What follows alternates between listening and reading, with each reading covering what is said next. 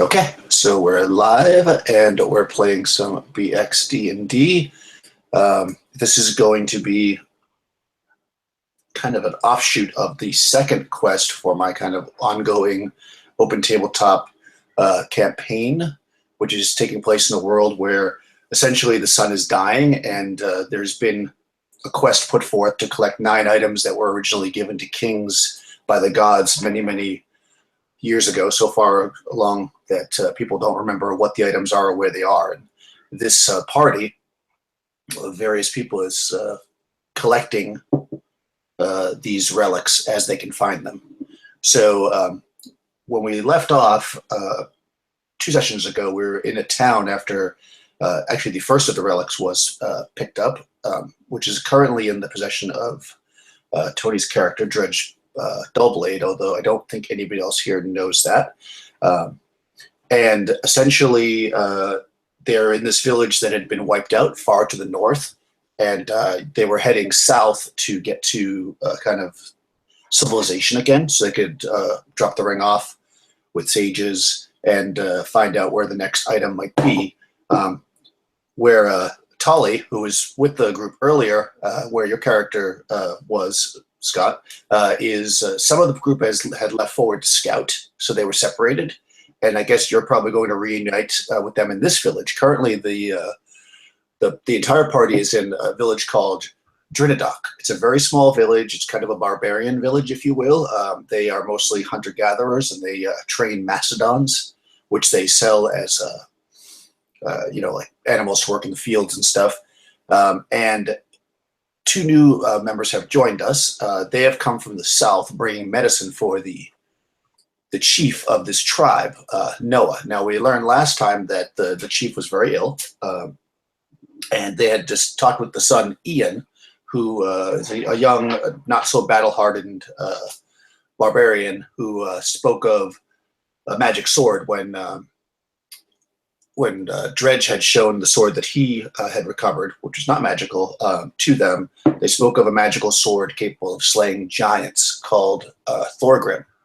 And the party had decided that they were going to rest up in this village and then possibly seek out that sword, having lost party members to a giant earlier. Perhaps they're looking to seek revenge, or maybe the great treasure that giants are known to have.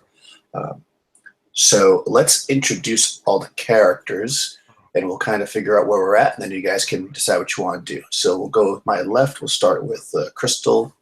Who will we be playing? I'll be playing Jessica Blackthorn, who is a warrior fighter.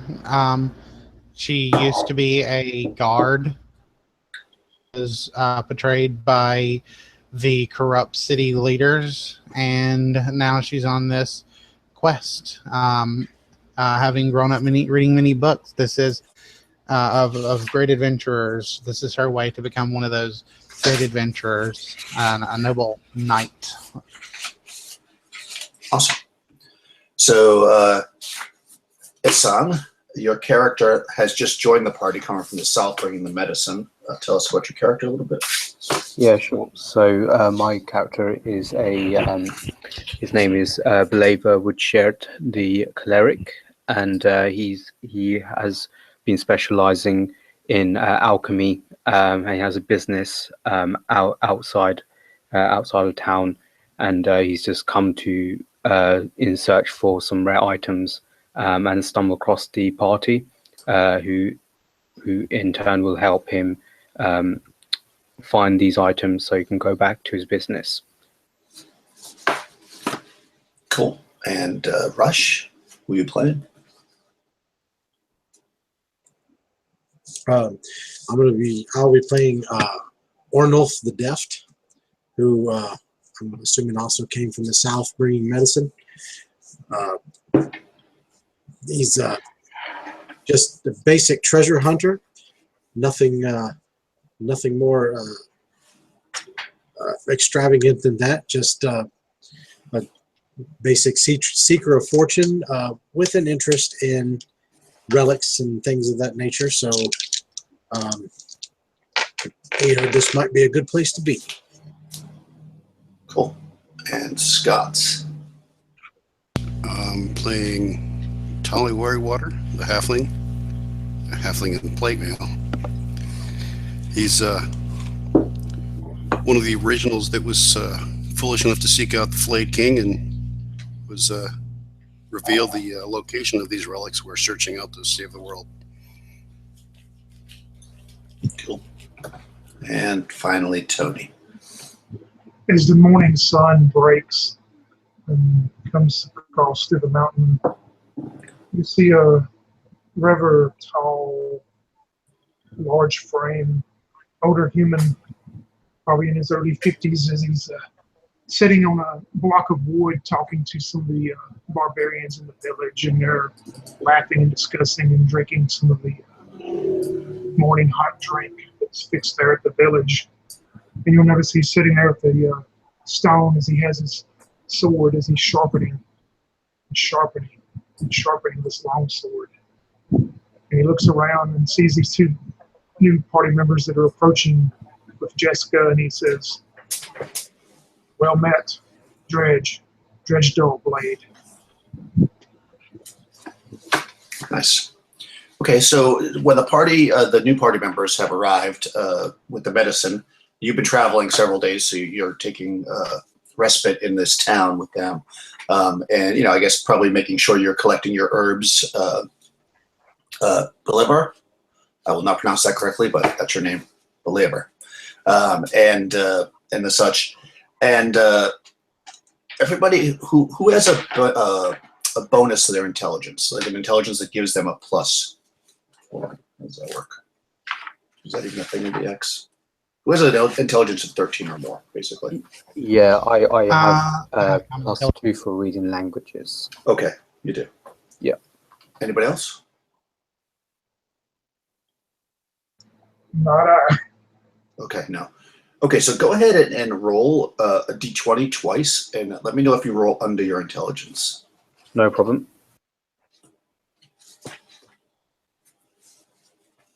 Don't tell me what to do. So I got an 11 and a 13. Okay, I got a 5 on my second one. Oh, nice. Okay, cool. So about the second day in, you both have a dream, and you're probably not thinking much of it, except for that it's a little bit odd for you, until you're brought in, the whole party is brought in to see the chief, who now seems to be feeling a little bit better, and starts to describe a dream that he had. And parts of what he talks about, you remember from your own dream. And essentially what he tells you is he believes that several days ago during the massive storm, which this is when you were in the other village, possibly something happened at the abandoned castle of the ice giants, where actually you're planning on going. You're basically getting your stuff together to go there. And the grave site of Mok-Turoknin, who is the giant king, or was the giant king until he was slain, may have been disturbed. So he's very worried because there's a, I mean, this is so long ago, it's his grandfather's grandfather, but if the grave had ever been disturbed, it was supposed to bring a terrible curse on the land. So now he's even more concerned that maybe you guys get there and get the sword that you want to get. And because of that, he's going to give you 2 kind of henchmen to go with you to help you get there quicker. They are of the scarlet furs, so they're basically barbarians who wear red furs, and they're strong fighters, and they're going to help lead you there so you can get there quickly. He also gives you, I guess he would give Dredge, since you're primarily the person he's been talking to, and you're also older, a horn, like a bugle, and he tells you that this horn is magical, and that if or when you blow it, it projects a terrible sound, which is damaging to those basically in front of it. Basically, it's a blast of wind, and he believes that this will help you get past the ice wall. He had mentioned briefly the ice wall before. It's essentially about a 30-mile long tremendously tall wall that was built by the giants in centuries past, and where you're going is on the other side of the wall. So at first they were kind of like, okay, yeah, if you want to go get the sword, we'll kind of point you in the right direction. But now he seems even more determined that you're able to do it, so he's kind of helping you out now. They also are going to be able to give you some sleds, I should say, and dogs to pull them. Would he be willing to refill my arrows? Yeah, if you have arrows or spears or leather armor, all those, which in the form of furs, can all be had at this village. Anything beyond that, they don't have. But yeah, arrows. All right, how much are the arrows? Well, those how much would they cost? No, they'll give them to Okay. you, because remember, you guys had been here working too. Like, you kind of been here the last week, like kind of working with them. So they're fine to give you Yeah, we those. saved them from those goblins. Exactly. Yeah, they're fine to give you that stuff. Obviously they want the sleds and the dogs and stuff back when you get back. And the horn, if it still has any uses. He tells you it has 4 uses left.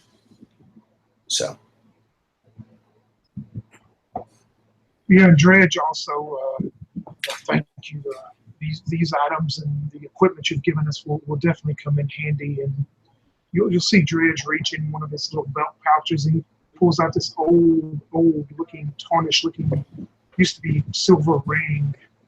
And he reaches out and he hands it to the village elder and says, in case I don't come back, you would be the best one to have this.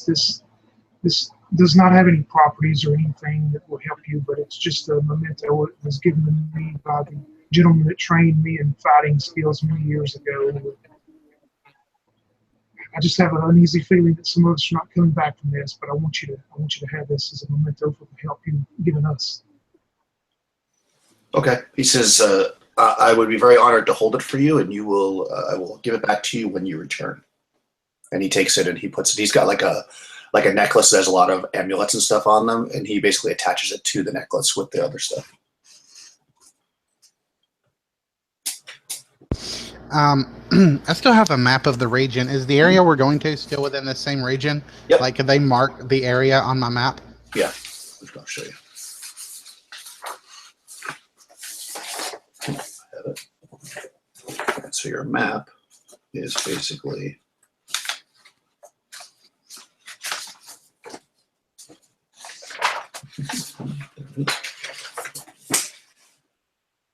let's see. Okay, so let's see. We can do this.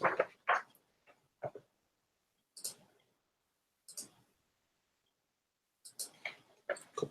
All right, so basically this is roughly your map. You are currently here by the river, by the lake rather, and you're going to the ice wall, which is over here. Actually here, I'm sorry. And then this is potentially the keep. This wouldn't actually be on your map, but they kind of tell you this is where they think it is. This is impassable mountains. So the best bet for you is to go up here and then down through this kind of valley into the keep. So yeah, you have a map. And the guys are going with you. Cool. Okay, any questions or anything for these guys before you leave? Because they give you,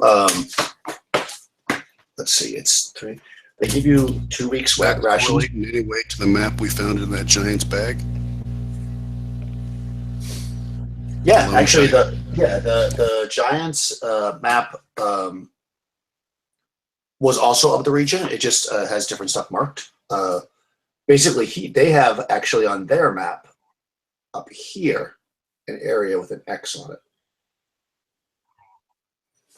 That's the only difference, and they don't show the keep on their map either.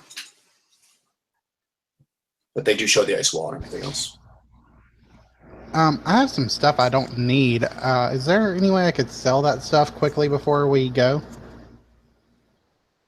Sure. What is it? Or should I just wait until we... Yeah. One of them is a holy symbol I got from the cleric last time who passed away. Okay. I mean, they don't probably have a lot of use for that. Yeah. I'll just hold on to that for now then. The other is a sword I won't need because I have that magic mace. Okay, sure. Yeah, they'll buy a sword from you. I mean, they don't have a lot of money, but they'll give you like 3/4 the value of a sword. I don't know what swords worth. Okay. Swords are like 10 gold pieces or something, I think. Yeah, I believe so. So like 8 they'll give you for it, assuming it's in good shape. It's a normal sword. Yeah, they'll give you 8 gold pieces for it, sure. Because it's pretty rare, actually. They don't have a lot of that stuff, so they're willing to pay decently for it. Okay. Okay, cool. Anybody else? Cool. And how are we traveling, on foot or? Well, they have dog sleds. Okay. So you'll be able to move a lot faster. They say it should take about 2 days. And the sleds are kind of weighed down with rations and stuff because they give you food. Because I remember eating most of our pack animals. Yeah, you did. Yeah, all the animals were gone. The last session, everybody was basically starving at the end, and I think there might have been some almost zombie eating. But in the end. And what sort of time of day is it at the moment? Is it like early morning or? Yeah, we'll say this conversation happens at night, and now it's the morning, and you're kind of getting ready. Okay. Unless you want to do something at night. Okay, no Did problem. they give these to us like some rations because it's from last time? I'm sorry, Unless what? those aren't good anymore. Did they give us any like rations? Yeah, they gave you food. They're giving you food. It's not actually like iron rations, but because it's so cold, it'll keep. They give you approximately 2 weeks worth of food. So Oh, nice. that should easily get you there and back. It should take approximately 2 to 3 days to get there. And then they don't know how long it's going to take to get down that pass because it's very treacherous, they say. So it might be slow going. So they gave you kind of extra food for that. Like you might have to leave the dogs or whatever and just like pull the sleds. Okay. Cool. They don't want you to eat their dogs. There's been a lot of animal eating in this campaign. Hey, Daniel, the only thing I would want to do, and just to save time, we don't have to go into any role play with this, but I would, the morning that we leave, I would call Jessica to the side and explain to her I have a very uneasy feeling that I just feel like some of us are not going to come back from this expedition, and that I would tell her the story about the ring that we have, and I would tell her, it's in a certain belt pouch on my person, and if something happens to me, to make sure she gets it back to the city, to the sages and all that. So Cool. I would go ahead and at this time share that with just Jessica. Okay, and I guess Tolly also knows about the ring now that I'm thinking about it because he was there. Yeah, he should. I'm late. Yeah, so that would be okay. I mean, he doesn't necessarily know you have it, but if you want to let him know that you're the one who has it. Yeah, I think the last person. I would. Yeah, okay. I would definitely let him have known about it if he didn't already. Correct. Yeah, because the last person to have it was the cleric who died out in the field. So Right. they took it from her body. Cool. All right. So you're going to tell them that. Any other thoughts before we leave the town? Oh, okay. No. All right. So off you go. You're heading out. You've got these guides. They don't talk much. But they're running the dogs in front of you. I guess you'll probably have to. Let's see. There's 5 of you.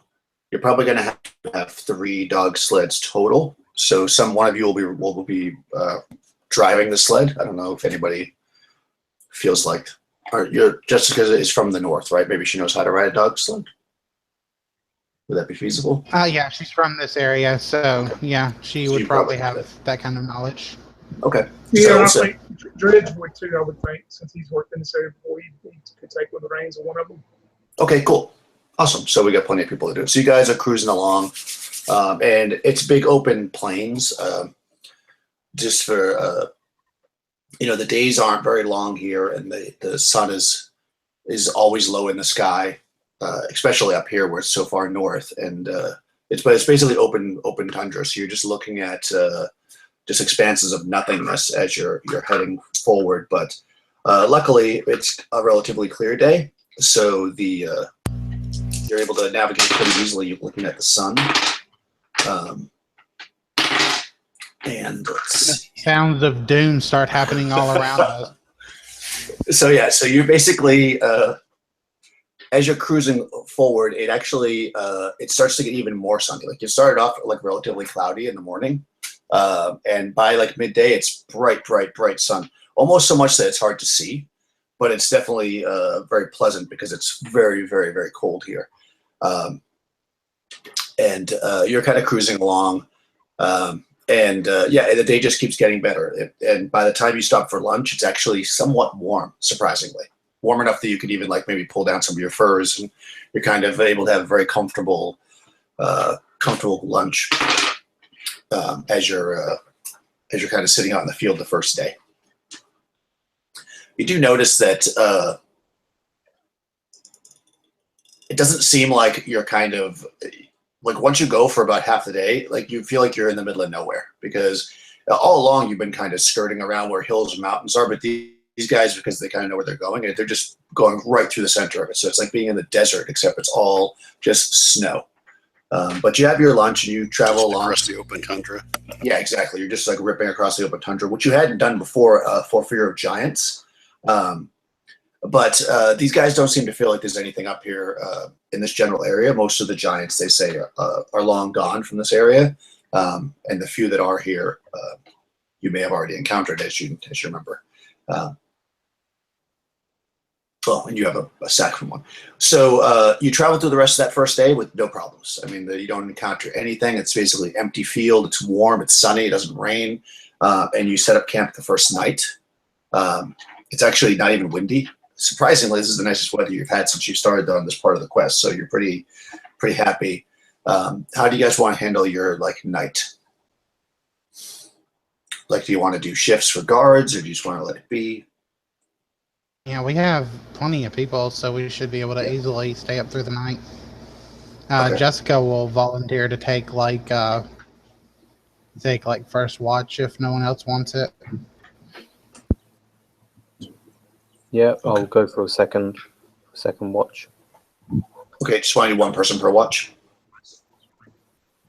There's a total of 7 of you because you want to get the cleric on first or last watch so he can get a full sleep in, right? Yeah, I mean everybody, because the nights are so long, everybody can get a full sleep in, even if you like you're stopped for 10 hours, so you should be fine. Yeah, I'll take last watch with the cleric. I'll be fine because Dredge likes getting up early anyway. Okay. I'll take the middle watch if no one else got it. Okay, sounds good. Cool. All right, so you sleep through the night, and it's actually pretty pleasant. When you get up the next day,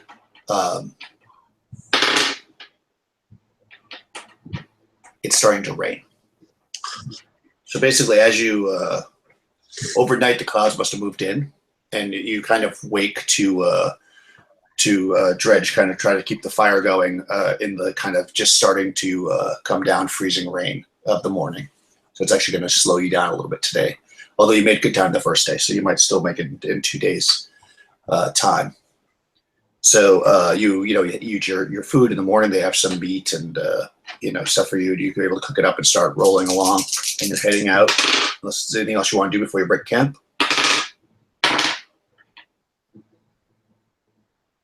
No, if I can think of, not. Should be all right. Okay, cool.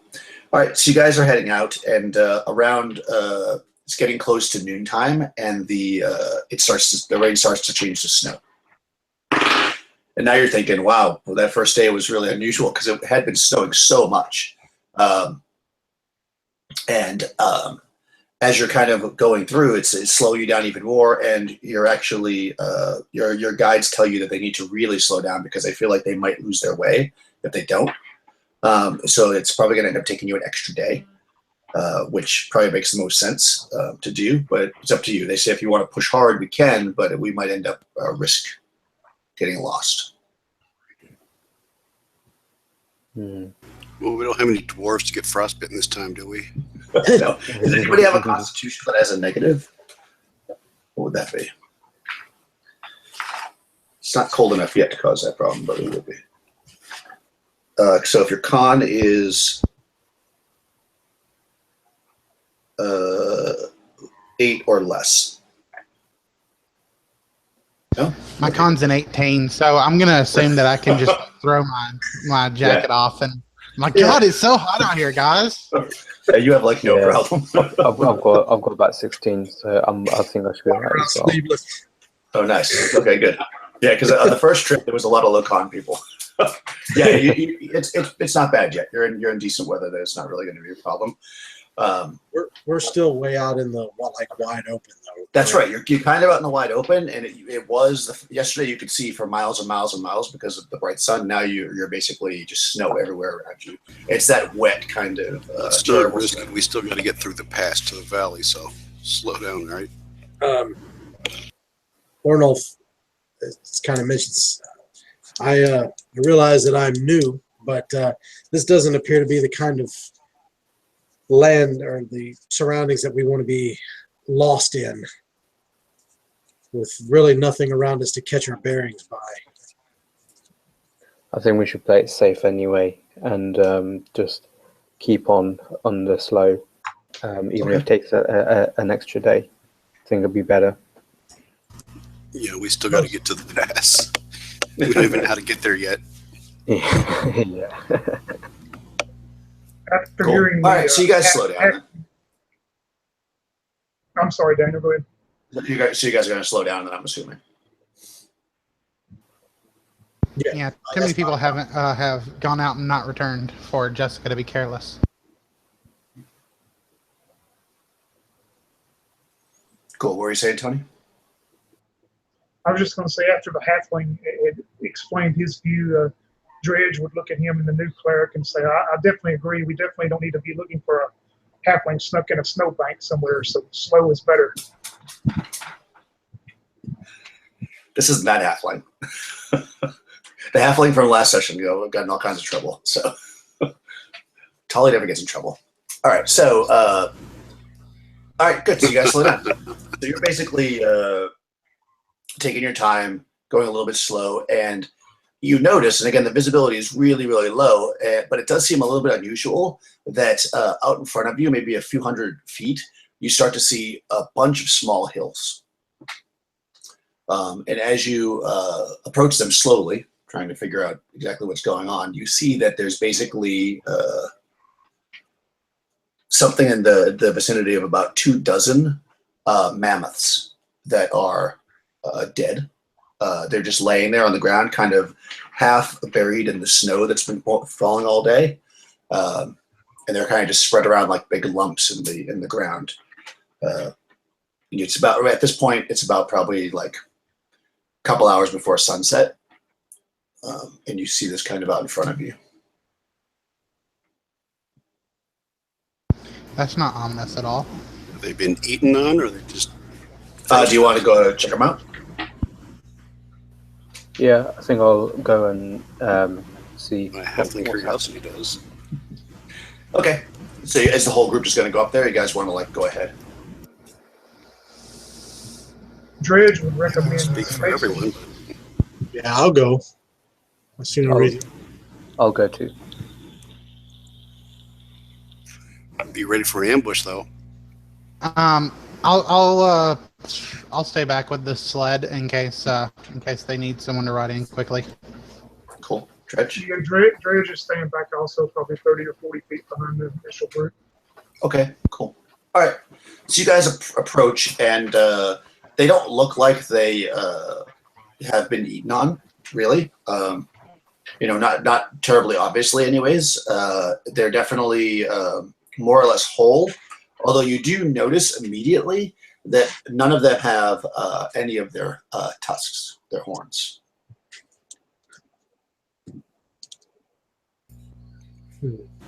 Ivory hunters. Ivory hunters. I think they might have been poached.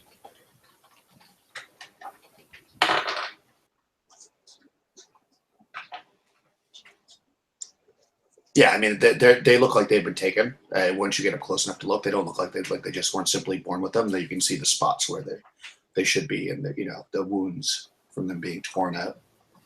Can I check for any tracks or anything that could be leading anywhere? Sure. Yeah. Do roll a d6. Yeah, sure. That's a 3. Yeah, I mean, you don't see anything, but you're not really surprised because it's snowing pretty heavily. So unless something was here really recent, you don't think you would have seen any. You don't even see tracks on the mammoths. You don't know where they came from. You just see that there's lots of them here, and they don't. It's hard to say how long they've been here because of the snow. I mean, the meat and stuff still looks fresh. Like you probably preserved a while, probably. Would the two villagers that are with us with these sleds, would they have any knowledge of hunter poachers that are in this area? Cool. All right. So you turn around and you see these guys, and they look like completely freaked out. They've actually fallen back slightly and just kind of looking. And when you turn around to ask them, they just say, "This doesn't seem like a good place. This doesn't seem like a good place." No, I agree. But is it other tribes that trade in ivory, or is it humanoids that trade in ivory around here? Yeah. Well, this particular village actually trains mammoths themselves for work. Like they don't. But they say ivory is sought after by people in the south. Nobody from up here would so maliciously kill these animals for that. They're worth more to us alive. Like you would know that a horn would probably be worth maybe like at the most like a set of horns would maybe be worth like about 600 or 700 gold pieces, where like an actual mammoth is probably worth like several thousand. So the only reason to do this would be is if you just want like a quick buck. So it's unlikely that they're locals.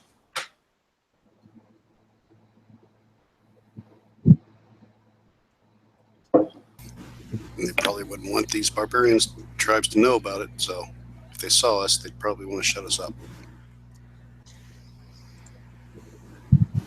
Are we anywhere close to the tree line of the mountain range yet, or can we see it in the distance? No, you can't see it. Your vision is way too obscured. But based on your trajectory and how slow you had to slow down, you don't think that you're that close to it. You figure that if you're on track and you didn't get lost, it'll be like, and the weather stays the way it is, it'll be another like good portion of another day before you get to it. Okay. So yeah, you're gonna probably want to like camp soon with the weather, unless you want to try to brave it at night. But it's starting to get pretty dark, and with the snow and everything, it'll be hard to keep torches going. We might want to watch for fires at night, though. These hunters might still be out here, but let's probably move on.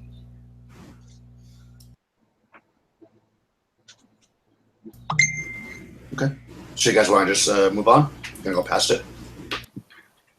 If it freaks the locals out, it freaks me out. It's just me. Yeah, well, it definitely freaks out the scarlet pelt guys. They don't want to be anywhere near it, so they're happy to go. We could get super lost trying to track these guys down too.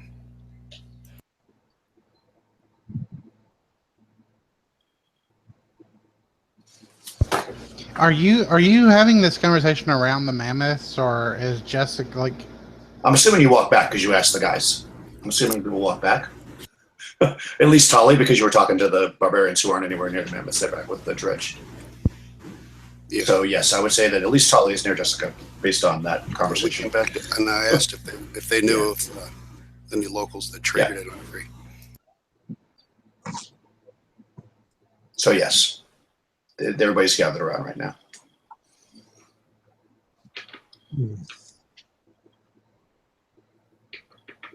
Yeah, Dredge would look towards Tolly and say, "Well, I think I'm in agreement with you that maybe we should move on. They didn't have a very good reaction, the villagers, to this, so maybe we should move on a little bit before it gets too dark and try to find a safe spot to camp." And as much as I love treasure, that's just a horrible way to go about getting it. Cool. Yeah, they don't disagree. So if nobody wants to hang out here any longer, then they're fine to move on. Yeah, and you guys are able to travel. You can probably travel. I mean, I'm assuming based on what you said, you don't want to camp near this, so you're able to travel for like another hour or so to get a little bit further away before you camp, if you want. I trust the villagers. Cool. All right. So you guys move forward, and you keep continue on at the pace you're going, and you travel for about another hour or so. You feel like you're a pretty decent amount away, and it's getting to the point where if you don't stop now, you're going to have to, really be dealing with some darkness you don't want to deal with, probably to get yourself set for the night. So you set up your camp. Now, did you say that you don't want to have a fire? Could we set up some tarps to kind of shield the light from the fire? Some furs and... Yeah, you can probably do that. Sure, that sounds reasonable. So it's not so visible from far away. Okay, yeah, you can do that. And it's still snowing, so it's probably not. It probably cuts down that as well. Cool. So you guys do that, and you got to do the similar watch again, same positions. Dredge would recommend feeling the uneasiness of the villagers and knowing that we have a large enough group. Dredge would speak to Tali first, and I think maybe we should have double watches tonight. What do you think? What, 2 of us in each watch? Yeah, just in case. I can take 2 watches this time. Yeah, To cover I'm the up. gap. I'm up for that as well. Same. Okay. Yeah, you guys Keep an can. eye out for fires in the distance. Maybe it's their camp somewhere. Okay, reasonable. All right, so you guys set up. Let me just roll for that. And just as you're kind of starting to bed down and go on watch, the snow actually stops, but it's still pretty cold. There's kind of like a bitterness to the air now, but the snow has stopped now. And let's see. Cool. Might have to camp a little longer this time to make sure everyone gets the rest, but Cool. Yeah, okay, that makes sense. Sure. You guys can maybe camp like an extra hour or so to make sure everybody's fully rested, especially with the cold. Nobody has like a really low con, right? We already talked about that. Nobody's 8 or below. Right. So you're totally fine there. Yeah, you shouldn't have an issue. You haven't been pushing it too hard yet. In the morning, though, I guess whoever's on watch in the morning, Dredge and whoever's with Dredge, a dog wanders into camp. Like, you have dogs, obviously, with you. They're kind of off, doing their thing. And from another direction, another dog, definitely a different dog that you haven't seen before, kind of, you can see it at the edge of the camp, kind of looking in while you're cooking the food in the morning. And you kind of notice it, and it notices you. It doesn't seem to run. It's just kind of watching you. What would I notice about its appearance? I mean, does it seem skin and bones, or is it? Yeah, it's a little bit. It's definitely a thinner. I mean, it's a decent distance away, so you can't see like perfectly, but it definitely looks like it's underfed. And it does look like the typical kind of dog like you would use for like a guard dog or a sled dog or that kind of dog, like basically your standard kind of big dog. It doesn't look like a wolf or anything like that. It looks like a dog. And it also, you notice that it seems to possibly have a collar around its neck. Your Dredge would want to approach it with maybe a piece of bacon, and try to see if he can. That's a dog owner right there. No, I'm a cat person. Plus 2 for bacon. Good dog. Okay, good. Cool. It actually runs as soon as it sees you come closer. And I imagine, I guess the cleric's probably with me, so I turn around and start laughing very hardly, and the cleric can go, "Well, I guess I should have let you come and sit a prayer over him." Yeah, it just completely takes off. Like it's yeah. Yeah, and you don't know where. I mean, it just kind of goes. Unless you chase it, it's basically gone. And it was pretty far away. So No, the other dogs, I just look at him run off and laugh and shake the bacon, and then I eat the bacon myself. Nice. Cool. All right. So everybody else gets up and you're starting the next day again. It's not snowing anymore, but it's bitterly cold. And they're kind of looking around and again, because there's not much to see. Actually, let's see. Yeah, they actually think that they see the tops of the mountains. It's hard for you who aren't from this area to really tell, but the 2 guides seem to think that, like, they kind of point to the distance and you see like this speck and they say, I think that's the mountains. And that seems to be lined up with, the direction you guys should be going. So you guys start off in the morning at a decent pace. And let's see what happens today. Oh. So So you're kind of cruising along. And you encounter something.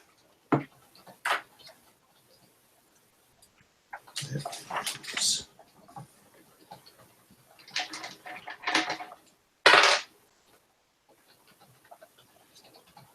The randomness of basic. Let's see. Oh, nice. See something.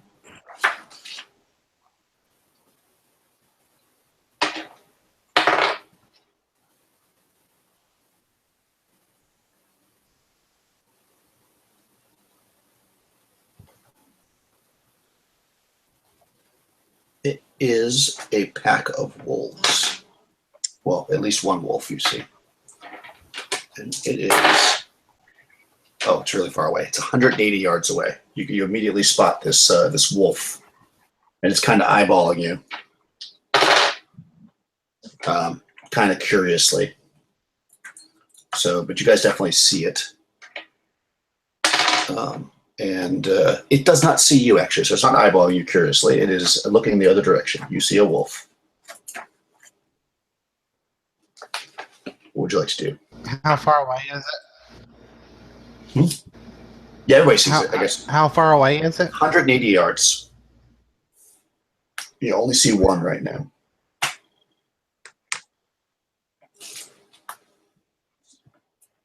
It's just one? You just see one, yeah. I mean, there could be more than one, but you just see one. You know, because they're wolves tend to stay packed. Since Reg and I are driving, I guess at this point, I kind of like bump them and point it out, and like just kind of like signal to speed up, so we don't have to mess with it. Okay, you're gonna try to make a wide berth to get around them. Cool. Does anybody else want to do anything when you see these wolves, or you're just gonna go with the flow and get out of here? Probably follow, go around. I can't do nothing with them until they get close. Yeah. But be ready. Okay. All right, so you're on the lookout, and you kind of go around them, and as you kind of making a wider turn, you can see that, you know, as much as the land seems flat, it's not perfectly flat. So you kind of come out a little bit, and you kind of see it as slightly lower. You see 3 more wolves, and none of them are really looking at you. They seem to be eating some kind of game that they had caught or whatever, and you're able to get right past them without any kind of without them even noticing you. So Maybe they found the dog. maybe. That's what I was thinking. Good. All right, good. So yeah, your trip. Yeah, it seems sad, but maybe saved you fighting the wolves. So yeah, so you're basically heading along for the rest of the day, and you definitely see the mountains now. When you see them, the guys, they want to go even faster because they're very excited.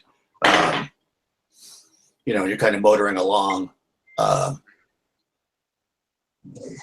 and yeah, you get through the rest of the day without really encountering anything else. It's just kind of a nice, you stop for lunch, you eat, the weather is still decent. It's cold and bitter, but it's not snowing anymore. You don't see any more tracks from mammoths or any of the other kind of stuff that you had kind of encountered earlier. And by the end of the day, you can see the mountain range, and you know that like you could keep going, but you know that it's probably about another half-day travel because of the slowdown to get to the wall. So the guides recommend that you stop and spend another night, unless you want to keep pushing forward. It's up to you. We don't want to get there at nighttime, do we? No, I would say spend one more night. Okay. So you're going to do double watches again or single watches, or how do you want to do that? I would say double because of the fact that how long since we saw the wolf has it been? It's been about half a day. The wolves are a bit behind you. Oh, okay. And we're All right. close to the mountain range too, right? Yeah, come we're out getting of the mountains after close to us. these mountains. Yeah, I would say double watch would make more sense. Like they're supposed to be giants in them hills. Yes. They can come down for a midnight snack on us. I'll stick with the mid. Whoever wants to do the mid watch, I'll go with them. I can take first and last. Cool. All right, so you guys are doing your watch, and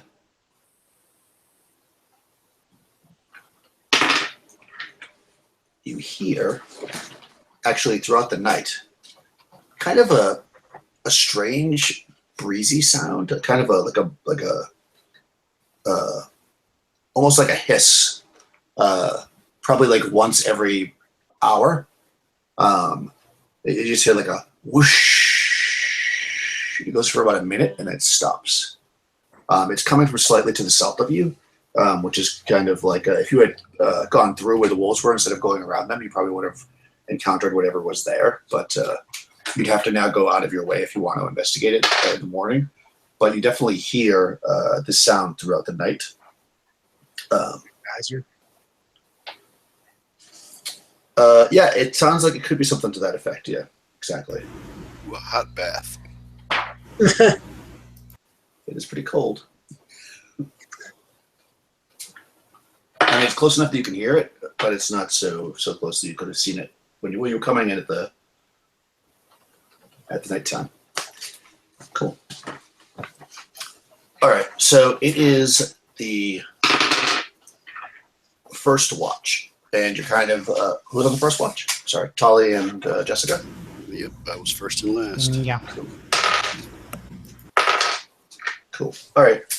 You hear, before you see, somebody walking in the snow. And, oh, right, you have the fire thing. Okay. So you hear these footsteps, and they do not sound like a person. They sound like a very, very, very big person.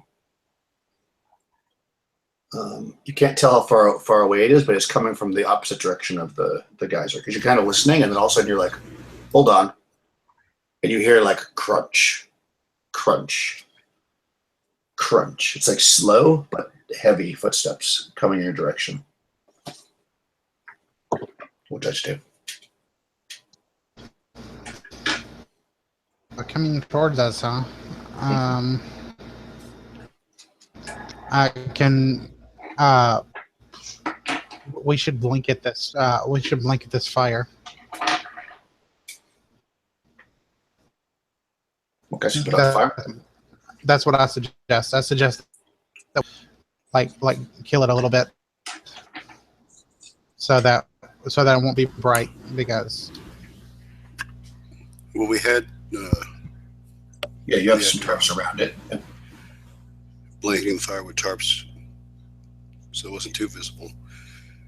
But you can kick snow on it and douse it if you want. But I'm remaining perfectly still.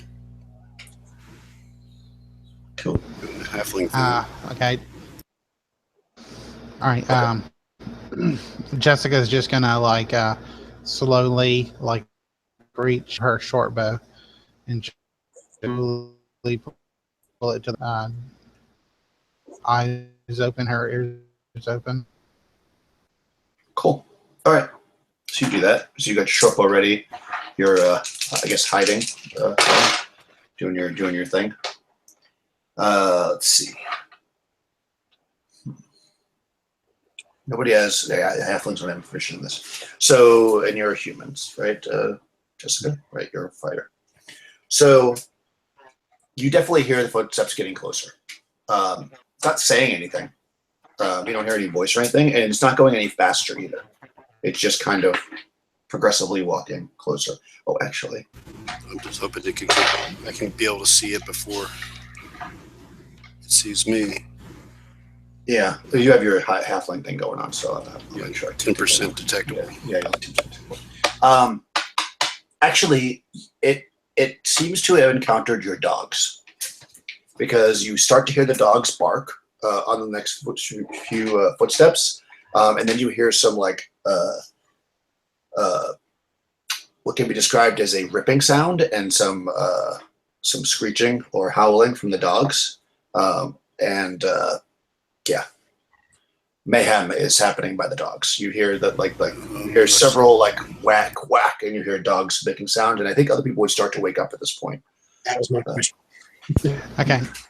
Yeah, so you guys wake up to the sound of dogs screaming, and I guess if you're somebody who wears armor, you're probably not wearing it right now. I mean, unless you were on guard duty. But otherwise, you can equip yourself as needed. So what do you guys want to do? Okay. I think Jessica's not going to let those dogs get hurt, so she's going to grab a...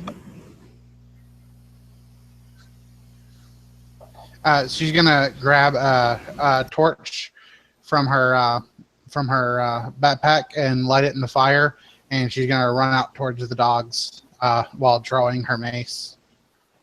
Okay. Tali, what are you gonna do? You're just... Can we see what's attacking the dogs? I mean, kind of vaguely. It's a clear sky. So you can kind of see that it's very obviously a giant, but it's hard to kind of see it. I mean, it's too far away to see it clearly, but you kind of know what it is, and you know where the dogs were. So yeah, you can see it. I can sling a rock at it then, or a magic. Yeah, you could sling a rock. It'll just be it'll be -2, I guess, just because of the darkness. Well, that'll make it an even shot then with the sling ring and my halfling. Yeah, and also it is it's medium range. There's 60 feet away. So yeah, if you move forward to toward with the sling ring. Hmm? The sling ring sling is ring. half range. Oh, that's right. Nice. So it's short range then. So you get So that +1. makes it. Yeah, it misses anyway. Oh, okay. Okay, so you sling a magical stone at the giant, and it now kind of you kind of notice that it kind of turns in your direction. Although I probably can't see you. Although you just let's see. Don't think So you see when it you. come to us and I get the jump on it, but I went for the dogs first, damn it. Yeah. Well, I was rolling randomly which direction it was coming from. I wanted to see where it was going to go. Okay, so what's everybody else doing? As you're waking up, you can hear this. If Jessica is running off toward the giant with her torch, what I want to do is kind of take a wide arc around. I don't want to be running in the torchlight with her, Okay. but kind of take a wide arc around to try and stay in the shadow as I can, to try and get a little closer. Cool. Are you trying to move silently, or are you just hiding shadows? Yeah, sure. Well, which one's better? Yeah, I guess It I'll could be either. move silent. I have a better chance of that. Yeah, go for it. You can just roll it and tell me if it succeeds.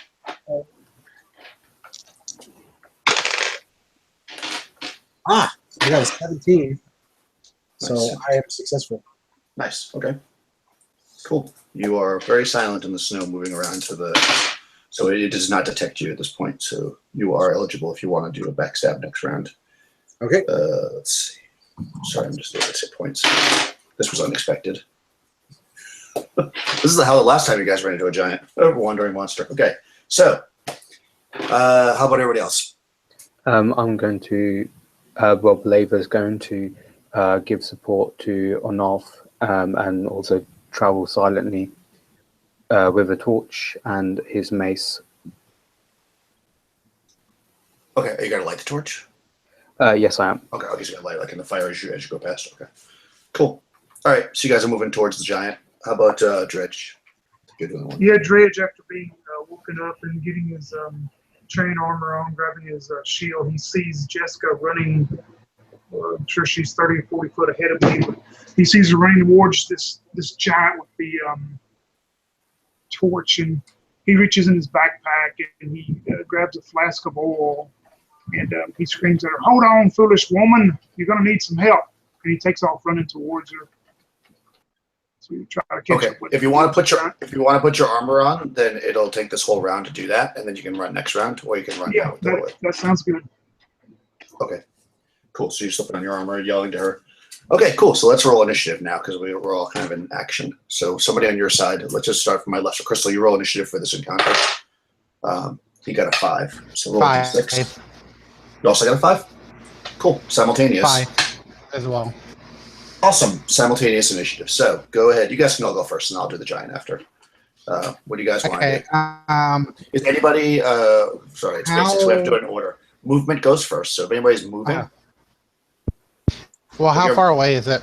yeah, it was 80 feet away, and you can move. I think you can. Well, actually, during combat, you can move 30. I think for you with your armor. So you're about halfway to And it at this point.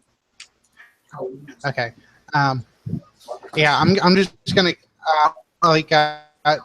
at this point, Jessica, she's just like so determined to save those dogs that she doesn't hear Dredge. She's just charging forward, and she's just waving her torch like, "Hey, you big dummy, pay attention to me!" Okay. Nice. I like it. Okay, so because you're wearing what kind of armor, Jessica? Chain?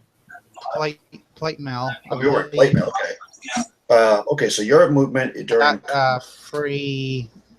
I got free armor. That's right. So 20 around. I don't have my shield out right now, so my AC is at 2. Okay. So you can move 20 feet around. Or if you don't want to attack this round, you could run and get to it. You can move 60 feet, but you won't be able to do anything else but run. That's up to you. Attention to me? Yes. Okay. I mean, definitely looks in your direction. Yeah, it's going to throw a dog, but I don't know at who yet. Either you or the cleric who won't let torches. Okay. I'm not sure I really want to run away. I but you can want run to towards get it. it. Yeah, I'll be running towards it, trying to get it to pay attention to me. Okay. Do you want to run as fast as you can go? I guess is what I'm saying. Because you could either run 60 and do nothing else, which is probably not going to be able to do anything else anyways, or you can run at combat speed, which is 20, and it's 80 feet away. So. Okay. Yeah, I'll run my full distance because then it'll still be 20 feet away. Perfect. Okay, good. How about our other torch-bearing party member, the cleric, the labber. Okay, I will not be able to pronounce it correctly. Yeah, that's fine. Okay, so how far am I away from the giant at the Okay, moment? so you also started at 80 feet away from it. So your options are to either what kind of armor are you wearing? I'm wearing plate mail armor, but I don't Okay. have my shield with me, so I'll have an AC of 3. Okay. So you could either, like Jessica, run at like a full clip, which means you could move 60 feet, so you'll be 20 feet away from it, or you could run your normal encounter movement rate, which is 20, which would then allow you to use a missile weapon or something when it comes to that, or attack. But I don't know if you're going to be able to do that anyways. I'll go for the first one, actually, Okay. like Jessica. Okay, cool. All right, so since you're running towards it, what's everybody else doing? How about Rush? Ornuff? You're muted. Thank you, sir. He's moving silently. He's the I don't know if it's I missed how far away you said that I would be from it. Yeah, so you could also be running, although you move silently. So you're not seen by it because you're moving silently, but you could also be 20 feet away. Okay. I think you could still I do it. don't really want to engage a giant in hand-to-hand combat. Okay. So I'm going to throw daggers at it, Okay, you can throw a dagger. which I believe I can still do that as a sneak attack, correct? I think so, yeah. Check. I always forget. I think special abilities. When striking unnoticed from behind. So you got to get behind it, but I'll say it's moving around, so you can probably get behind it. Okay. Yeah, you can +4 to hit, and doesn't matter what weapon you're using. You can do anything. All right. So you're +4 to hit, and you do double damage if you hit it. Double. All right. So in that case, Its armor class is 4. So you got your first level thief, second level thief. yeah, I'll just need a 13, I think. Okay, so you need 13, and you'll be in short range, so you'll actually get a total of plus. Oh, are you short range or dagger? No, you're in medium range, so it's +4. Yeah, 13 normally, but I get +4 to that. That's correct. So you'll need a 9. Oh, sorry. Coffee incoming. All right. And I got an 18. Well, that definitely hits. So do you do 1 damage die multiplied by 2 or just 2 damage die? How do you prefer? No, 1 multiplied by 2. Yep. All right, 1 multiplied by 2. 1 dagger. That's going to be a 6. Nice. 6 points of damage against the giant. That's pretty good. I got to mark that down because I got a lot of those. Okay, so dagger sticks into the giant, and Dredge is putting on his armor. Okay, so anybody? Nobody's close enough to do melee, so it's actually the giant's going to go now. It's actually going to move forward. No, it's going to throw a dog. Okay, so it's going to throw the dog at Jessica. And let's see. Let me roll a d20. So it's like tearing a dog in half, and it throws at you. And 7, which I don't think will hit you. If it was a live dog, she could have caught it, and that would have been like epic. So it throws this dog at you, and it kind of like because you're so close to it, because you're moving like it's all happening simultaneously. It throws it at you, and it actually lands like you kind of duck under it or whatever, and it lands behind you. And that's the end of that round. So next round, initiative. Go ahead and roll. I still get a missing. Oh, you haven't gone yet? No, Oh, that's right, because you went last round. Right. Sorry. Doing another sling ring.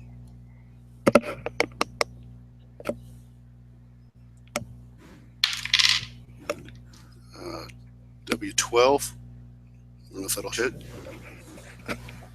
It's armor class. That 4. hits. Let's see. That hits an AC 7, which does not hit it as AC 4. Unless you have other abilities. What was your total, right? No, you should hit a 15. You need a 15 to hit this thing. Yeah, I don't know why you got 13 before, but you need 15. You even rolled an 18, so it doesn't really matter. That hits 15. AC 5. Yeah, 15 is what you need. Okay. Right? AC, Yep. AC 4, you guys are all less than 3rd level, right? So He's AC. No, I'm 4. you're 4th level? Mhm. Oh, nice. And you are a halfling, so you actually only need a 13. Yeah, so you need a 13. Everybody else needs a 15. Nice. Okay. Cool. All right, so Close. No cigar. sorry. Now it's the next round. After all that, sorry. No. Doesn't missile go first in a round? Just for next Movement, round. then missile, then spells, then melee. Okay. Yeah. All right. I got a 6 this time. Cool. And it got a 1, so you guys get to go first. So anybody's moving still? Can Heck yeah. move. I guess you can. You guys can if you want to close engage this time, right? Yeah, those two. There's 2 of you that are 20 feet away. Nobody else moves. No, yeah, 3 of you are 20 feet away, and the rest of you are. Yeah, they can close for melee this round. Got to continue circling around behind it. If I can. Okay, so you want to move silently again? Although it saw you, so I don't know if you really can do that. Yeah, I don't. Yeah, it knows you're there, so I'm going to say you probably. It has to not think you're there. So, yeah.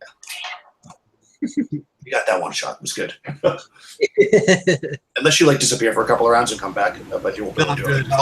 If they close into melee with it, you might be able to start over, right? Yeah, exactly. If you don't do anything this round, if you move away, basically, then you can move back next round and do it if you want. Or if you dive to the ground and hide or something. Might be better off just to keep chucking daggers at it. Yeah, you can do that. If you want to just try to hide, do a hide in shadows this round, but you won't be able to attack because you got to wait long enough till it doesn't know you're there, basically. I'll just try and keep my distance and keep throwing because Okay. I have a really good hit chance. So Nice. Okay, so everybody is moving in that can. Dredge, are you moving now too? Yeah, I'm going to take the 60-foot running to try to close the distance and get as close as I can. So yeah. Okay, cool. So you move in, and anybody doing a missile weapon? Now that they've closed, I don't have the light penalty, right? That's correct. Sweet. I throw my torch at it. Would that count as missile, or would it just count as an action of throwing my torch? Well, no, you could do that. You could either since you closed, you can just hit it with the torch if you want. You don't have to throw it. Okay. Or you can stay where you are and throw it. It's up to you. You're 20 feet away. I thought you were closing. You don't have to close if you don't want. Well, no, I'm not gonna. Yeah, from where I'm at, I just want to like throw my torch at it first, so I can get my shield out Okay, that's fine. Are you moving closer before I than close. Beleva? I'm trying. Basically, I guess I'm trying to hit it, but what I'm trying to do is just like have light for when I get over there, so I can see what I'm doing. Okay, yeah. I Hope mean, you this can torch do that. stays lit in the stove. Yeah. Okay, hold on one second. So just so I know that, because I was assuming everybody was closing. You're not closing then? Are you closing, Believer? Tell me your name again. Yeah, Esan. No, I know that name. The character's name was. Believer. Yeah, Believer. Oh, I am saying it right. Believer. Yeah. Okay. This whole time I thought I was saying it wrong. I guess I'm not Oh, saying no. it as coolly as you are, Believer. So No yes, are you closing, Believer? Yes, I am. Okay. All right. Sorry. Just so I know where everybody is. So Believer's closing. Jessica's going to throw a torch. Yeah, I'll go for that. Okay. You're doing a melee attack, right, Believer? Yep. Okay. So hold on for a second. So who's doing missile attacks? Me. Okay. Go ahead. I am. And you're throwing a torch, right, Jessica? So go ahead and do it. Yeah. Okay. Said he's armor class 4. That's correct. I rolled a 13, which is exactly what I need. Perfect. That'll hit. I rolled a 16. That hits too. For a week, 2 points, Okay. but 4 points. Nice. Is it 1d4 like usual with the torch? The torch is a 1d4. Yeah. 2 damage. Good. Okay, let me just roll. Okay, the torch miraculously stays lit. It falls down into the snow. Okay, now you get to Like it hits him in the chest and it falls down and just like lands perfectly upright. it sticks in the ground like a like a beacon. Like a 2 beacon. points from Tully's magic sling. exactly nice. Okay, 2 points for the sling. Got it. Okay, good. So this giant is actually taking a beating, and he's like kind of, surprised he's getting so slammed because he was having a good time killing dogs. But now we're at our Believer. You're in close. You can do a melee attack if you'd like. Yeah, sure. I'll go straight for that.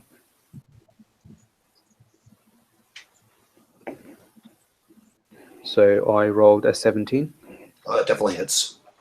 Awesome. Let me roll for damage. Oh, God.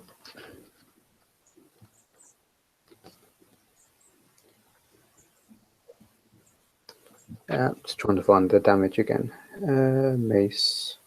Well, I think a mace is D6. 1d6. Yeah, that's it. Ooh, nice 6. Nice. Oh, wow. Very good. Yeah. Yeah, you smack him right in the kneecap probably because he's pretty tall. Well, he's not that tall. He's 8 feet tall. Maybe in the thigh. And yeah, he stumbles a little bit. Okay, so this round Dredge was running, right? So that was your whole movement. So that's all you get. All right, so now the giant's going to go. He's going to now swing down at Believer and try to smack you in the head with his hand because he doesn't have a weapon. Yes, that hurt. Yeah, he just he rolled a 1, so he totally misses you. It's dark. He swings and just completely misses you and is off balance at the end of this round.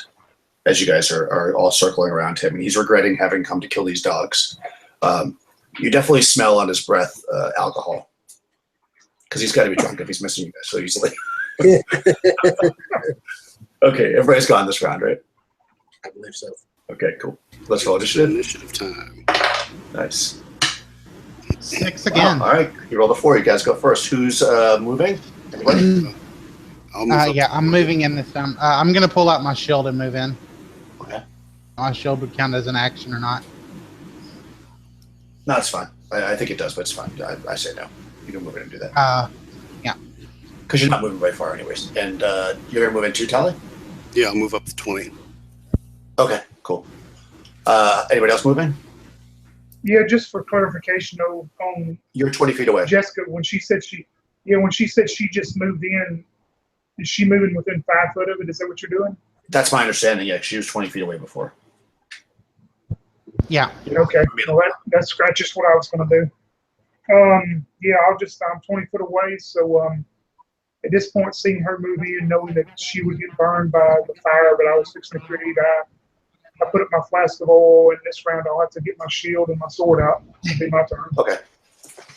I was hoping someone would throw oil at it before I threw my torch at it. Like I was looking, I was like, dude, do I have any oil? Dang, I don't have any oil. No. I was trying to get there. You gotta wait for the team. Okay. Any missile attacks? Now that everybody's moved. Sling ring time. Go. And it's a miss. Okay.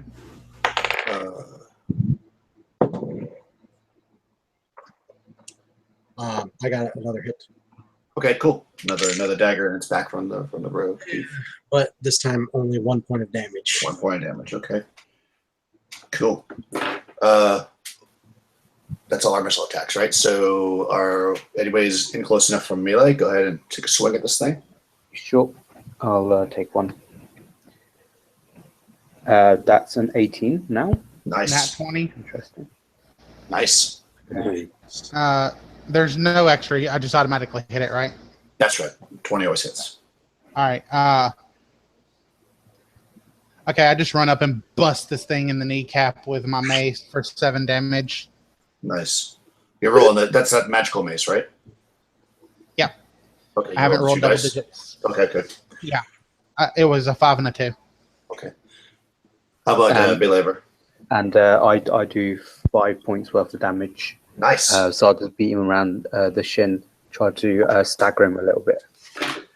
Yeah, it's definitely effective. He's looking worse for wear, and actually, he actually goes down onto his knees, which makes him, probably around your height now, because he's not looking too good. Let's see, that's everybody, right? Because Tony's changing weapons. All right, so now he's going to take a swing. Now there's 3 of you around him, right? No, 2 really in front of him, because the thief is still 20 feet away, and Tully, you're still 20 feet away as well, right? Okay, so he makes a swing at our believer. That time rolling a 19. Ooh, nice. Yeah, this is not going to be good. Okay, so let's see. You'll always have either. I think their damage is based on having a weapon.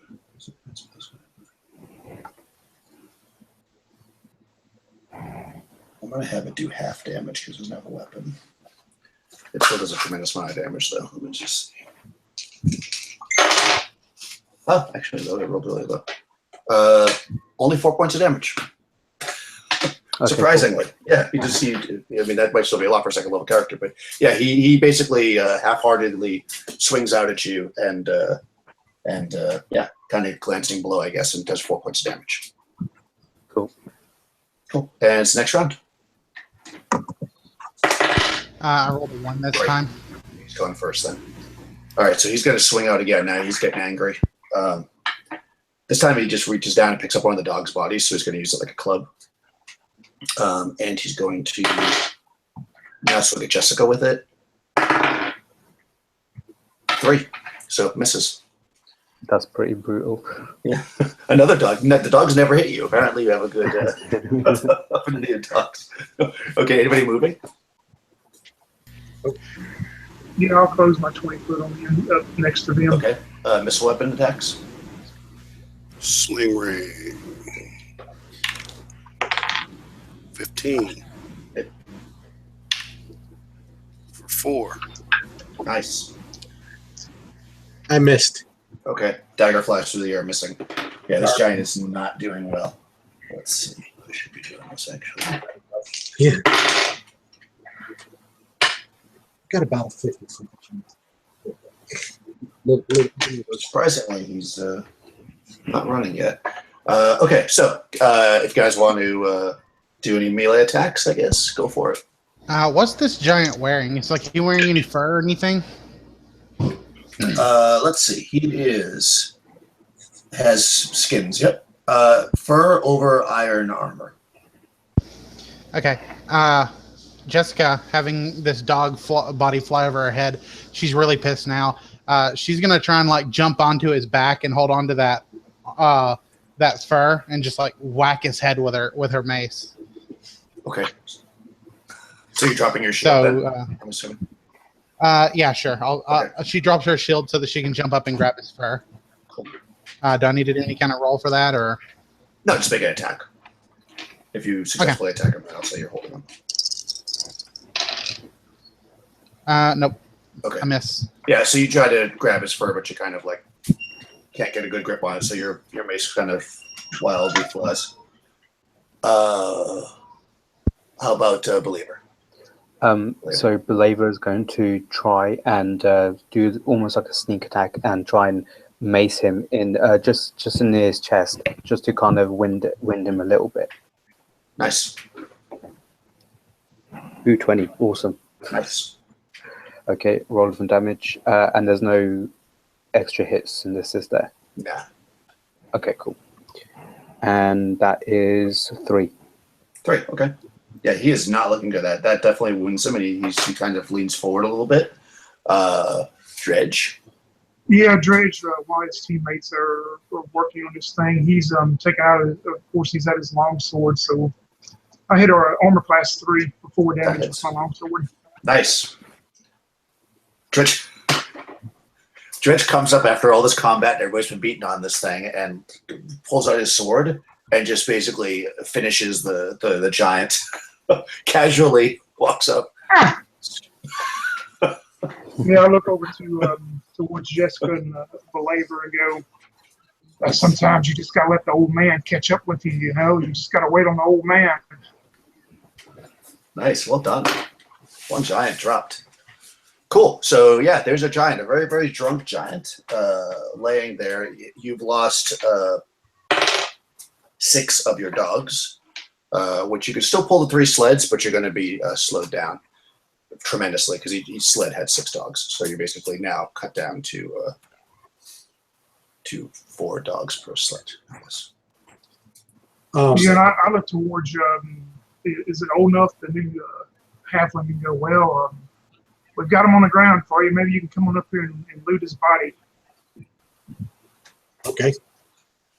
Yeah, let's see. Yeah, I was going to go check the body anyway. Sure.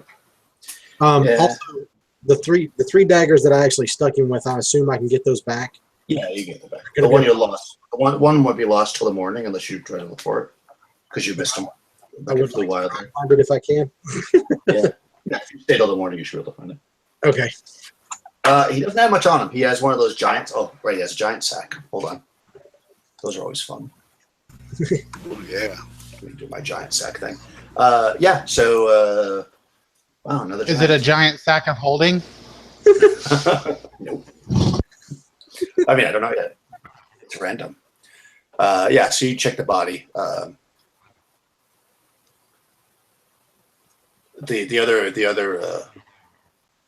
other barbarian guys are kind of sad that they didn't take part because I forgot they were there. But yeah, you didn't I need was them, wondering so. what happened to it. Like about the time that I was like when I ran up to it and I hit it in the kneecap, I was thinking, hey, whatever happened to those other 2 guys? They're still They didn't need sleeping. them. Yeah, they woke up. They're like, well, actually, they were probably peeing themselves because they've never seen giants before. They were probably dragging the rest of the dogs out of the way. Ah, yeah, there you go. See, you made him much more noble than me. Yeah. That actually makes sense, though. Yeah. That's why I we just only forgot they lost were there. the dogs we lost. Yeah, right. Because you are going to need those dogs. Although I guess you'll have meat in the morning if you want it. Yeah, they probably frown on that. Yeah, probably. Let's see. Where was the giant? Was it the AD&D generator? NPCs. Yeah, I like that giant sack generator you used last time. Yeah, I don't know where it went. I see the harlot generator. Is it treasure? I don't get to use that one. We're not going to use that right now. Unless that's what's in the Suddenly, sack. 6 harlots come out of the woods. We saw the way you beat that dragon, or that giant dragon. Where's my head? I would have thought it would be the AD&D generator, but I don't see it now for some reason. Oh, man. NPCs, harlots, traps. What did we have last time? Yeah, it was like a cool Scrap bag. chain and a runestone and It came in useful. a jar of pickled fish. Yeah, I still got Oh, that. there it is. scrap Giant's thing. bag. There it is. I found it. All right, so giant's bag. Let's see. Somebody roll a d10. Go ahead, since you brought it up, Scott. Roll a d10, and we'll tell you what's in this giant's bag. Oh, hold on. This is another kind of giant. We still roll a d10. He's a frost giant. Go for it. Got a 1. 1. Okay. 400. Actually, I'll copy it just to be safe. With 468 silver pieces, a small bag of griffin feathers, a blood-stained fur coat. Let's see. Cask of salted fish, necklace of polished stones, and 3 small boulders. Too bad he was too drunk to remember he had them, so he didn't throw them at you. There we go. That's what's in the bag. That's kind of cool. You never know what those things could be useful for. All right, so that was a big ruckus into the night, and I'll say the rest of the night passes relatively peacefully. I think only our cleric was hurt, right? Believer. Yeah, thankfully not bad. Yeah, 4 hit points. I don't know if you have a cure spell. If you want to cast it now before you go to bed, so you'll get it again tomorrow. I'm not sure if that's the spell you memorized or not. Yeah, that's fine. Let me just quickly open my book.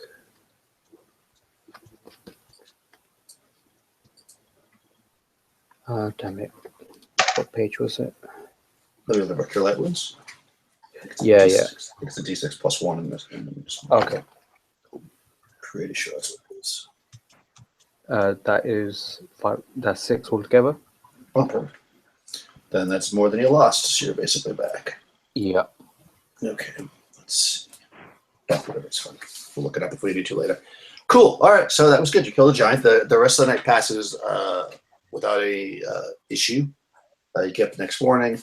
You're moving a little bit slower, but you're much more closer to the wall now. And about 3 hours or so into the day, you come to what is it? A giant ice wall. I have box text.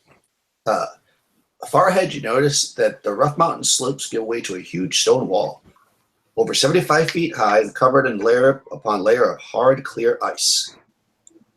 The wall is majestic as it is ominous. When you reach the midpoint of the massive wall, you can see it stretches fully 10 miles in either direction. Must have required engineering of impossible scale. Obviously, it's giants. Directly in front of you is the entrance. 2 gigantic doors, each 30 feet wide and 50 feet tall, are frozen solid in ice.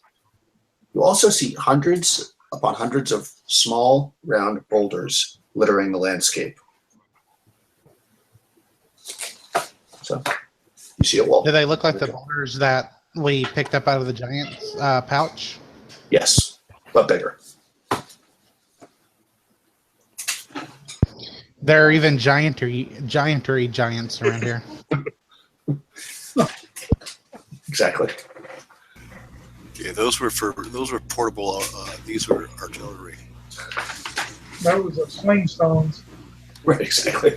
Those are sling stones. These are artillery. These are for defense of this door. Yeah. So yes, you see this giant ice door in front of you. Stone door covered in ice, I should say. So does it appear with the ice that's covering these doors, it appears that probably they haven't been open in some time, probably? Is that what we would assume? Yes, it looks like there's probably over 2 feet of ice formed on these doors from the rains and forming across the front of it, just like you see in the winter. You notice like on cliffs and stuff they form essentially walls of ice, if you will, in front of the wall. So yeah, you could surmise it has not been open in a long time. Is the wall? Is it the excuse me? Is it taller than what we can see? Can we see up at the top, or is it pretty much high? Well, it's 75 feet tall, so you can't really see much up on top. And the ground's pretty flat, so you can't really get in a position to see much. Is there anything written on or around the doors? Like any clues or anything like that? No, not really. Not that you can see. I mean, there's a lot of ice and snow, so it's hard to really see, but it doesn't, the walls look scarred, from battles, but it doesn't look like there's any actual writing on there. Yeah, at this point, I guess Dredge is going to suggest to the rest of the party to probably move back a good 50 foot from him, and he's going to take out the horn that was given to him, and he's going to stand 20 foot in front of the door from the door, and hopefully they'll go back 50 foot behind him as he's going to blow this horn and see what happens. Cool. I'm going to take out my short bow to cover him in case anything comes out that door. Okay. So you're watching the door to see if anything comes through. What's everybody else doing? What horn is this? The village elder that gave it to us, he gave it to me right before we left and told me to use it to open up the ice wall. All right, we'll stand back.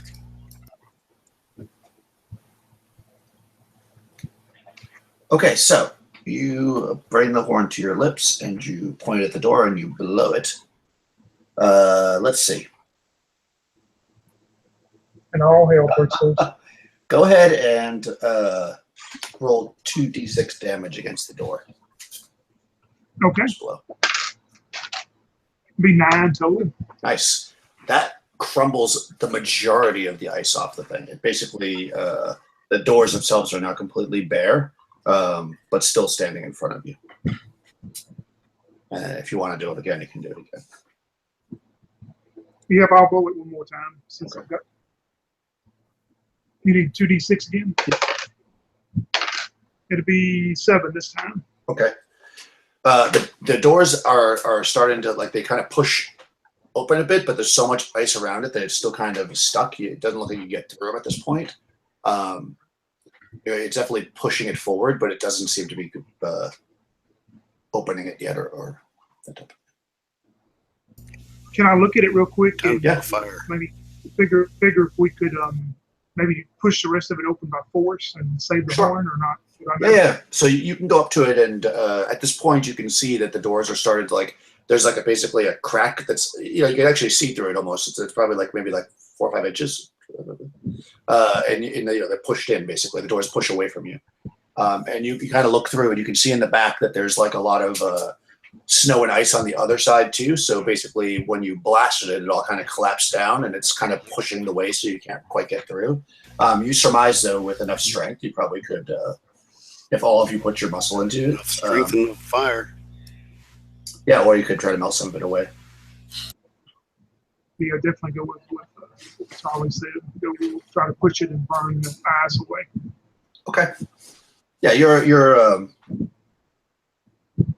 you need 100 total points of strength.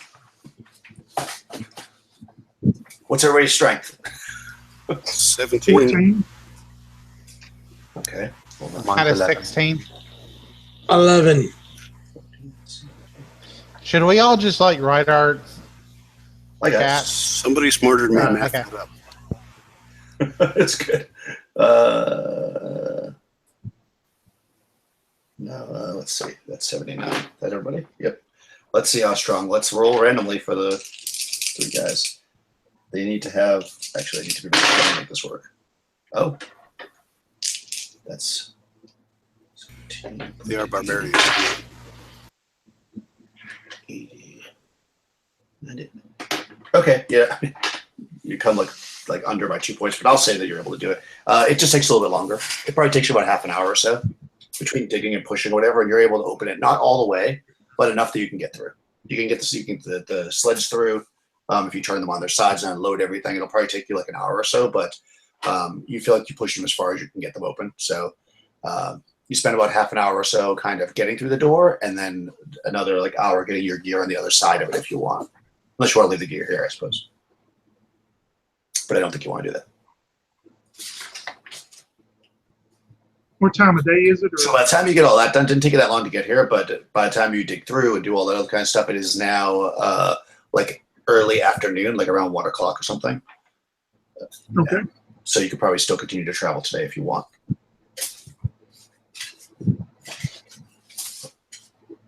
And is that what you're going to do? Do you want to just bring everything inside and then just continue to travel, or you want to leave stuff here, or what do you want to do? You're essentially facing a. Let's see. Can these dogs get through here? Because The they dogs were can fit saying through. Yeah, the dogs can fit through the door, but they're not going to be able to. When you look down, So you see the steep mountain slopes ahead of you, as you knew you'd probably find, and it's very, very treacherous. And it doesn't seem like the dogs will be able to pull the sleds through it because They're it's way not too going icy. to make it through the pass and into the valley, right? That's right. So the barbarians suggest that you just leave them here, with some food or whatever, in the inside of the thing, and they should be fine. Let's bring them in the door at least, because there were giants that tried to eat them before. That is true. Yeah, so you bring them on the other side of the door, and then you can pull the sleds yourselves, I suppose, through the paths. It'll be a little easier because the dogs don't have a means to stop the sleds when they start going too fast. Basically, that's you guys can kind of go behind them, if you will. So you can leave the dogs here. There's obviously, if you leave some supplies for them, which is what they brought, they should be fine for a few days, which is how long hopefully you'll be gone. That's what they want to do, unless you have another idea. We can jerry-rig the sleds into like a cheval and kind of drag them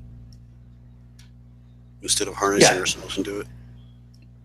Yeah, exactly. Yeah. You can just drag the sled. You don't have to get all attached to it just in case. I need to step away for like 4 minutes. Go for it. But I can still hear you guys through the speakers, but I've got to do something real No fast. problem. Do what you got to do. Do you guys want to take a quick break anyways to get coffee? Yeah, I was gonna say if we take a battle break, it'd be fine. Yeah, might as well do that. Yeah. Let's just take a quick break, guys. Okay.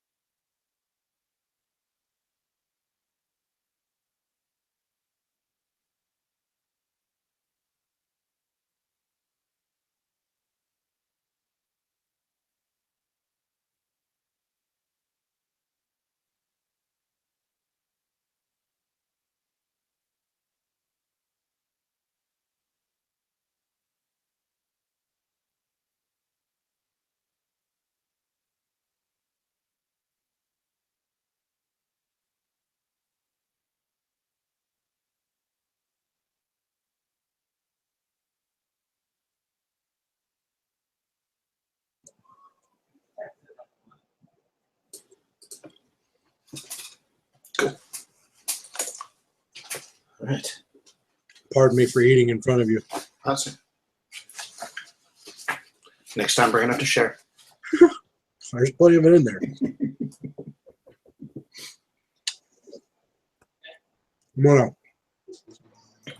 Normally I wouldn't do it. I'm on a pretty I'm back, Daniel. strict eating schedule because I recently had bariatric surgery. So You gotta do what you gotta do. yeah, man.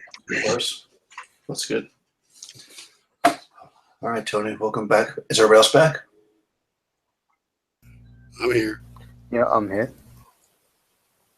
Crystal? I don't think she's back yet. No, Crystal's not back yet. Okay, we'll give her a second. So you're through the door, anyways, and you're going to leave the dogs here and then rig up some sleds. That's basically the plan, right? Actually, to the module.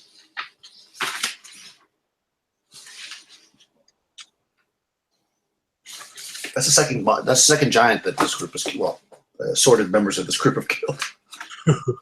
That's pretty impressive, to be honest with you. Tony and I were there for the last one, but Yeah, that's right. That's right. Both Tolly and Yeah, at least this one, there was no fence post driving. oh yeah, yes. Some of you guys are going to develop a reputation. we Well, had with the Magic User got pounded like a fence post into the snow last time. Exactly. Yeah, 2 people went down in the last giant fight. Surprisingly, the last. Didn't Ian's character, he got knocked off the horse, wasn't it? Yeah, By the he giant? charged forward with the horse. I think like a mule died. Yeah, definitely. Well, this A one lot of animals die. Yeah, this one rolled terribly. I think it made the right attacks and missed all 3. Because pretty much, it hit the one time when it rolled tremendously low with the.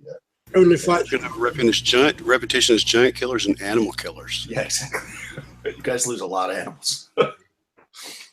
Cool. All right. So you leave the dogs. You leave some food for them, and you can see ahead of you this kind of long, icy kind of slope going down to where you know is eventually going to get you to the keep or whatever of the giants that you're heading towards. And essentially, it takes you a couple more days. But what's interesting is that you really don't encounter anything. Not the smallest, animal running across the path. No birds. It is completely and utterly desolate and icy, and it's slow going. But you don't really encounter anything that's dangerous nor pleasant. It's just kind of dreary and empty. Great, it's boring. Right, completely boring. And it's downhill, and probably most of the time you're thinking to yourself, it's going to be a heck of a climb back up. But at the end of 3 days, you definitely come upon what is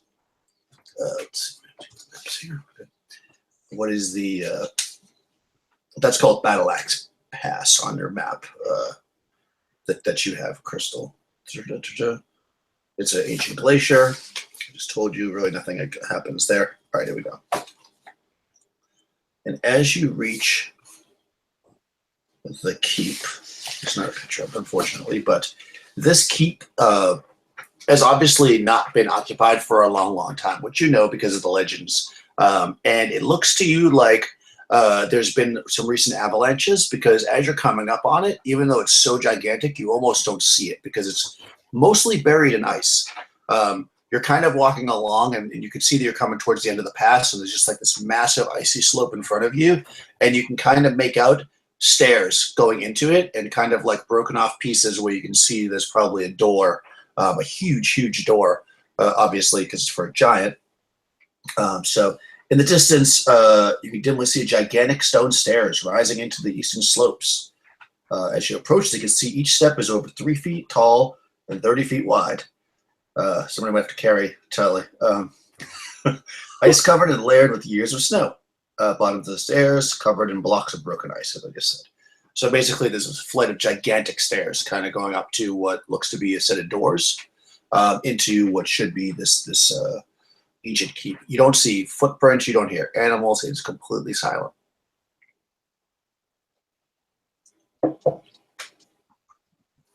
No idea. We're going up the stairs, right? Yeah, we'll say it's like midday at this point, just to make life easy. Yeah. All right. So you're gonna head up the stairs. It's treacherous, but if you take your time, you can do it without. You're not being chased, so I'm not gonna make you roll anything. You get to the top of the stairs, which there are 100 steps, so it takes a little while. That's going to take all day. Yeah, it's going to take a long time. 100 steps, 3 feet each. I suppose you're leaving the sleds and stuff. So what are you going to bring with you into this place? Make note of that, so you know what you got on you. And I guess I'll take a marching order. First, a single line marching order, and then we're going to do a 2-rank marching order too that way. So who wants to be first in the single? Well, if somebody's boosting me, I'll go first. Otherwise, I mean, once you're inside, you get to the top of the stairs, no problem. So Tully, cool. Who's behind Tully? I'll go behind him. Okay. So Believer. Who's after Believer? Dredge would look towards Jessica and go, well, it's always ladies first. You want to go third or fourth? I'll go third. That'll be fine with me. Okay. And then the thief in the back. Over. Okay. I'll listen for things coming up. Okay, so do you always, so when you want to walk two by two, how do you want to do that? Do you want to do first rank Tully Believer, then Jessica Dredge, and then order off in the back, or do you want to do a different order? But do you want to combine ranks, or do you want people to move around if you go too wide? I would think if we do go to too wide, I'm going to drop them further back to be closer to the halfling at the back. The halflings in the front. The halfling thief, though. No, the thief's not a halfling. Yeah, I'm human. Oh, okay. I'm sorry. I thought he was That halfling is too. tremendously racist of you. Yeah, shame on me. But yeah, I'll drop back in 2 by 2. I'll drop back a little bit closer to the thief and in the back to help protect him.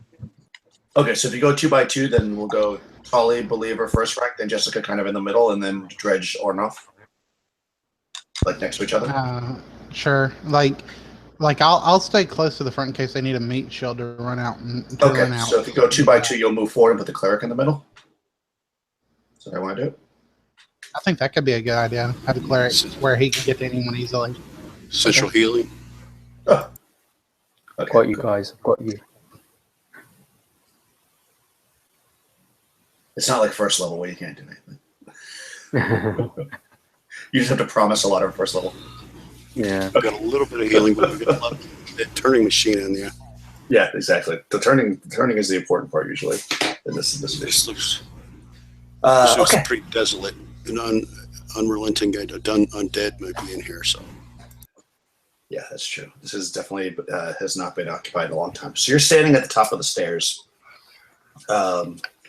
and you see in front of you the huge black iron doors are each 25 foot tall, 15 feet wide.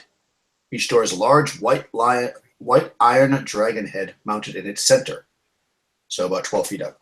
Ancient ruins cover both doors. Does anybody speak giant? I'm assuming giant is just one language. So the ruins, unless you have, no, there's no magic user in this group, right? So nobody has, or an elf, not even I an can elf. reach the doorknob, let alone speak the language. Yeah, exactly. This is the truth. Yeah, so you see these dragon heads, and you see these giant doors. There's a bit of ice and snow in front of it, but it's a lot easier to clear than the other. It's not like frozen ice in front of it. It feels like there was an avalanche in front. Looking above you, you can kind of see, again, there was like an avalanche here, so you can see kind of the top of the keep, if you will, and then it kind of you're under an overhang right now. And I'm reaching up where you can't see me. So you're under an overhang, and you're basically in a door right here. And there's like an overhang of the castle here, and then above that is like the glacier, if you will. But yeah, you're standing in front of doors. So we're going to have to send a thief up the door to loop a rope through the door handle just to pull this thing open. 12 feet up is the handles. Yeah, well, they're not necessarily handles. They're dragon heads, but yeah. Other handles. Actually, there are handles. There's handles below that. The dragon heads are not handles. Yeah, you could probably reach them. Let's see. I think. Are you saying something? Is there a crack under the door that we could get under? No, it's pretty sealed. All I said was that I'll climb up there if I need to. Okay. You want to climb up to the door and try to open it? Sure. Huh, you did. It's not really. You climb up, and it shouldn't be that hard. I guess make a climb roll. Although you technically probably just somebody could just give you a 10 fingers. I mean, it's not that high. If you're a human, you should be fine. It's 12 feet up, so if you're a normal sized human and it's like I don't know, Dredge gives you 10 fingers or something, you'll be able to get up there. All right. Yeah, it doesn't look like there's a lock. It just has a handle. No keyhole. Nope. Kind of listen at the door. Sure. See if I hear anything. I got a 7. 7. Is that good? That sounds good. Let me see.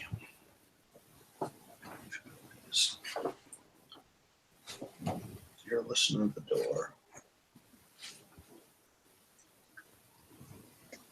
Hold on, it's a D6 roll. You're right. I was like, I got a 4. okay. Yeah, so you don't really hear anything. I mean, it's a pretty thick door. Yeah, you don't really. It all sounds quiet.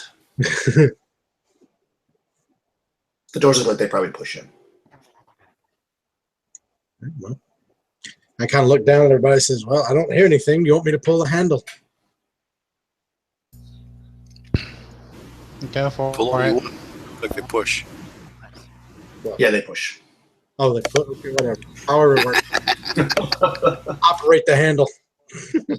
Okay. Yeah, I mean, it takes 30 points or more of strength to open the door, so I guess if you guys push together, you can usually push it Team open. effort. Let's push them in. Yeah, you push the door open, and you hear it kind of creak because it's the hinges are so rusted for having not been operated apparently in a very, very long time. But you're able to push it open no problem, and you enter into what is essentially a long hallway, a huge long hallway. It's made for giants. It is 30 feet wide, and it's darkish in there, so you can't really see all the way, but you see hundreds of feet in front of you a flickering blue light, but the hallway itself is dark. Let's see. The long hallway. Huge doors open into a wide stone corridor, 20 feet, 25 foot tall, and 30 feet wide. Your light, which you don't have, but the light from the outside, reveals thousands of crystalline filaments filling the hallway, as far as the eye can see. Let's see. A large bar of black iron stands upright against the northern wall. The corridor walls are smooth, undressed stone, and a faint blue light can be seen far in the distance. Are we able to judge how far that is? It's hundreds of feet, like well over 100 feet away. Yeah. I mean, you don't know how big it is, so it's hard to know how far away it is. But you could guess that it's by how bright it is. It's probably at least 100 feet away. Is it a solid light, or is it actually like flickering back and off and on? It is flickering, Okay. almost like fire, except for it is blue. Is this is this hallway dark enough that we need a torch, or is it 100%. illuminated enough? Okay. Once you I'll go take past out about the- 20 or 30 feet, you're going to need a torch because it's the only light right now is from the door that you just opened. Okay, then I'll pull out a torch and use my flint and steel to light it up. Cool. Anybody else can have a Some torch more up? torches if anyone else wants one. Still haven't installed that torch ring on my shield. Okay. So Jessica has a torch. Anybody else get a torch? Dredge lights going up for the back part of the party also. Okay. Cool. All right. So nobody in the very front has a torch. So it extends probably about 15 feet in front of the party. Ish. Okay. Cool. So yeah, you're looking down a very, very long hallway. Let's see. Wow. Yeah. Yeah, that light is pretty far away, hundreds of feet away. What would you like to do?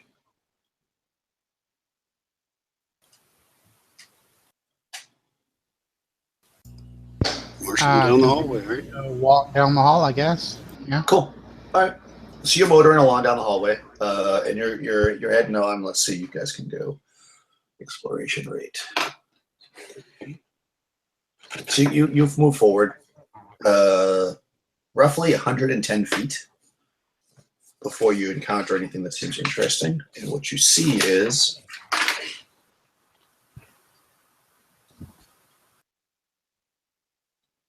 there's a large stone lever sticking out from the center of the floor. And it is tilted towards the west, which as you're looking at it is towards you. Like you're basically walking towards it, it's facing you like this. You could push it that way if you want to. If you're in the mood to throw a lever. Let's see, from that position, you still just see hallway in front of you. You don't see anything else. Lever here. We pull it to activate it? You would push it, I mean, as you go around it, you would push it. Basically, you're heading east in a hallway that runs east-west, and it is leaning towards the west, so leaning towards you. It's just right in the middle of the hallway. Yep, pretty much dead center. And it's big because obviously it's for a giant. So it's probably like maybe like 7 feet sticking out of the ground. But it's obviously a lever because it's And you can the set with hallway an inch. continues past the lever toward the blue light. That's correct. Dredge looks towards old enough and goes, well, do you want to inspect it to see if you can see any traps or anything on it? Doesn't look right. I will try to do that. Cool. Unfortunately, at level 2. Yeah, let me roll for you. That way it's all secret. Oh, yeah. Okay. So we can do it official, like a basic style. Let's see, second level. I forgot how dismal. Find and remove traps. 15%. That's not bad. Yeah, you're searching. It doesn't look like it's a trap, but now really looking at it, you can see that it's very certainly some kind of a lever. I mean, you kind of know it was a lever by looking at it, but now you're sure. You look into the workings of it. You can see that if you were to pull it, it's going to, there's like a wheel in the floor that if you turn it, it kind of moves with the wheel. But you don't see it attached to anything. Like you look all around, you look up, you look, general area. It doesn't seem to be attached to anything nearby that you can see. Okay.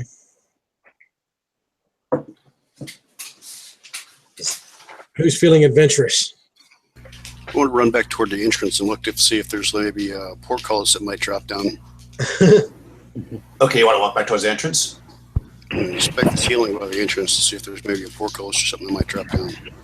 Okay, so by the doors? Yeah, so you go down to by the doors. It takes you a little bit because it takes you a couple. I mean, I guess you could run. Take you a couple rounds if you're running with a torch. I guess you take one from somebody else. Or I guess you could see by the doors because the door's open. Yeah, you don't see anything. There's no portcullis there. All right, then I'll hot foot it back on up to the lever area. Okay. All right. So you run back to the lever. So you see this like little torch running through the hallway. Stops and then it runs back. Yeah, there was nothing in that general area. No, it doesn't look like any obvious sign of a portcullis. The only thing that looks like it might block the door is that iron bar when you first walked in. Looks like it might have been used to like close the door from the inside, but whoever left obviously didn't close it because they were outside.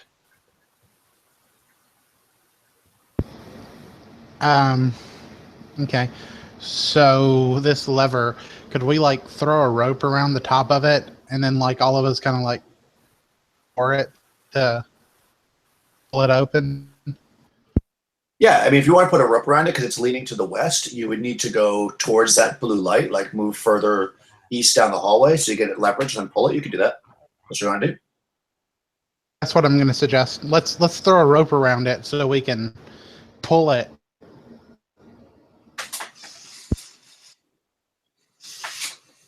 What do you guys think? I'm up for whatever.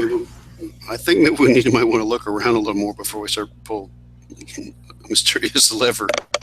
I don't know.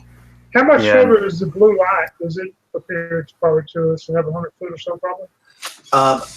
You could judge based on, since you were really looking at it when you left, that you're probably roughly halfway to it. And you've gone over 100 feet. Dredge would definitely agree with Tolly about maybe we should. I'm curious as hell about At it, least but I move just up don't the, want the first thing I find to kill me. Yeah, I agree that we move on up at least to where the blue line area is. Very well. Definitely marking it down and writing it down on my little map, but yeah. Okay, sure. Yes, you've gone about 110-ish feet, and then you've come across this lever. It's the first thing you've seen in this hallway, except for the kind of crystalline filaments that are all on the ceiling through this whole place. That's the only notable feature. Cool. All right, so you actually you don't go that much further before you see that go about another 20 feet or so, and then based on where your torchlight is, you can see that the hallway opens up into a massive, massive room. So you're walking and then you can kind of see it starting to open up in front of you. And again, it's huge because the blue light is still some 70-ish feet away from you. I guess theoretically in this room, but it's far enough away that you can't really. Let me just read what the blue light is so I can see what you said.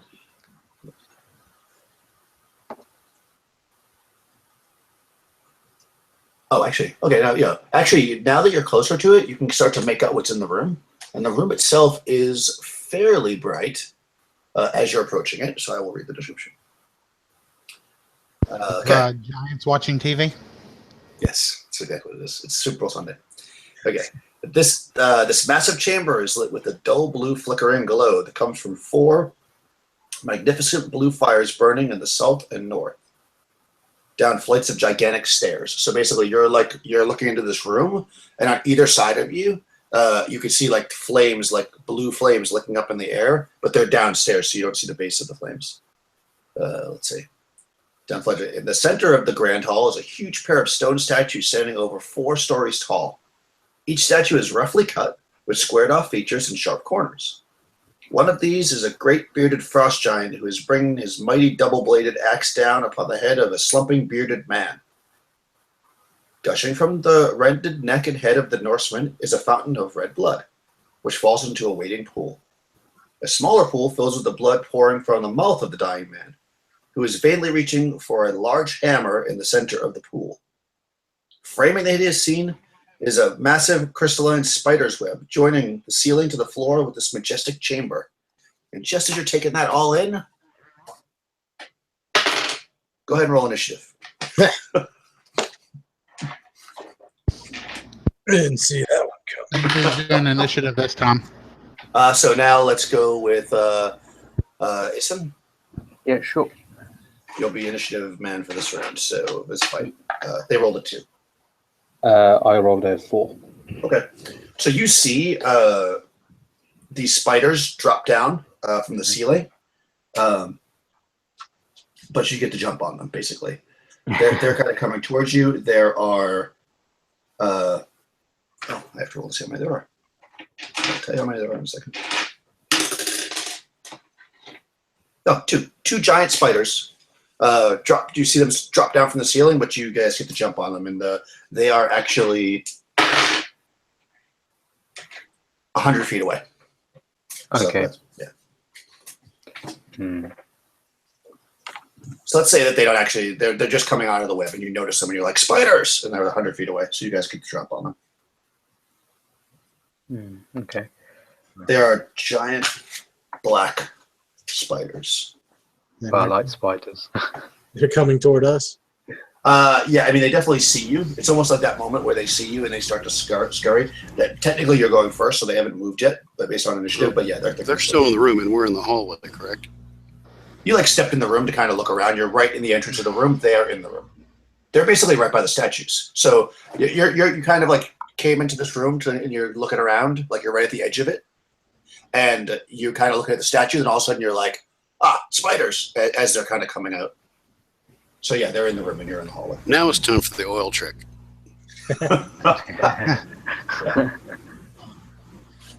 Yeah. So is anybody moving? I'm gonna try to hide in shadows. Okay. And I do not hide. if I move, would I still be able to take? Yes. You just can't cast a spell. I always forget that no spell casting and moving in this, but you can move and attack. Okay, cool. A little bit, just so I can get just a little closer to him, Yeah, about 100 10 feet or so. So Okay, that's fine. I'm only going to move up about 10 feet or so. Perfect. Anybody else moving? 2 spiders in the ceiling. No, 100 feet. Drew's just gonna stay at the entrance there. Okay. Go ahead.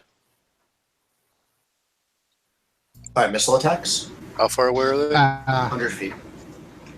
Yeah, they're about 90 feet away from me now. So I just dropped my torch and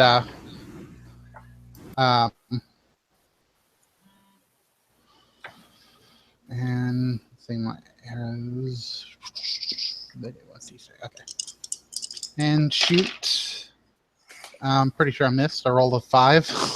Yeah, that definitely is. I have to look up their stats, but I don't think that hits anything. Jessica's used to being bigger than the spiders, so this kind of freaks her out a little bit. Yeah, these spiders are definitely bigger than you. So she's just kind of like waving because it's like, oh crap, and like fires and like air. Yeah, these spiders are 6 feet long. Yikes. Let's see. They are 6 foot long, colored black with a red hourglass mark on their abdomen. Oh, yay. Oh, great. Yeah. I'm actually Sling at 'em. life in the backyard. So they're really far away, but it's only half. I'm going to sling at them. What did I hit? Oh, their AC is 6.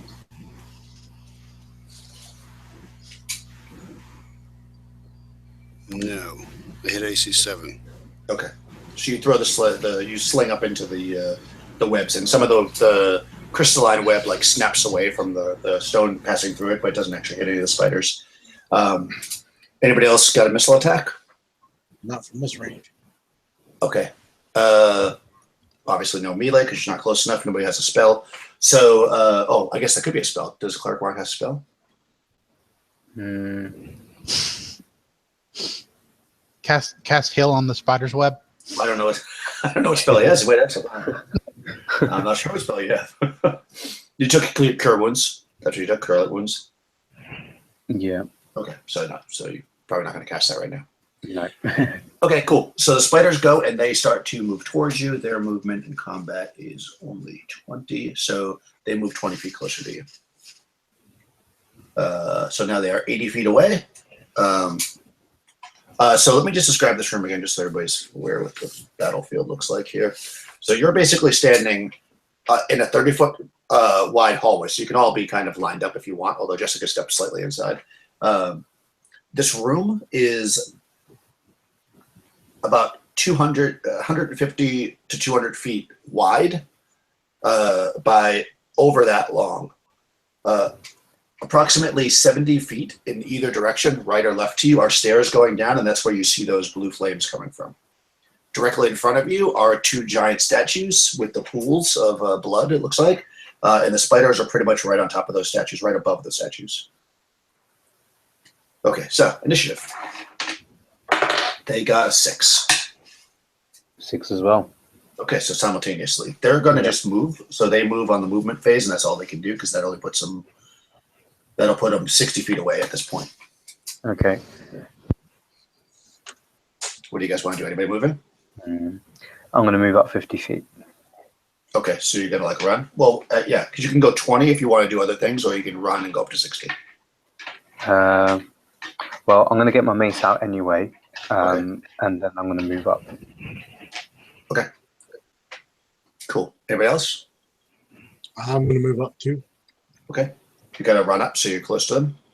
Well, they're 60 No. feet away. You can literally run up to them if you want, but No. yeah. Armor class is Okay, so how far you want to run? just 20. Okay. Yeah, Anyone else? dredge is going to move.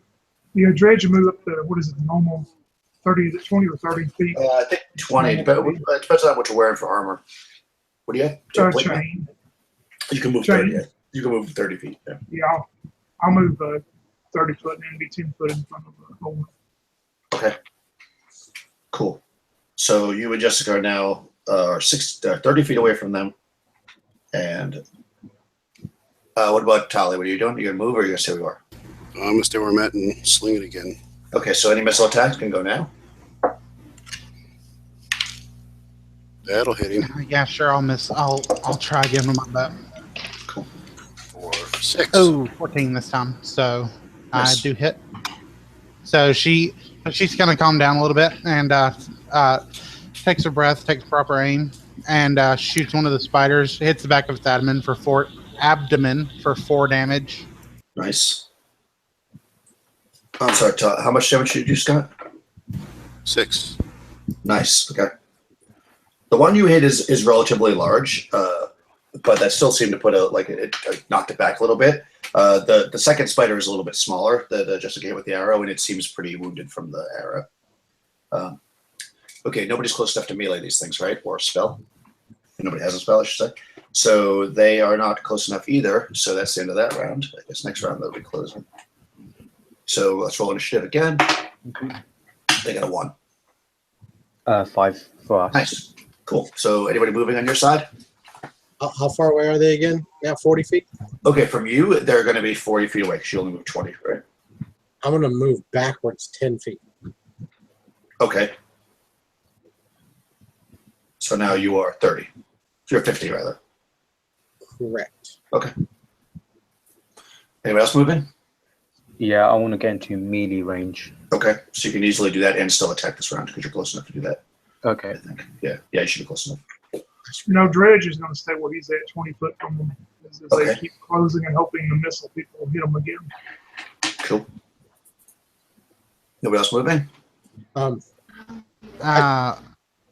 Where are they from Jessica again? 30 feet? They should be 20 feet from you. 20 feet? Yep. Okay, I'm just... can I take out my mace and my shield this time to move, or would I have to, I take think out... that's all you can probably do. If you have a bow out, that's like a lot of stuff can be moving around.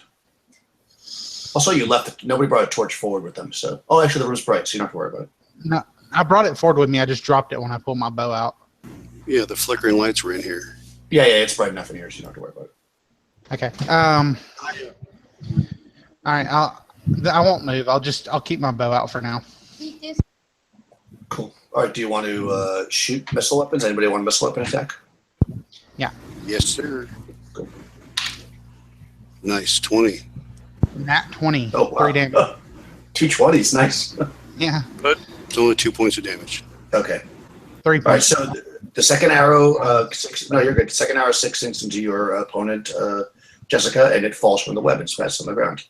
The second sling stone hits the bigger spider there, Tali, but it does not kill it.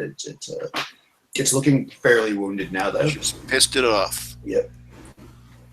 Okay. Is anybody close? Yeah. Believer is close enough to melee if you want. Yeah, I'm just going to go for the right one and go straight for the hit. Okay. Go for it.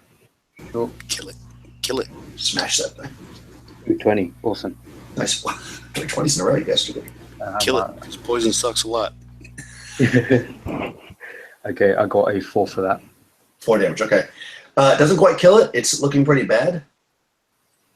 Anybody else? I don't think you're close enough to melee yet, Dredge, right? No. So how about our thief? Do you want to? No, I'm still 20 foot.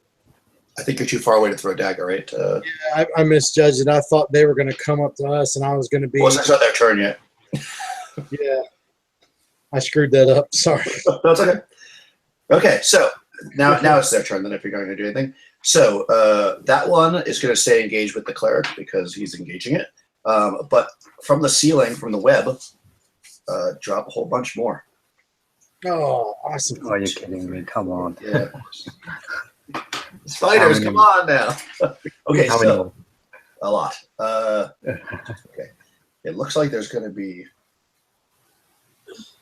2 on each person, except for the cleric who's already fighting one. So you only have 1 on you. Yay. So here we go. They drop, and they're going to attack. Okay, so we'll just start from my left. So on Jessica, 2 drop down from the ceiling and bite at you. Your AC is, you have the shield up now, right? So your AC is 1. That does not hit you. Let me just see if they need. But I don't think that hit either. 9's probably not going to hit you. They're 3 hit dice. Retreat and bottleneck them. So they need a 16 to hit you, Jessica. So that's good. Both those a miss. Our believer gets attacked by the one near him, who rolls a 19. Whoosh! That definitely hits you. I don't know what your armor class is, but I'm sure that is. Retreat and bottleneck them. That is a negative 2 armor class. So they'll definitely hit you. All right. So the Black Widow spider bites down on your arm. Ooh, that is a lot of damage. Okay, and it does only 3 points of damage. Wow, I'm rolling bad damage today. That's good for you guys. However, you must make a saving throw versus poison. So,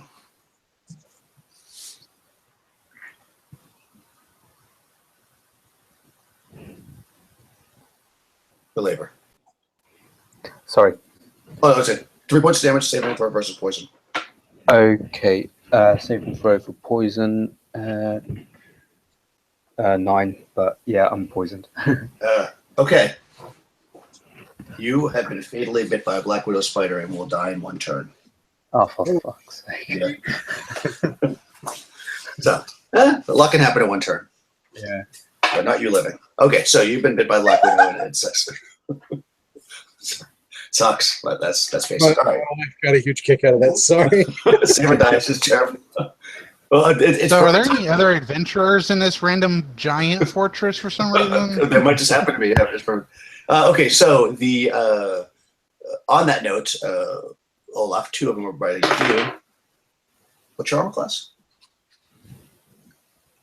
Oh, I know you told me that. And I asked for that at the beginning, and I never use it. All right, so let's see. Your AC is 5. I think that missed though. AC 5. It needs 12 to hit you, so it missed. And the second, missed you twice. All right, luck is on your side. Tali, 2 are on you. Let's see, AC 2 with the nice halfling, 17. I think that hits you though. Yep, 1 bites you. Shield is sundered. Okay. Good. And the second one misses. Did you have a shield? Yeah. Believer? I did. Were you weren't using it though? No, I wasn't. No. Oh, okay. Yeah. Which was. I don't know if you know that because you're new to that. I'm glad that Scott brought that up. I do have the house rule that if you have a shield, you can actually use it to absorb an attack that hits you, but it destroys your shield. But it completely negates the attack. So you could have done that if you had a shield at that moment. Yeah, I should have thought about that actually. But that's just wrong with it. Yeah, I forgot. It happens. You're not dead yet. You still have 10 minutes. That's like the worst. It's almost better to be dead right away. Although that's what happened to Mikey's cleric. She got poisoned and then ended up saving somebody with the heal spell before she died. So it happens. And finally on Trench. Ooh, 18 is going to hit you. Yeah, I'm gonna throw up my shield on the first one too and let it get splintered. Okay. And then a 14. It's armor class.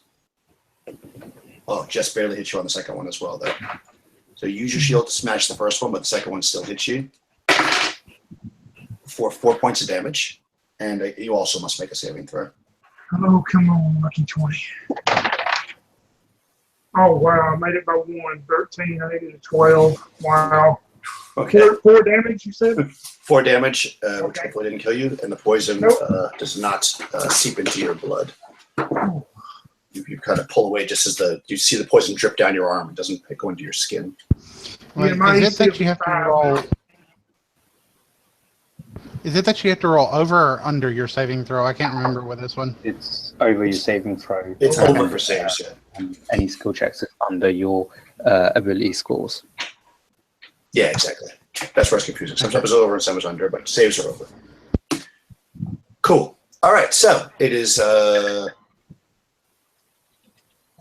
initiative again, right? Because they had lost that round. So they rolled a 2. Rolled 2 as well. Okay, so it's simultaneous. Okay, so basically, there's spiders around all you guys. What do you want to do? I'm going to use my last turn to cure someone else rather than myself. Well, I'm going to die anyway. So, Well, in a turn. A turn is 10 minutes in this game. Okay. A round is only 6 seconds, so you still have a long time before you're going to die. Oh, fair enough. Yeah, I mean, you can do it if you want, but just so you know, a turn isn't a turn. It's a turn. That makes sense. Yeah, that's fine. Yeah, if you want to. I think the only person that's hurt is Dredge, right? Yeah, Is that I true? think I'll leave it for the moment, and whoever's badly hurt, I'll probably heal them in hopes that I don't die that later on. Right, 'cause but- you still- Yeah. I'm just going to go for the melee hit once again. Okay, so nobody's moving? I want to move in range. Yeah, fighting withdrawal. Oh yeah. Okay. You can also do a fighting withdrawal, which means you can move half your speed if you want. And still not take any kind of a automatic attack or penalty if people attack you, whatever you call it. So you can move, you're in plate, right? So you can move 10. Wait. Didn't somebody say they? Okay. What? So They're all around everybody. So you don't have to move if you want to attack one, although if you got 2 on you. Unless you're running, you can stay and fight. Do I have out my... are we going to move backwards? Because I have an idea. I called for a retreat into the hallway. You did. Yeah, you did say that. Yeah, you're the closest one to the back of the hallway when we come in also, just for information. Oh, no. Yes, you are. Does anybody still have? You're only 50 feet away from the hallway.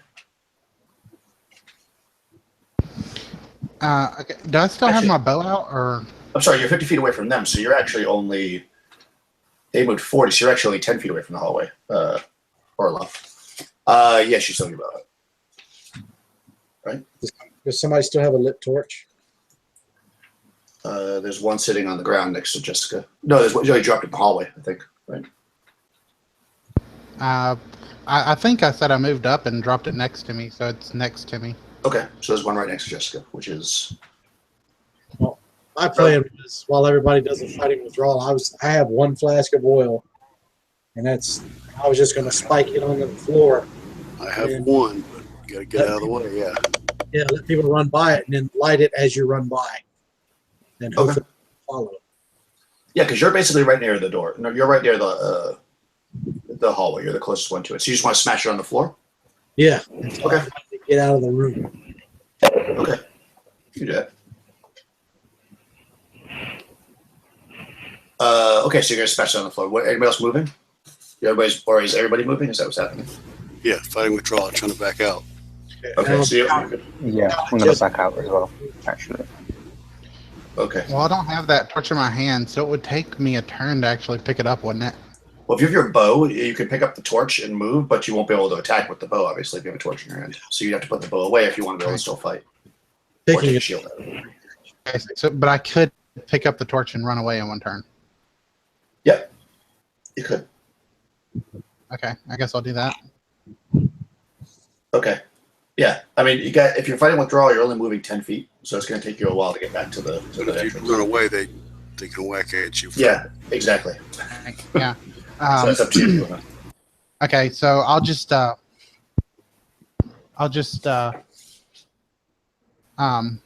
that torch and back away. Okay. And I'm kind of like holding the torch out in front of me. Like, stay back. I'll give you guys time. I got the best armor and the best saves. Get out of here. Cool. Okay, so anybody else moving? Or is everybody moving? That's fine. Dredge did the fighting retreat also. Okay. Cool. Does anybody have a missile attack then? No, right? Because, actually, Tali, do you want to use a missile attack? Or you would, Yeah, the one that I was fighting in. As Yeah. I back up, I'm going to sling at him. Cool. And it's a miss. Okay, cool. All right, so no spells, right? No, okay, so they're gonna go then. I mean, they're gonna follow you for now, since they can move faster than you are. So they're each gonna take a plug at you again. Actually, you're in the hallway through the oil. There might be a chance he might not follow you. Actually, they don't follow Orloff into the hallway. They turn around and start blocking the hallway.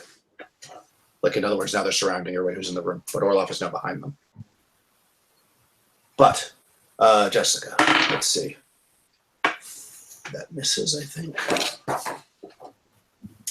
Your AC 1, right? It's a 2. I don't have a shield out right now. Okay, so 14. So that misses you. 15 hits you. 2 misses you. Olaf, they don't attack Olaf. The believer, 12 misses you.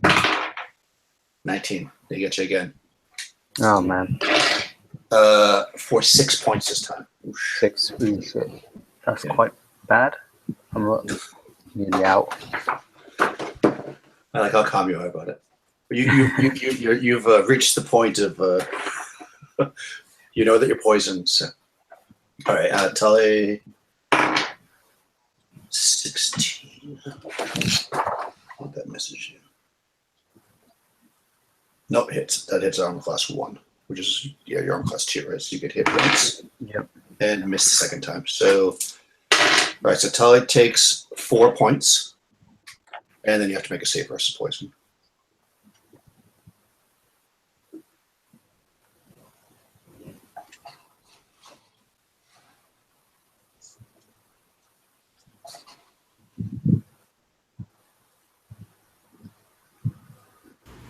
Yeah, no problem.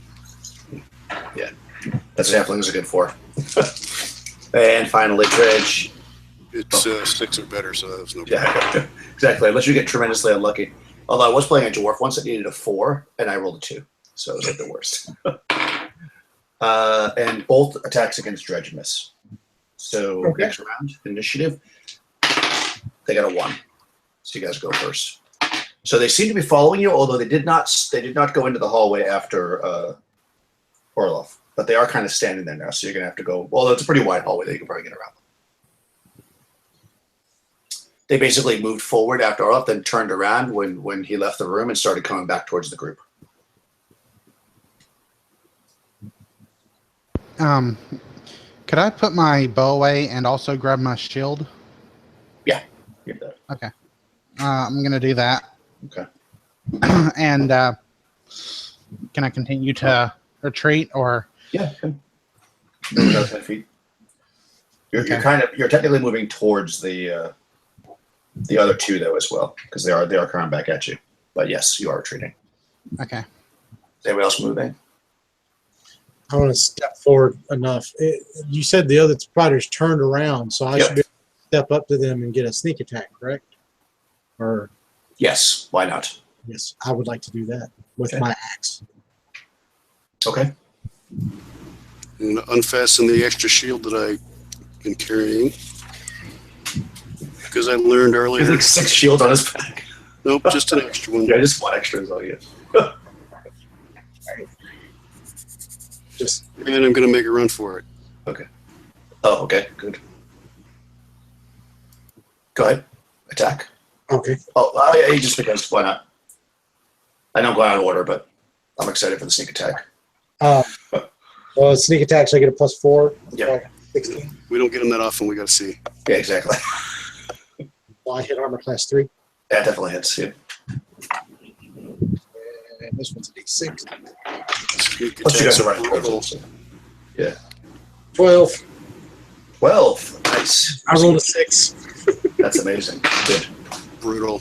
Wow. Okay, that actually kills it. Yeah. And the reason why I wanted that first, anyway, is because you guys are going to be running past the spider, so I figured let it be dead. Okay, so you Now you we're chop running down over one of the spiders. Yeah. Now you're going to run over it. Okay, so you're going to not do a fighting retreat, Charlie. You're just going to run.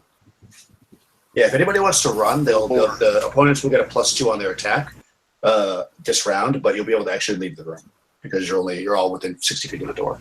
Which is why I pulled out the shield just in case. So you can do that if you want. So this is the next turn, so we can. No, it's still the same turn. turn. I just want to clarify okay. that. So if you wanted to do that, you could have done that instead of fighting retreat. You could have taken your shield out and run. Dredge Okay, is well, the still next doing turn the I can do fighting. it. So I'm sorry, Crystal. I said next turn I can run if Okay. if that's what. No, that's fine. But now what- you've got your shield, and they don't get the bonus against you Yeah, exactly. since you're doing a fighting retreat. Yeah. What about? I'm sorry, Believer. What are you doing? I'm just going to stay in melee range and can try and go for the attack once again. Okay. Is anybody doing a missile? No, because Holly's Going running. down a hero. It's nice. I like it. Anyone else moving? How about Dredge?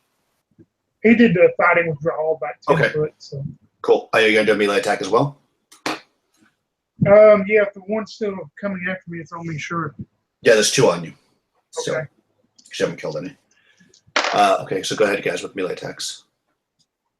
Let's go hit armor class 4. Is that it? Yep. That'll do 5 damage. Nice. Let's see which one that Okay, is. I got 17. That definitely hits. Awesome. Hey, nice. Was there another spider there that had its back to me? It's still that same round, though. I just let you go first because I was excited. Yeah, sorry. I went out of order. Sorry, I confused everything. Sorry. I'm sorry. What was your damage, Believer? That was 6. Nice. You killed the last one that you were fighting. So there's actually not one engaged with you right now. Awesome. Dredge, you did a decent amount of damage to yours. Crystal, you're going to attack one of the ones that's attacking you. Yeah, I'll go ahead and do that with the torch, I guess. Torch, I guess. Yeah. Rolled a 16 and did 4 damage to it. 4 fire Nice. damage.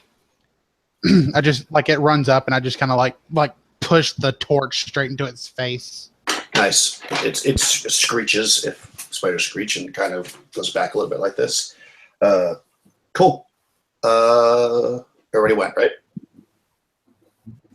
Yes. Okay. Yep. So next round. So actually, when they're still going to get that attack on you, Tali, because of obviously the last attack before you leave that actually physically leave the room, right? It's an opportunity. It's not really an opportunity attack. They have to follow you to do it, right? Let me just check that again.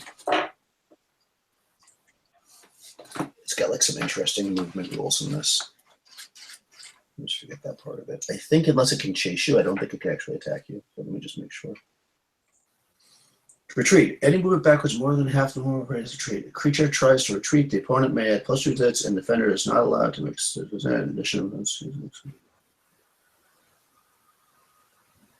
Okay, no. So it doesn't get a free attack against you. It just gets a bonus if it attacks you. And since you ran, it can't catch you, so it doesn't attack you, Tali. Okay, so who's near a spider right now? It already went that round, and I went after it. Yeah, exactly. So let's see. So If I didn't kill one, then I guess I'm still near 2. Yeah, you're near 2, but that was the end of that round, I think. Yep.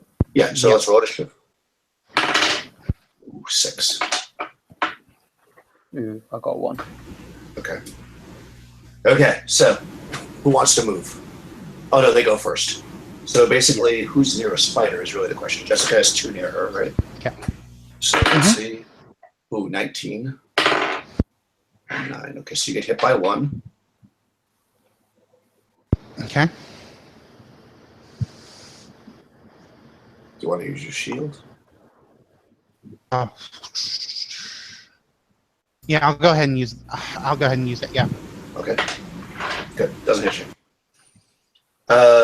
Let's see. Next, we've got Orlov. There's nobody near the cleric right now, so you can't get attacked.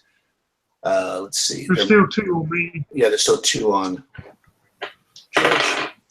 6, 17. So 17 hits you. Okay. 11 points of damage. That's pretty serious. That's a big bite. Dredge is dead. Oh no. Dredge falls down. He's down. Oh. He had 10 HP left. Oh man, just enough so the spider bites into Dredge and just drops, saying his final words to twist gods, I guess. The last final words that Dredge has, he reaches out his arm towards oh wow, I guess I'm getting tired. Out towards Jessica, I'm sorry. And he goes, "Don't forget to take this pouch. You've got to take it with you. I tried my best." As he falls over.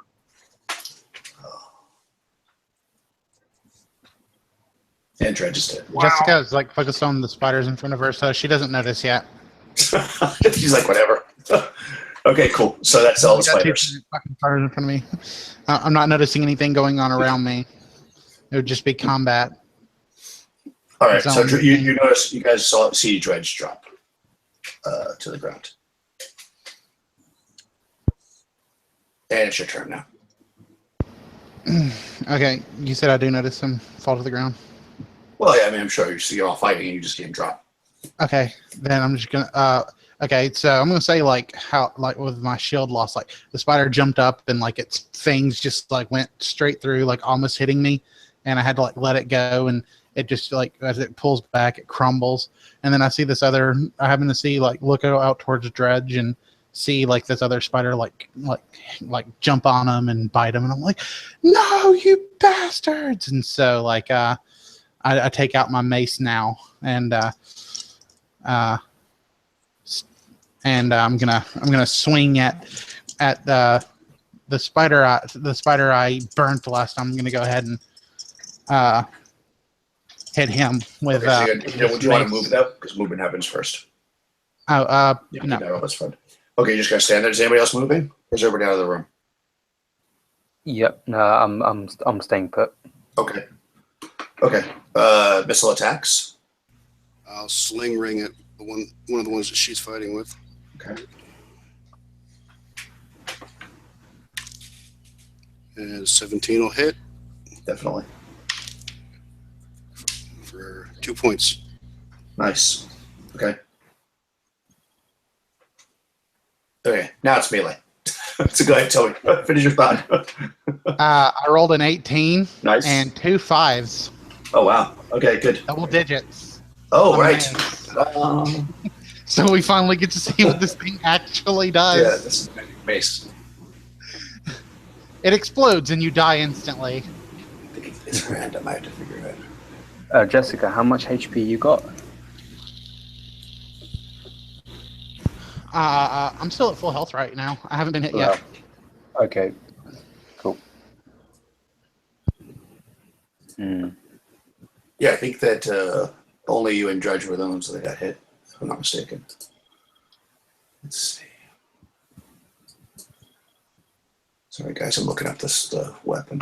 The deep hammer. Okay, Is that so the hammer that came? Oh, I remember that. yeah, this is from the other thing. So go ahead and roll a d6 to see what happens. Let's see. Okay. 3. 3. The Call of the Demon Sea. Oh, interesting. That doesn't Go ahead and make a sound good saving. at all. Make a saving throw versus spells. Okay, I have a +1 versus saving throws in magic because my wisdom is a 13. Nice. So is that a +1 to my roll? Yeah, that's the Okay. easiest way to do it. So if you just look at the number you have to beat, and then just add +1 to your roll. I rolled a natural 1. Okay. So as you deliver this like crushing blow to the spider, which kills it, the mace gets searing hot for a second and completely melts into your hand and fuses into your hand. So like your hand is just around the mace and you can't ungrip it. It's basically permanently stuck on your hand. Does it hurt at all, or? No, you kind of feel like a badass. Okay. Nice. But you can't remove it by any method short of cutting off your hand. So Okay. yeah, you got a mace in your hand now. Which I guess you can never be disarmed. So that's probably pretty good. Yeah, that's pretty Yeah, cool. look at the positive of it, right? Okay. What else is happening here? They went first, right? So who hasn't gone? Oh, Believer, what would you like to do? I'm actually going to use a Cure Light Wounds potion just to get a bit more HP on myself. spell yourself. Yep. Okay, I rolled a 5. That's a 6 altogether. Cool. So it's good. Yeah, I'm back up to about 9 HP here. Nice. 9 HP. So you can be a strong fighter for the next 9.5 minutes.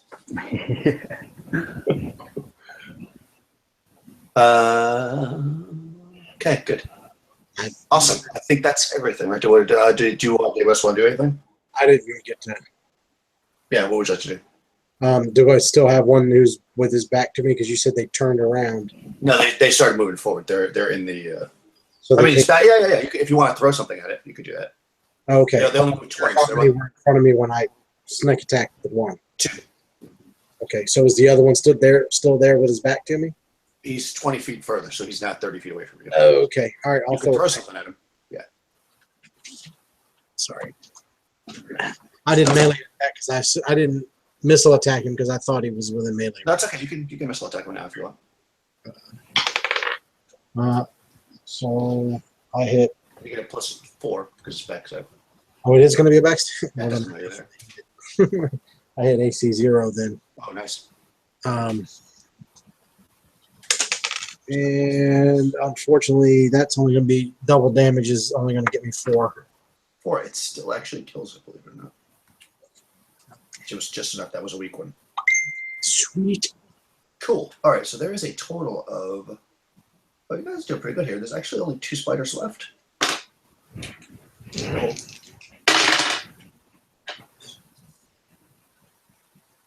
Oh, but they don't run away yet.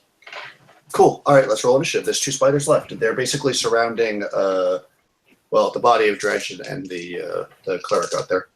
Oh, and there's one. No, so actually, there's one on. There's none on you, unless I guess you must have run forward. I think there's one on me still, isn't there? Yeah, there is. I'm going to say that the cleric, I believe, is probably fighting the one that was on Dredge. Then that makes the most sense. Okay, so let's roll initiative. They got a 1. Rolled a 5. Nice. Okay, so anybody moving in your party?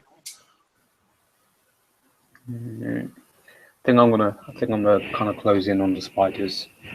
Cool. I mean, you're right there. You can attack them. Like you're within range, so you can actually close in once you move.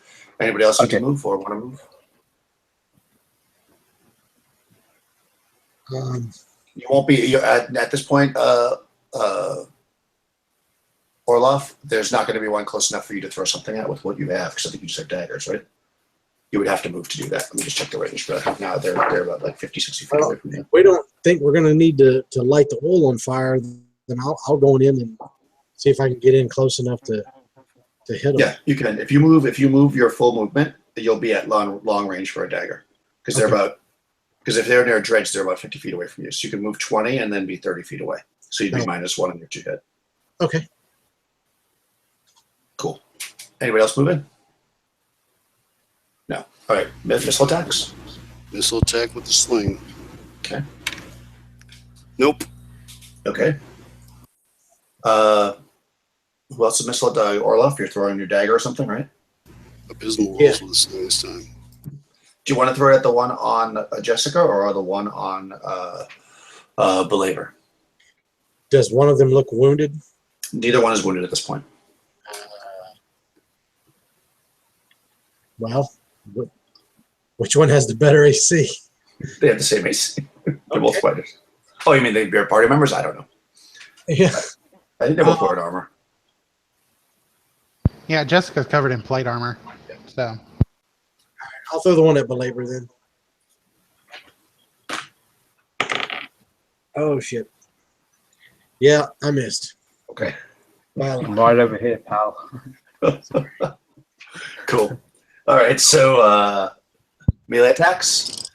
Yep. 14. Does that hit?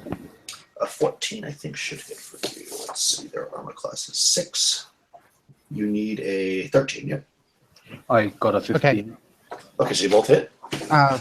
6 damage. Does that manage to kill it? Nope. This is a big one. This is the biggest one, actually. I got 4. Okay, so I just like smack it up. So I just like punch it with my mace hand. I'm sorry, but like, what was the damage? That was 4. 4. Okay. Oh, yours is also pretty big. So yeah, these two are still standing and pretty viciously fighting. Let's see, it's their turn. Let me roll morale. If they're going to stay and fight. Okay, so let's see. First one against Jessica. Rolls 1, misses. Second one against Flavor. Rolls a 2 and misses. Oh, 1 and then a 2. That's okay. What Cool. are the odds? Yeah, I know. well, earlier in the combat, did you notice that three of you guys went in a row and all of you rolled natural 20s? Yeah, crazy. Like, wow, that's so. All right, so that's the end of that round. The next round, there's 2 spiders left. They rolled a Initiative, right? Yeah, initiative. I got 3. Okay, you guys go first. 2 spiders remaining. Anybody moving? No. Missile attacks. Missile. The one under fighter. That'll hit Nice. for 3. Nice. Okay. It's getting there. But are we throwing any more stuff, Olaf, or are you?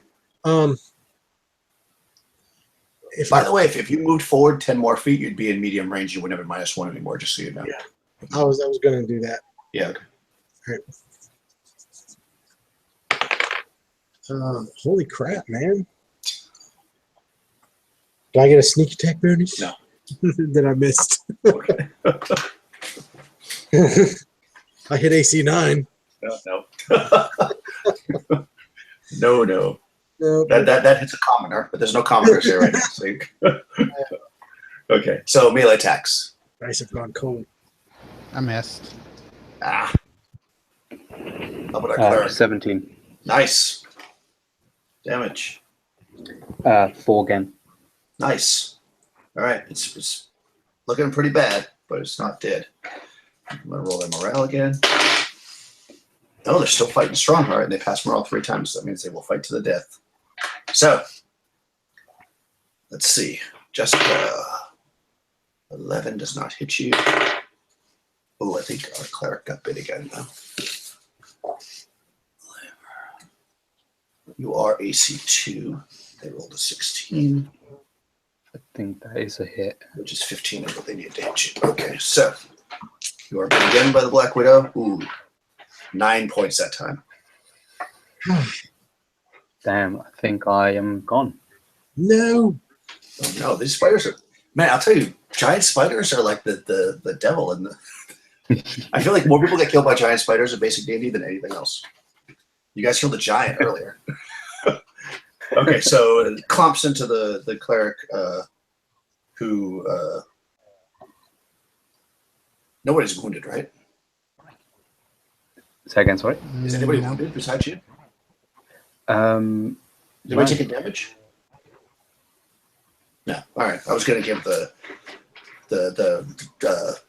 divine intervention and let you heal somebody before you died, but since nobody's hurt, Yeah. you will not do that. All right. So you fall to the ground with a giant spider on you. Yay. Hold on though. What are you at 0? I just remembered this. Don't you Yeah. die at -3 at this? I just realized that. Isn't it -3 in this game? No, I don't think that is. Or is that in Advanced D&D? That's 5th edition, I think. Yeah, it's 5th edition. Just look. This is what happens when you play too many games. What's the question? If you die at 0 or -3? Why am I thinking it's -3? 0 is dead. 0 is dead in this one? Okay. Must be Swords of Wizardry. It's -3. One of them is -3. Maybe it's Lamentations. Anyways. All right. So if you're at 0, then you are also dropped by the giant spiders. Wow. These giant spiders are fucking some shit up. Yeah, All right. Brutal. Yes. Okay. So that was their attacks. So guys, you've got one spider eating your cleric's face and one fighting against your fighter, both of which are wounded, and they look like they're not going to run. What would you guys like to do? I'm gonna keep fighting. Okay, they rolled a 4 for initiative this time. What is you can still roll initiative, even though No, you're- no problem. Yeah. That's a 6. Oh, okay. You guys go first. Missile attacks. A movement? I'll missile the one that's on our fighter. Okay. 13, that'll hit. Yep. For 5. Nice. It is looking pretty bad. Any other missile attacks?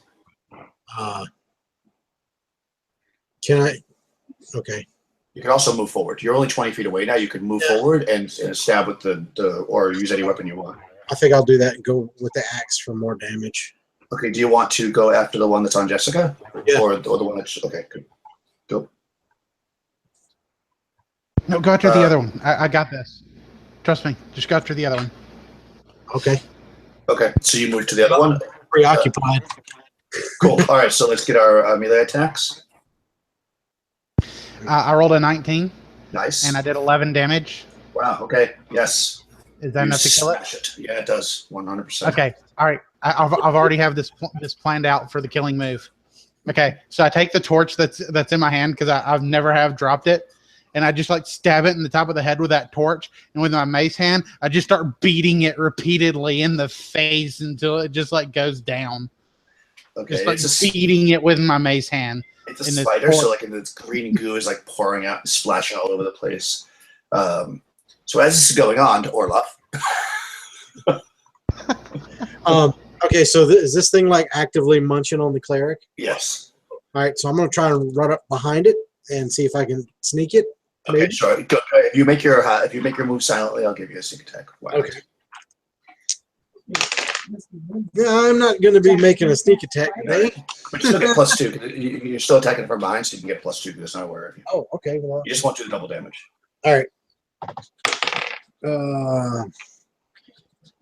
+2, so I hit an AC of 6. That hits. That's Stacy. I didn't think I was going to get it. 3. Nice, just enough.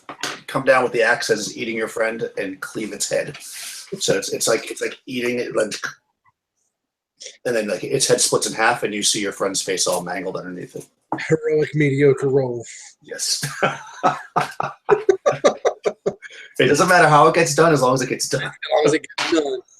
W. Wow, that's a sign that was some heavy carnage right there. Okay, so you're standing in this room with this blue flickering lights and the giant statues above you, and now it seems quiet. The webs above you are frozen. They're like crystalline structures above you. What do you, Tony? You had to leave soon, anyways, right? Or do you want? No, to I'm good to go. I thought I might have to, but I'm good to go. And I did got I got a backup character if you bring me in awesome. tonight. Okay, perfect. Okay, good. So we can figure that out. I don't know how, but we'll figure. Actually, I have a plan. You could be in the webs. So make sure you go in the webs because that's what Tony's character is. No, we'll put you somewhere else. Do you have a backup character, Hasten? Yep. Okay, cool. Just digging him up right now, actually. Okay, good. Maybe you guys know each other and you're together. Essentially, if you were to go north from here in this chamber, actually, I know where you are. So where you are, just so we can put this together, there's actually, if you had climbed above the doors instead of going through them, there's a set of battlements up there, and there's like an empty room. And there's basically a trap door that leads into the hallway that you guys didn't see because it's like a secret door by that switch. So I'm going to say you guys were up there. And you hear all this combat going on, and then you kind of climb down to the secret door. So basically you're now in the hallway near that giant lever. The 2 new characters. Once you get them ready. So just let me know. These guys can search around while they're... Yep. So I've one already. Okay. So I don't know. Jessica, Yeah, tell me. no, I mean, go ahead and finish your thought, and then I'll. Okay, so you guys are, the 3 of you are standing over the bodies of your bodies, right, of your dead comrades. And let me just run through the room one more time so you know what's going on. So you're standing in a large room. It's pretty much square. It's over 200 feet in every direction. On kind of in front of you, which was to the east, are these giant statues, basically a giant killing a man. All along the ceiling are these spider webs that are like frozen. And then on either side of you, to the north and to the south, down a large set of stairs, you see flickering flames. And probably if you took a couple minutes just to walk over and look, you would look down there and you see that there's essentially these like troughs in the ground that are full of what looks like ice, but it's on fire and it has blue flames. This is on the north and the south. And on either side, on the north side, you see like an archway that leads into a hallway, and on the south side, you see what appears to be possibly also an archway, but it has like a chain like door, if you will, like a bunch of chains hanging down, like kind of like a hippie would have. I don't know if those hippies in D&D, you know what I'm talking about. That's where I show my age. You know, the people have those chain things. So like you could just walk through it, and again, it's all giant sized. Okay. Yeah. Jessica's gonna walk over to her allies that have fallen, and she's upset about all of them. She has tears streaming down her eyes, but she's mostly upset about Dredge because she spent some time with him and everything, and got to know him really well. So she takes the ring out of one of his pockets, and she's just like, "I promise," and she'd probably like arrange his body in such a way, like in like a warrior kind of pose, let people know that he fought and died honorably. Okay. Yeah, and also Daniel, I don't know if we want to, if any of them want any of his equipment, I can go over that real quick. Some of this stuff somebody may want if they want to make a list or whatever. Yeah, please. Let's see, he had well, his shield's gone, so he had, of course, chainmail. Nobody would want that, but he had 3 daggers, 3 normal daggers, and he also had that silver dagger from the last mission that he found. That silver dagger, I don't think there was anything magical about it though. No, it's just that. Yeah, and he had that old sword, that they had found in the deal too. That's right. And then, of course, if anybody wants a few torches and a backpack and some iron spikes and a hammer, he had those. And also, don't forget to take that horn. He had that magical horn that has 2 uses left to take back. That's right. And yeah, that's pretty much it. The sword that he's talking about is like they found in the tomb. It's not magical, but it is probably somewhat valuable, and it's kind of cool. I think we just said it was like a normal sword, right? Yep, normal short sword. Yeah, normal short sword. Okay. I'm going to ask Jessica if, since it was her friend, if she has a problem if I make good use of dagger. No, I have a silver dagger of my own, so please take use of it. Dredge would want you to. And I'm going to take his short sword, since I now have a free inventory open. He had no problems taking inventory off the dead, so you can do it. Yeah, well, yeah. Listen, you got to do it. And it's all part of it. It's like I have this big 2-handed sword on my back, which is kind of heavy, so I'm just gonna like kind of take that off and leave that with Dredge. Just put his hands over it, make it look all warrior. You'll be using that for a while anyway. Yeah, it's true. No more 2-handed weapons for you. Yeah. You're going to be fun out on a take too. As long as Dredge didn't have any of those pickled health ears on him anymore, does he? The pickled elf. I'll keep that. I'll keep my short bow and my arrows for now, just in case we run into anyone that may need them. Oh yeah, that's right. You can't. I don't know. Does anybody need a bow that's in the party? Because she can't use a bow anymore. Well, that sucks. I can use one probably. Okay, I'll just say do you need a bow? Because I can't use it anymore. I hold out my hand. I don't typically use them, but I will make good use of them. Okay, so I hand you that and 18 arrows. I don't think she could use a crossbow either. Well, I guess you could if you leaned it across your arm like this. Yeah. Is it a short? It's a short bow and 18 arrows. Regular arrows. Keep me from running out of daggers so fast. Yeah. Do you have a crossbow, Tolly? Or you said you don't use anymore. Yeah, you could probably use a crossbow, but I'm going to say that if you have a crossbow, you're going to only be able to shoot every other round with it because you can't really load it very easily. Jessica, if you want to do that.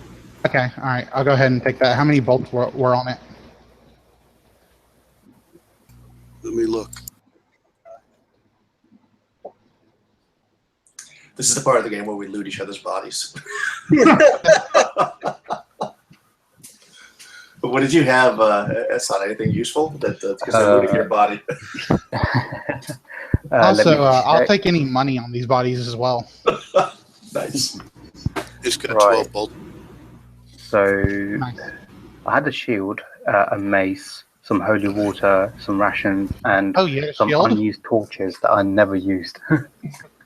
Did you use that shield to pad an attack? Not No. at all. Oh, okay, so he still has it. Cool. I'm going to be Yep. taking that shield. Yeah, go for it.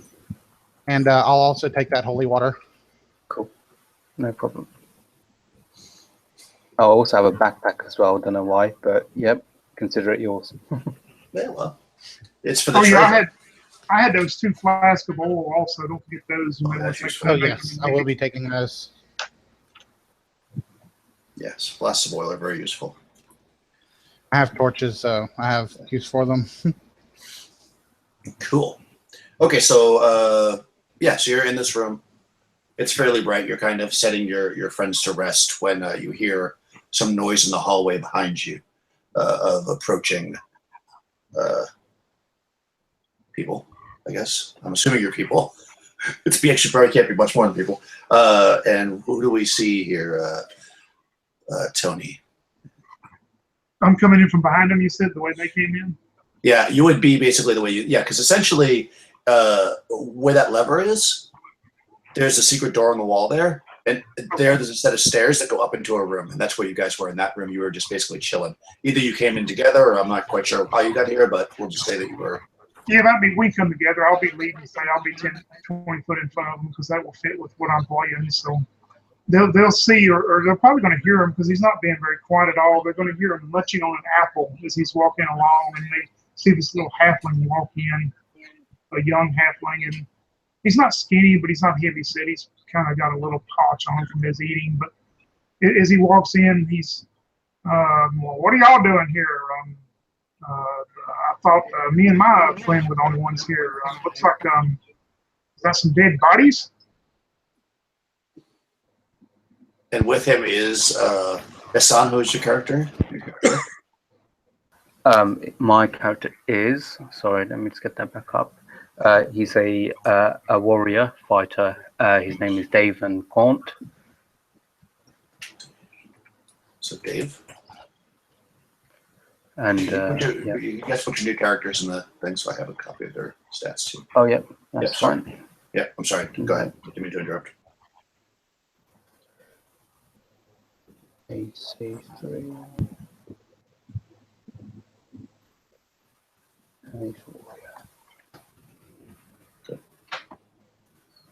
Cool.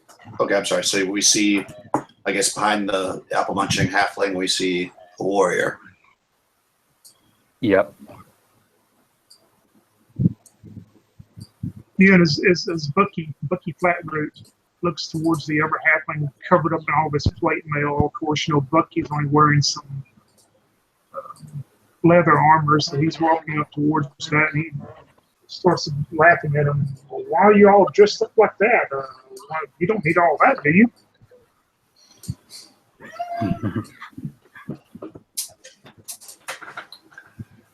The plate mail halfling.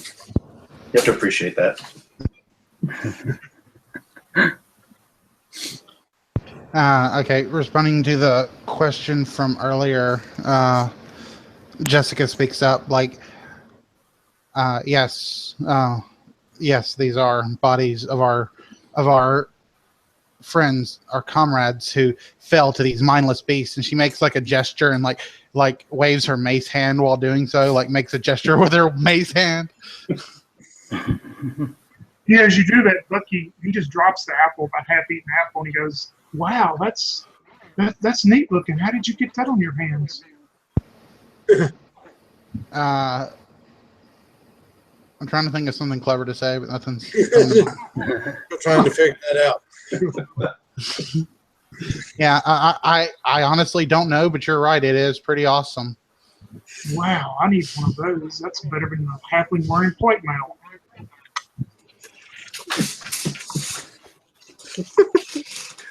Okay. All right. And you're, So you're in probably this. going to get annoyed at Bucky because his charisma is 7. Nice. Fun. All right. So what does Devon have to say here? He's just gonna stay quiet. He's a very reserved sort of person. As long as he knows what's going on, he's not going to really talk much. He's more of a shoot now, ask questions later sort of guy. Nice. Cool. So yeah, so again, I'll tell you, there's a statue in the room. You've got all the webs above you. You've got also, if you were to continue, if it took a few minutes to kind of look around the room, we'll say, because it's pretty bright now. It's not super bright, but it's bright enough you can see. There is also a hallway that continues to the east. So you came in from the west, and there's basically passageways in all directions. You can go north through an archway. You can go south through an archway that has like a chain curtain, if you will. Or you can continue to go west, which looks like it leads down into a hallway that's dark again. It's dark in all directions except where you are, actually. Although you can't really see to the south because you're just being blocked by a curtain. By a curtain? It's like a curtain of chain. Oh, Chain curtain, if you will. How far away is that curtain? Well, if you were standing, let's say, at the statues in the center of the room, you're looking at about 90 feet or so, but it's also down a set of stairs. So the stairs go down about 15 to 20 feet. Curtain of chain. Can I just kind of move over there as quietly as I can and try and just investigate, maybe look through the chain without walking through? Sure. Yeah, as you walk down the stairs, you'll see that, again, these you get a better look at it now that you're there. There's basically two of these troughs in the ground that are filled with this, I guess it looks like a substance. It almost looks like snow, actually. But it's got blue flickering flames coming off of it, and that's what's giving the light in the room. And you walk between the two troughs. I mean, they're far enough apart. You don't have to get close to them. They're 30 feet apart. And you walk up to this chain curtain. And you kind of, if you're being careful, you don't really have to worry too much about it. You can just part it open and look in there. And what you see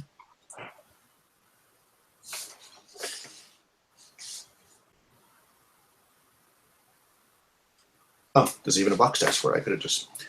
let's see. The giant steps lead down to a mist-filled depression. Oh, there's mist down here. That's right. In the floor of the Great Hall. The dull blue light is coming from two large pits in the floor. The depression flames burn cold. A light fog is lying on the floor. So basically, when you go down there, you're kind of walking in a little bit of fog as well. Let's see. So you're looking now into 16. Okay. When you part the curtain made of small iron chain links, well, it says you enter, but you don't enter. You look into what appears to be a huge feasting hall. Two stone tables, 8 feet high, run along the east and west walls. Behind each of them is a long stone bench 4 feet high. Another long table dominates the southern wall, but instead of a bench, a large stone throne sits behind it. All three tables face a large natural pit filled with the burning blue flames in the center of the room. White and blue smoke pours out of the pit, covering the floor with a heavy fog. There's an archway in the center of the western wall, which would be to your right, that seems to lead into darkness. Attached to the northeastern and northwestern, so basically you're peeking in, you can kind of see, I guess, on either side of you. Corners of the room are heavy chains with spiked collars. There's also 2 large vats that fill the gap between the 3 tables. So you're looking down into the room, you see table, in front of you, table. I mean, of course, this is over a span of 300 feet. In the center of the room is a large pit with more of this ice that's on fire. There's a throne at the far end, and you see one basically means of access besides this door. You see to the east. No, the west, I'm sorry. You see an archway. Okay. So it's a giant room, basically. Yeah, I'll go back to the party and basically explain everything that you just explained to me. Okay. Feasting hall that way past the chain. With lots of glowy snow, flaming snow. Yeah, I mean, anybody, now when you tell them that, anybody who's standing at the top of the stairs looking down can kind of see what Yeah. you're explaining as far as the snow, because it's in the those troughs on the ground in the room that you're in.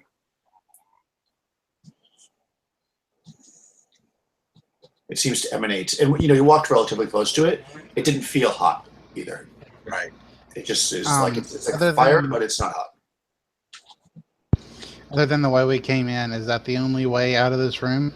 The way that you came in is one way. You can actually, there's 4 exits from the room. The one you came in, which is on the east. I'm sorry, the west. On the east wall, there's another passage that goes into a dark hallway. To the south is the room that I just explained, and to the north there's a archway that you haven't explored yet, but it looks dark. Okay. Do you guys want to go through that southern archway, or should we explore some of these other passages? Well, if we're looking for, we do know we're looking for the sword, right? I think so. Yeah. Okay. I mean, the 2 new people don't know that, but yeah. Yeah. Mhm. So, Hey, this is a whatever throne. happened to those? I was gonna say this is a feasting hall with a throne. Usually, the master's quarters will be not too far. I should say that as far as you do know this, or it was at least you think this because it was told to you as a legend, that the sword is buried with the Giant King because the Giant King was killed. So you're looking for a tomb, basically. Right. Yeah. I mean, not to say that this isn't the direction, but just so you know, because you missed that part. Basically, the story is, I only kind of went over briefly, so I'll just run through it one more time. Basically, the grandfather of the chief now at that village that you're in killed the king of the giants with this sword, supposedly. And then the remaining giants that were left buried the king with that sword in order to prevent anybody else from using it, because the king's tomb is cursed for anybody who goes into it. And you guys are basically looking for the tomb, which is believed to be in this castle.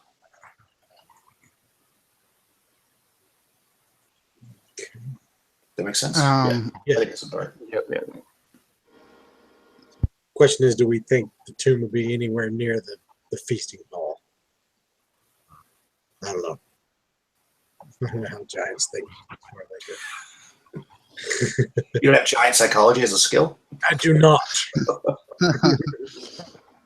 Hey, whatever happened to those other 2 guys that were supposed to be with us? Are they like back looking after the dogs, or?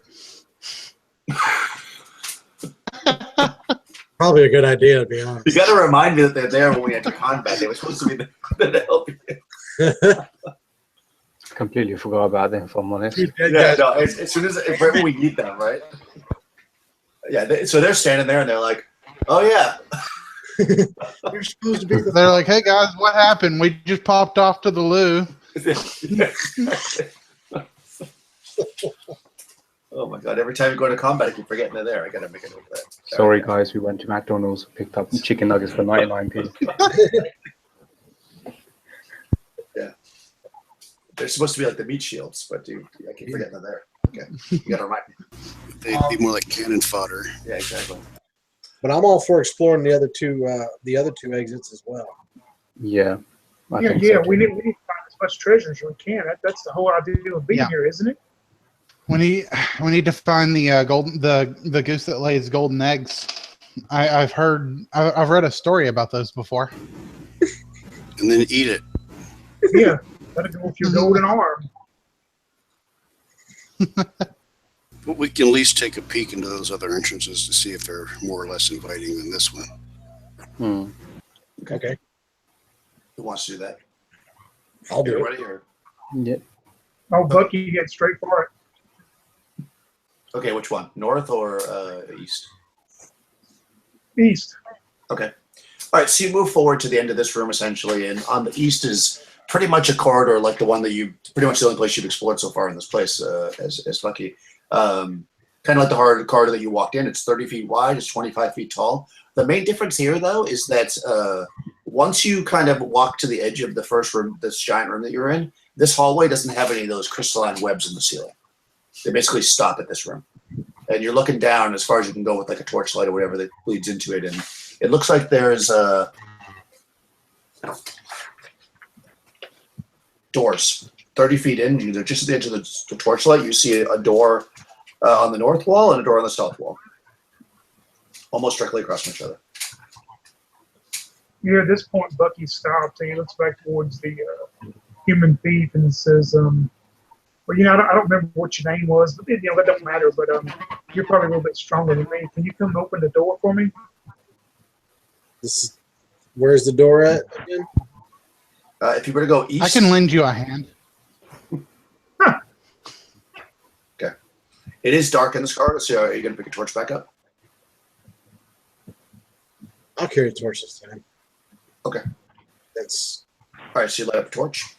Okay, so you can come into this. As you walk forward into this corridor, again, about 30 feet in, there's a door.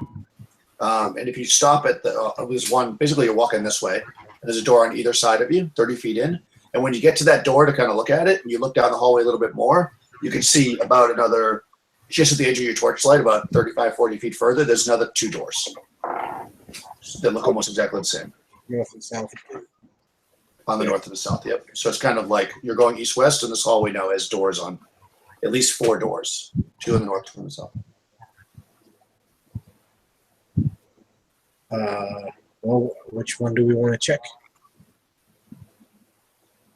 Which one have one that you want to open up for me? Well, I mean, I guess we can check the south door, then the north door. Okay, the first one on the south? Yeah. Cool. I guess I should probably try to see if there's doors trapped. All right, let me check for you.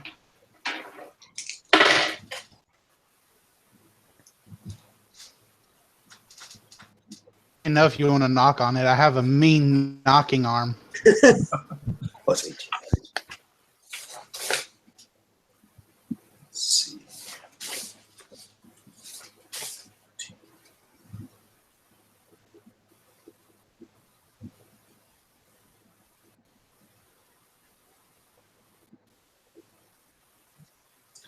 Yeah, you check it. It doesn't seem to be locked, nor does there seem to be any trap on the door. Okay. Can I want to listen? Sure. Yeah, I don't hear nothing. I don't think. Yeah, it's pretty quiet in there. Okay. Okay, last thing, sorry. The keyhole. Yeah, there's a keyhole, but it's not locked though. You mean you want to look through it? Yeah. Yeah, it's dark in there. In dark. Okay. All right, well, do we want to open the door? Yeah, you open it. I'll be glad to walk in there. Open it up for me. All right, so I'll open it if you are hesitant about it. I'm kind of like the I meat don't want shielding. to open the door unless everybody's cool with me opening the door. Sure, we'll just be ready. Yeah, exactly. Okay, so you're about to open the door. People are gathered around, basically. And it's a 30-foot deep hallway, so everybody can be like it's not like a tiny hallway, so you can be gathered around the door if you want. Okay. You don't have to like be in a straight line. Pull the door open. Cool. So you open the door. This is a 60-foot square room, roughly, so you can kind of just get your torch in there, kind of see all the walls a little bit. Let's see. So there is a large bed in this room, a very large bed, covered in furs. There's also a large iron chest sitting at the foot of the bed. Yay! Let's see. And that's basically it. Yeah. So it's kind of like a living quarters, if you would. There's like a little table. There's a chair. Ice giants don't write that much, so there's not like any paper or anything. But there's like a little table. There's a chair. There's a giant bed with furs on it, and a chest. Does it look recently slept in? Because this is supposed to be like a ruin, right? Yeah. I mean, yes to your second question. It does look like it wasn't made recently. Okay. I mean, it looks messy, like somebody recently slept in it, but it doesn't. It's hard to tell if somebody recently slept in it, if you know what I'm saying, unless you get closer to it. From this distance, though, it doesn't look like it's not a flat bed. It's basically got furs thrown on it, like somebody may have used it. Yeah. Okay. So I guess check the chest and the bed. Okay. Yeah. So if you walk forward into the room, now you can tell, like as you get closer to the thing, that it looks like somebody probably like didn't make their bed and left kind of in a hurry, but it was a long time ago. Like the furs don't look like they're new at all. All right. Well, I guess I'll check the. I don't know. I don't want to slow the party down too much, but I guess check the chest for traps and see if it's locked. Cool.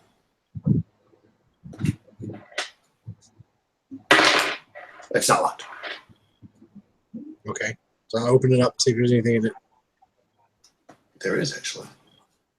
As soon as he opens it up, you'll see Bucky run over and go, wait a minute, you need somebody else to help you look through here.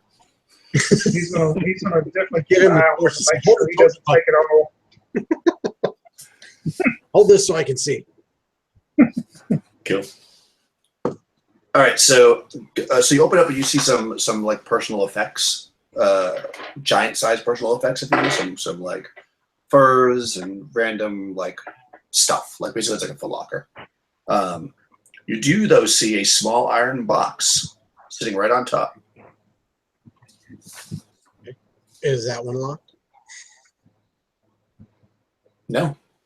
Okay. I open the box. Ah, you open the box. Yep. Inside the box. It's like a Russian nesting doll. There's another box inside that box. It's full of little small spiders. You open the box and there are 4 gems in there. Oh yeah. Bucky reaches and grab as soon as it's to start grabbing. Okay. I'm gonna smack Bucky's hand like a little kid. Hey, you just got here. Well, there's 4 of them. You get 2, and I can have 2. I'm just gonna come back with my mace hand. Hey, like party, everyone benefits in this party. That's what I'm trying to do. I'm trying to stop him from taking them all. Didn't you see? You said you grab all of them. I trust him, Bucky. He's been around for a little while. Whatever you say. Him. I trust him, Bucky. I trust him. You understand? Yeah, whatever you I'm just say. like pointing with my mace hand, like I trust him. Yeah. I put a hand on Bucky's shoulder and said, "Believe me, you're gonna get at least one.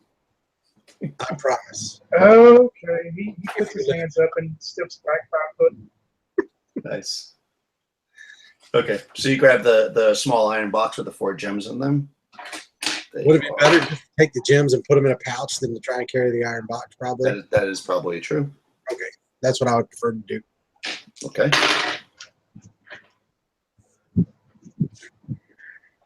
Hold on. I'm just checking this. I have to change the. Okay. Okay, good. They are 2 are worth 200 gold pieces each, and 2 are worth 100 gold pieces each. 2 at 200 and 2 One at 100. and then 2 at 100. Yep. Okay. I had to change the value because this is a 2nd edition module, so the treasure's not valuable enough. You have to have higher numbers in BX because of the way the experience works. Otherwise, you'd never level up. Okay, cool. So yeah, so that's 4 gems. Cool. And then there's just some furs and stuff. Nothing else seems completely valuable. I mean, if you want furs, I suppose, but they're not like tremendously valuable, and they're slept in, and they're like sleeping furs, so they're not very valuable. All right, then. Wash, rinse, repeat on the other rooms here. Cool. All right. Yeah, you can do that. If you just take your time going through them, there's a total of, as you're working your way through this corridor, there's 6 of these rooms. One of which is completely empty, though. Actually, when you get to it, the door's open, and the chest is open, and everything. There's not even like cheap furs. Like it's basically looted. The other 5 though, all have furs in there for sure. And let me just check the valuables besides that.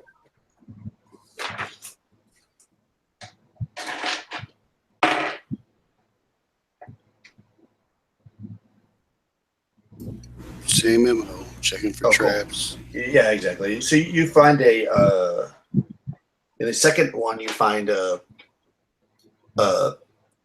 copper bracelet, which is worth 60 gold pieces. Yeah, you're checking out. All these rooms are checking traps. I'm just running through all the rules just to. You don't find anything.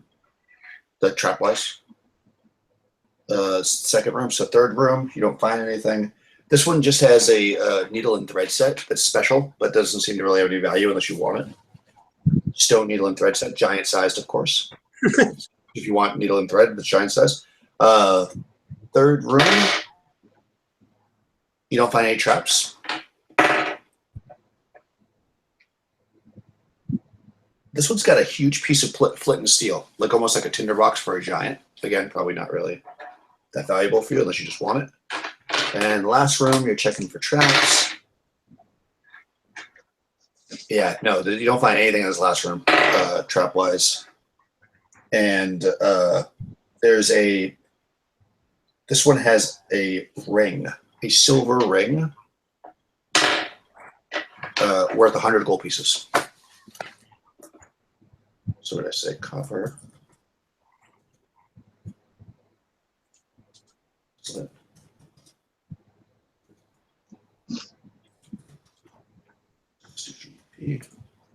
And then not copper. Also, there's a Cooper bracelet. Silver ring. Right? Cool. Yeah, looting through those rooms, that's pretty much all you find. It just, like I said, rinse and repeat it. They're all just the same. But when you get to the end of the hallway, there's a huge set of double doors. So you pass by 6 of these rooms now, and you've spent the better part of let's see, it would take about an hour and a half. So you've gone through a couple of torches, and you come to a large set of double doors. Double doors, double trouble. Let's see. Indeed. Right. So now you've kind of reached the end of this hallway. If you want to go through the doors, or you can go back. Is there a keyhole? It's probably dark in the other side. Yes, there is a keyhole. No, you're not fitting one of the halflings through the keyhole. I say if we've gone this far, might as well go through the double doors. Cool. Yeah, there's a keyhole, and you look in there, and it is dark. Yep. Can halflings see in the dark too, or is No. it just they can't? Dwarves and elves. Just dwarves and elves. Well, And also for the record, Daniel, I'm taking that needle and thread set. I would have taken it just in case you need to know that. Okay, good. It's like rope for you because you're a half one. It's a rope and a short spear. Yeah, exactly. Yeah. It might work as a dagger. Yeah. We could use it. It's made out of stone. I was thinking about having Jessica try and take that and tie the needle onto her mace, but I was like, no. Nice. So I guess I'll check to see if the door's locked. All right. It is not. You want to check the traps too? Yeah. No, you don't find any traps. It seems to be unlocked and no traps. Okay. I'll kind of look back at everybody else and say, you guys want to open the door? I'll open it if you want. I can lend you a hand. I have no problem opening the door. Literally one Just hand. one. I figure I'm the thief. It should be my job to open the door in case I miss the trap. So, Yeah. That usually is how it works. yes, indeed. Hazard to the job. All right, so I'm going to go ahead and just pull one of the doors open. See what Cool. Yeah, so you're able to pull the doors open, and you're looking into a room that is about 90 feet deep by about you're kind of in the center of the west wall. So it goes about 90 feet out in front of you to the east, and the whole width of the room is about 110 feet. Directly in front of you is a archway. This map is not very good. Yeah, it's an archway. So you can kind of see into another room. And on either side of the wall of basically the east wall, so the wall directly across from you, are some statues. This room is some kind of antechamber. Tapestries and furs line the wall, and 2 stone statues of scantily clad female giants apparently guard the archway ahead. The female giant statues are 20 feet tall, and each one holds a club. And they are scantily clad. And the archway was where again? It's basically directly across from you. Okay. About 90 feet in front of you. It's in the east It's wall. good to be the king. That looks like a good place for it. I'm thinking this is looking more and more Tomb Guardish to me. Bucky puts his arm up over his eyes when he sees those statues, and oh my goodness, oh, that's worse than that orc I saw at the tavern that time. Oh,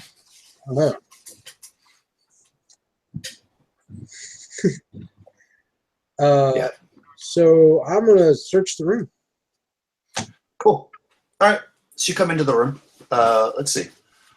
What do you got to do? Search for what? Just a general search? Just a general search for lights. Is the archway beaded like the other one, or just an open archway? This one's just open, but because it's so far in front of you, you can't see through it with the torch you have. It's dark, basically. I think. Let me just make sure.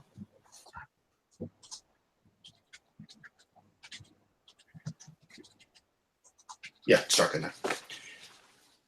So yeah, so you come into the room and start searching around, and is everybody else searching the room too? So or are you just gonna wait in the hallway while he searches? nah, Bucky. I'll search with him So again. he's going to search by those statues, even though All in, they're, dude. It's all in. he's trying to burn his eyes. Searching over about the statue. Okay. Everybody search. Yeah. Can my character search? Yeah, everybody can search if you roll a 196. Okay, so Search it with your hands, Bucky. Yeah. I rolled a 4. nice. So you guys come into the I room. had You're a kind of 5. searching the walls. Nice. You're kind of searching the tapestries and pulling to the side, and I guess trying not to look too much at the statues. And basically, as you get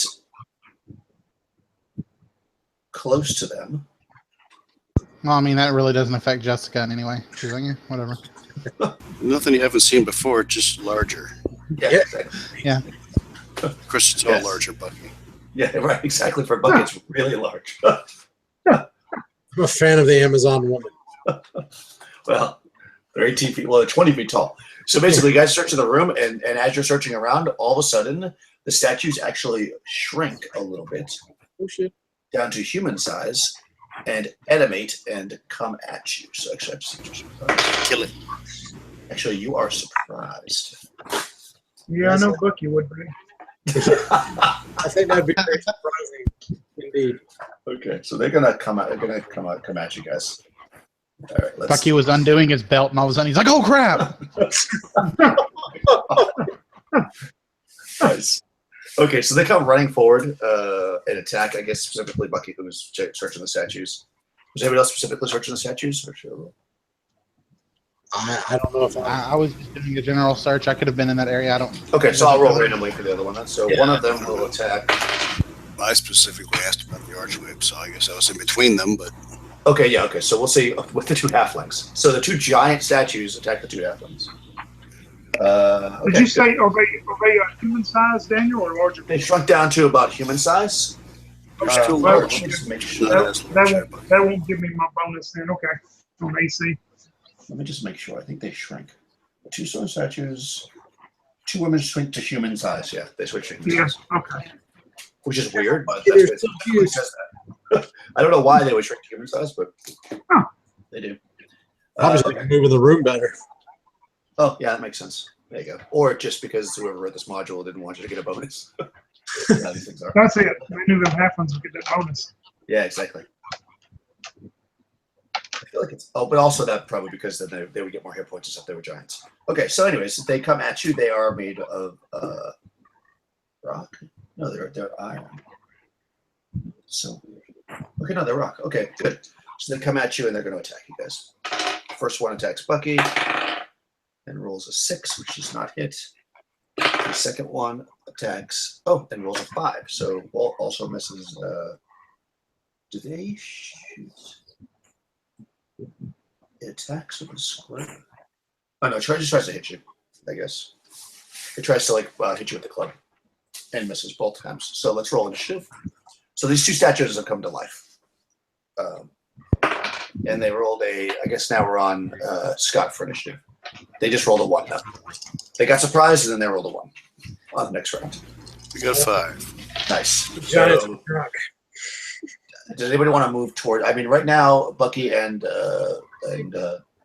Tully are both engaged with them, but you guys would need to move if you want to melee with them.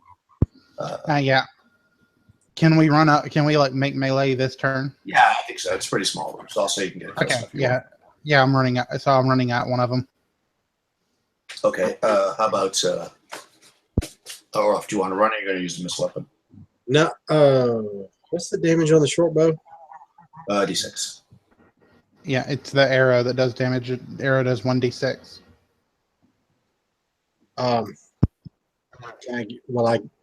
probably won't get a sneak with this one. Though. No. Okay. Well, hell. Yeah, I'll use the arrow. That's the same as my axe. So.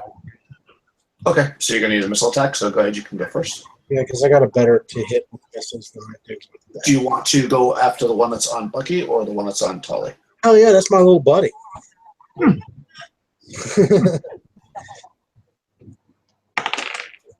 I got. I can hit an AC of. I'm sorry, what AC? AC of 6? Okay, that does not hit. It probably bounces off it because it's made out of stone. Their AC is 4. Okay. I was sort of close. Yeah. Cool. Okay. You guys moved in. You did that. Melee attacks? I run up the one that's on Tolly. Okay. And I pull out my shield as I do so. And when I get close enough, I just slam it as hard as I can in the face with an 18 to attack. Cool. And it does 11 damage. Wow. Okay. Smash it. And it actually takes a big piece of the face off. You think for a second that it's going to actually go down, but then it kind of with the one eye that it has left, it kind of looks at you, and then it doesn't go down. Like as I'm sitting there, kind of guarding on my shield, I'm like, this thing is so damn cool. Okay. Other missile melee attacks, rather. I hit an AC of 4. Cool. That hits because they are AC 4. For 6 points. So what? Just Strength enough. bonus. It's a spear. Nice. So you shove the spear into it, and it basically shatters as the spear goes through it, and the thing just breaks into pieces and falls on the ground. Groovy. Nice. Cool. How about Bucky?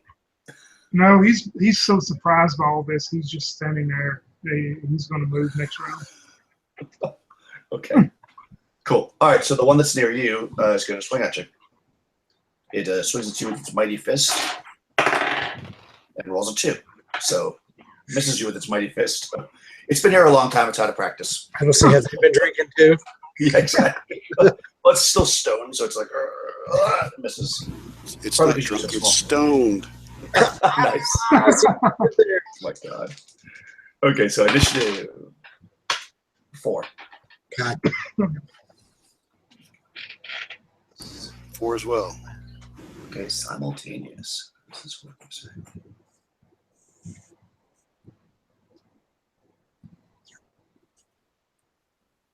Okay, it's going to. Oh, I see.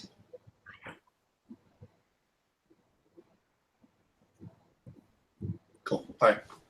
It's actually. I guess it can only attack one person, but it's going to shoot lava out of its fingers. But go ahead, you guys go first. It can hit anyway with it because it's just going to but only one person will affect. Yeah. So we'll let that happen after. Go ahead, you guys go first. With that in mind, I'm shooting an arrow. The one with Tolly and I died, right? Yep. Okay. But you're close enough. All right. So yeah, I'll run over towards the other one. Cool. Yeah, Bucky's going to just he's going to look at that thing and he's just going to go displacer beast my ass, because he just retreats and moves away. Nice. Okay. So I don't even know what that means. All right, so let's see. Who is going to get blasted by the? Is everyone else moving? Oh, one. Jessica. Well, I assumed I was close enough to turn and fight the other one since I was right there in the middle. Yeah, you are. I was asking before because then I'm going to assume that its attack is a missile attack, so it's going to go when missiles happen. How was the turn and hit it for 5? Okay. What missiles first? Are you shooting an arrow at it? I did. Oh, did you do it? Did you hit? Yeah, I hit. I got a 13, which hits 4. He said. Okay. Well, how much damage did it do? 3.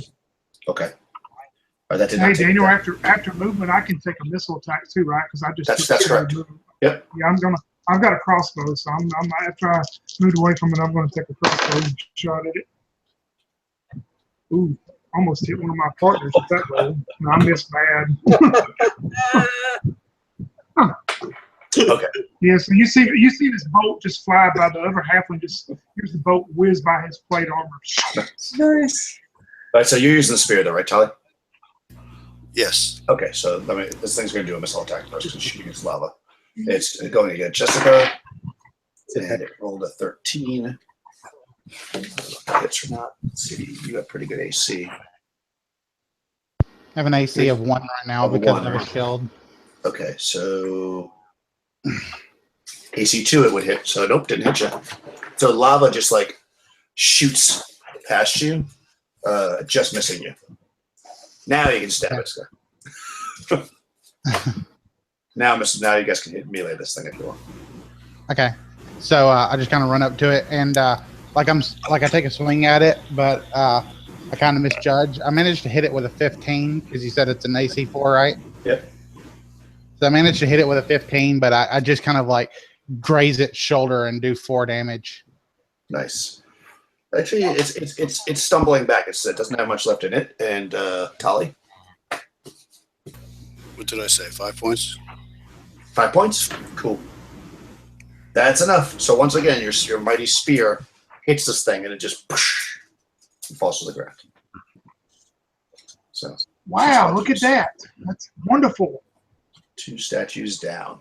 I don't like to fight like that, but when I do, I do. That was Looks like our good. thief has a thought.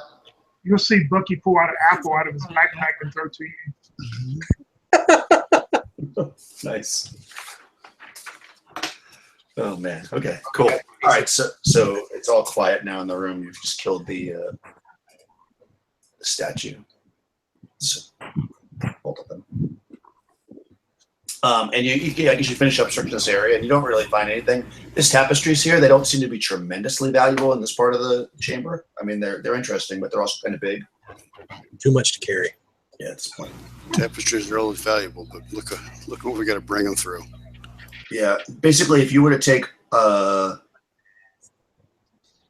I mean, actually, it depends. When you leave, you might want them because there's actually a total of 10 furs and tapestries.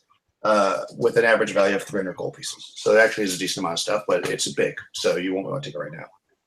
Yeah. But if you obviously guarding something even more valuable than that. Let's go through. Yeah. Yeah. Cool. I think we made the right decision. I'm hoping we made the right decision here.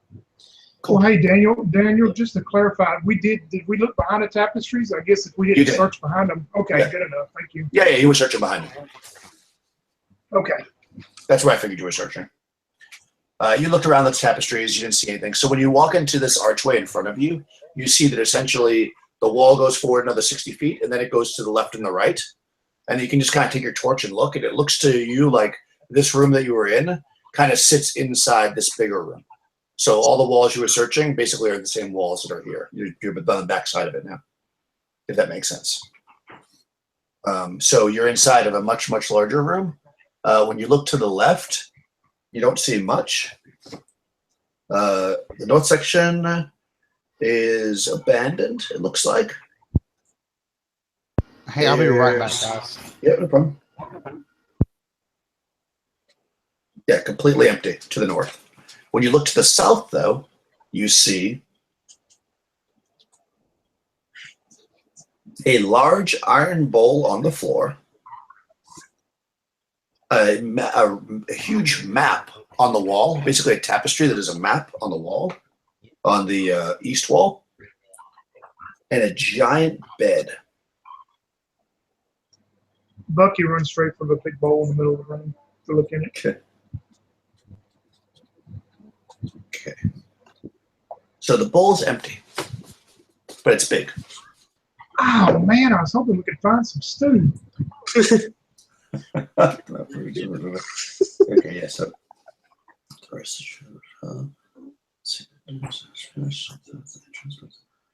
Okay, so yeah, so the giant bed. Trying to find the description of the bed.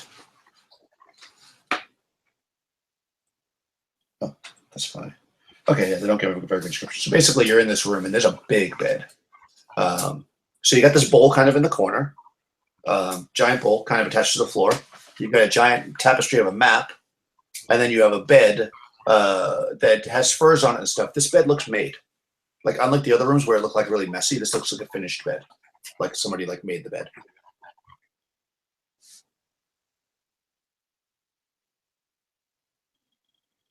I'd like to search through the bed, just like around underneath the bed, see if he's got any personal effects near the bed. Nice. Okay, so you're searching the bed, and you find on the eastern end of the bed, so the foot of the bed essentially, on the ground. You're kind of searching around. You find like a little, like loose stone, and you lift it up, and inside of it, you see a steel ring that's attached to the ground. So it's basically facing up like this. It's like standing up. So it'd be like something you could grab and pull. That's right. It would seem that way, yeah. And then I guess with that little bit of knowledge, you kind of look around, you can kind of see that there is definitely a crack kind of around this whole bed thing. That it looks like it could be some kind of a door. I think we should probably search the rest of the room first, with like the bowl and everything else before we yank on this ring. Okay. This is my suggestion.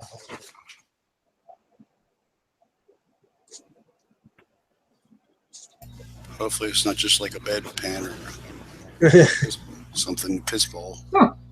What's that? What are those beds called that fold up into the wall? Oh, like trundle? Murphy bed. Like a What'd you hideaway, say? I guess. Yeah, like A Murphy bed. Murphy bed. Yeah. That's it. It's a giant Murphy bed. Just slam your ass into the wall when it folds up. That would be bad on us halflings.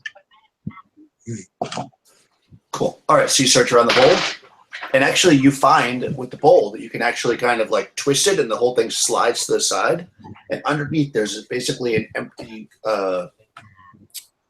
cubby hole, if you will. It's about 3 feet or so deep. Actually, it's probably about 5 feet deep by about 4 or 5 feet wide. It's basically you slide it across, and it's just basically an empty hole there. You shine the torch down there, you don't see anything in it? Nope, looks empty. It's a panic room. Giant. You know, for me, when this room fills with gas and everyone dies. Exactly. You've probably 2 halflings down there. That's weird. Or it really is the piss bowl. Bucky, jump down in that hole. All this time while you've been doing this, Bucky's just sitting over there looking at this ring that's there, and he's eating his apple, and he just drops the apple and goes, well, let's open this. I think we should. This is going to be the thing we need to do. Yeah, this is it. Come help me open this. We found out it's a Murphy bed, and we found the privy. I don't want to pull up on the ring until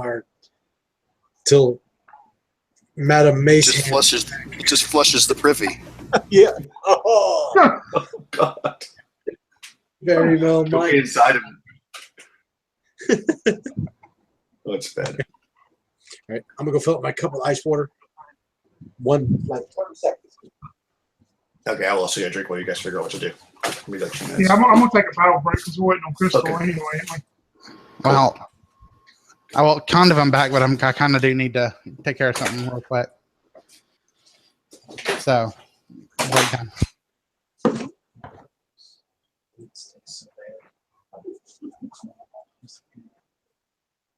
Yeah, especially. I got the paper in the crouch. I couldn't help it. It's like, I just hit 70 pounds. That's a goal. I'm going to celebrate a little bit.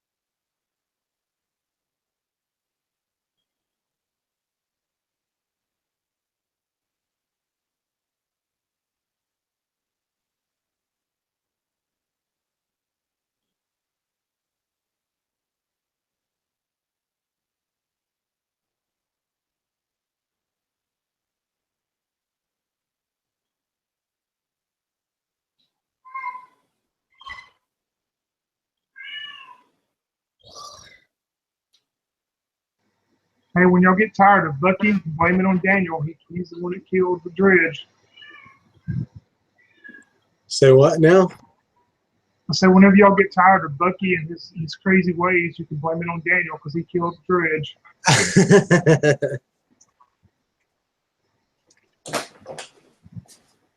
I've already decided that I'm going to name the silver dagger the dull blade in his honor. Hey, I like that. Good. Did you figure it out? Well, What's going on? oh, okay. So at the foot of the bed, we found a loose stone. We pull the stone up. We found an iron ring that looks like it'd be one that you pull. And we noticed that all around the bed, surrounding the bed, there looks like there's a crack in the floor. So basically, it looks like this whole platform the bed sits on flips up or slides or moves or does something. And the big bowl in the middle of the floor, if you twist it, it'll slide over to the side and it leaves a about a 5 foot by 3 foot diameter hole right underneath the bowl, but there's nothing in the hole. So Can we that's drop all a torch? find in the room. Like, how deep is the hole? About 5 feet. It's 3 foot in diameter. The general consensus is that it might be the privy. So Might be. I don't know. So other than that, we were deciding if we wanted to pull up on the ring, which we didn't want to do until you were here. Oh, yeah, I'll pull the ring if you want. Well, yeah. Anyway, we just didn't want to do it until you were physically back. In case the battle commenced. Yes. Cool. So we want to do? Yeah, I'll pull it up. I'll try. Yeah, it doesn't budge. Doesn't budge. I mean, it's big. You have to remember, this is a giant-sized bed. So I'll look over at Jessica and say, yeah, would you mind giving me a hand?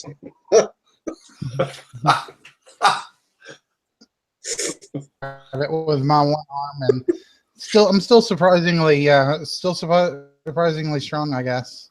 Mm-hmm. So I'll pull it if I can. Yeah, you could probably get 2 hands on it total, and you're yanking on it. And I mean, it's not moving at all. I mean, Well, I can't get If 2 it's a hands big on it. ring, I mean, 2 hands. probably Total. thread through the hole and just pull up on the mace like this. If she can take the mace off her hand. No, if it's a big ring, she might be able to It's not run that the big. mace through. It's like Okay. maybe like. Oh, I didn't know like- how big the head. Well, I mean, it'd be borderline for a mace to fit through. Yeah. Okay. Yeah, you don't Alright. feel like that that just pulling directly on it with your strength would be able to do it. Okay. It's pretty heavy. Yeah. What if we all like pull together? Well, there doesn't really seem to be enough room to get all your hands on it. We could tie a rope around it. Everybody pull on the rope. Yeah, we can do that. We could try. Okay. But how are you going to pull it straight up?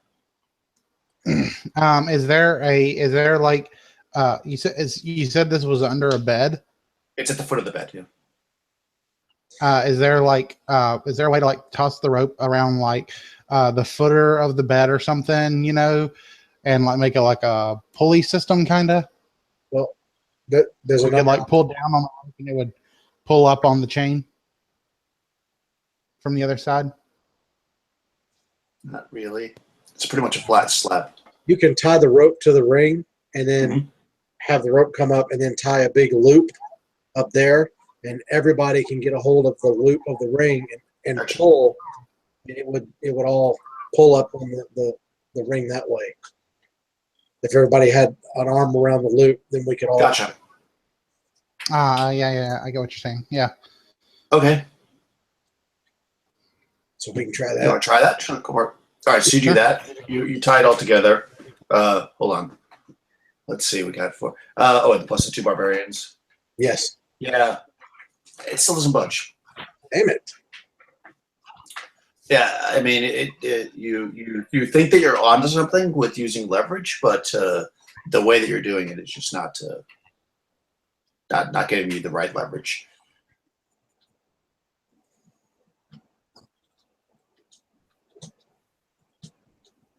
Okay. Well, I feel like you need to be able to lift it like up, and you can only, And there's nothing in the room. There's no kind of the tapestries. Tapestries are usually hung from the ceiling with a big long pole, right? And the tapestries hang down from the pole. in the other room. You mean? Yes. So maybe if we took one of those and ran it through and did the lever action thing. Okay, you want to try that? Yes. Cool. All right, so you try that, and it bends the bar. I think I'm out of ideas. What about that big stone needle we found? maybe we could find a giant and ask the giant to open it for us. Which If you hadn't killed the giant.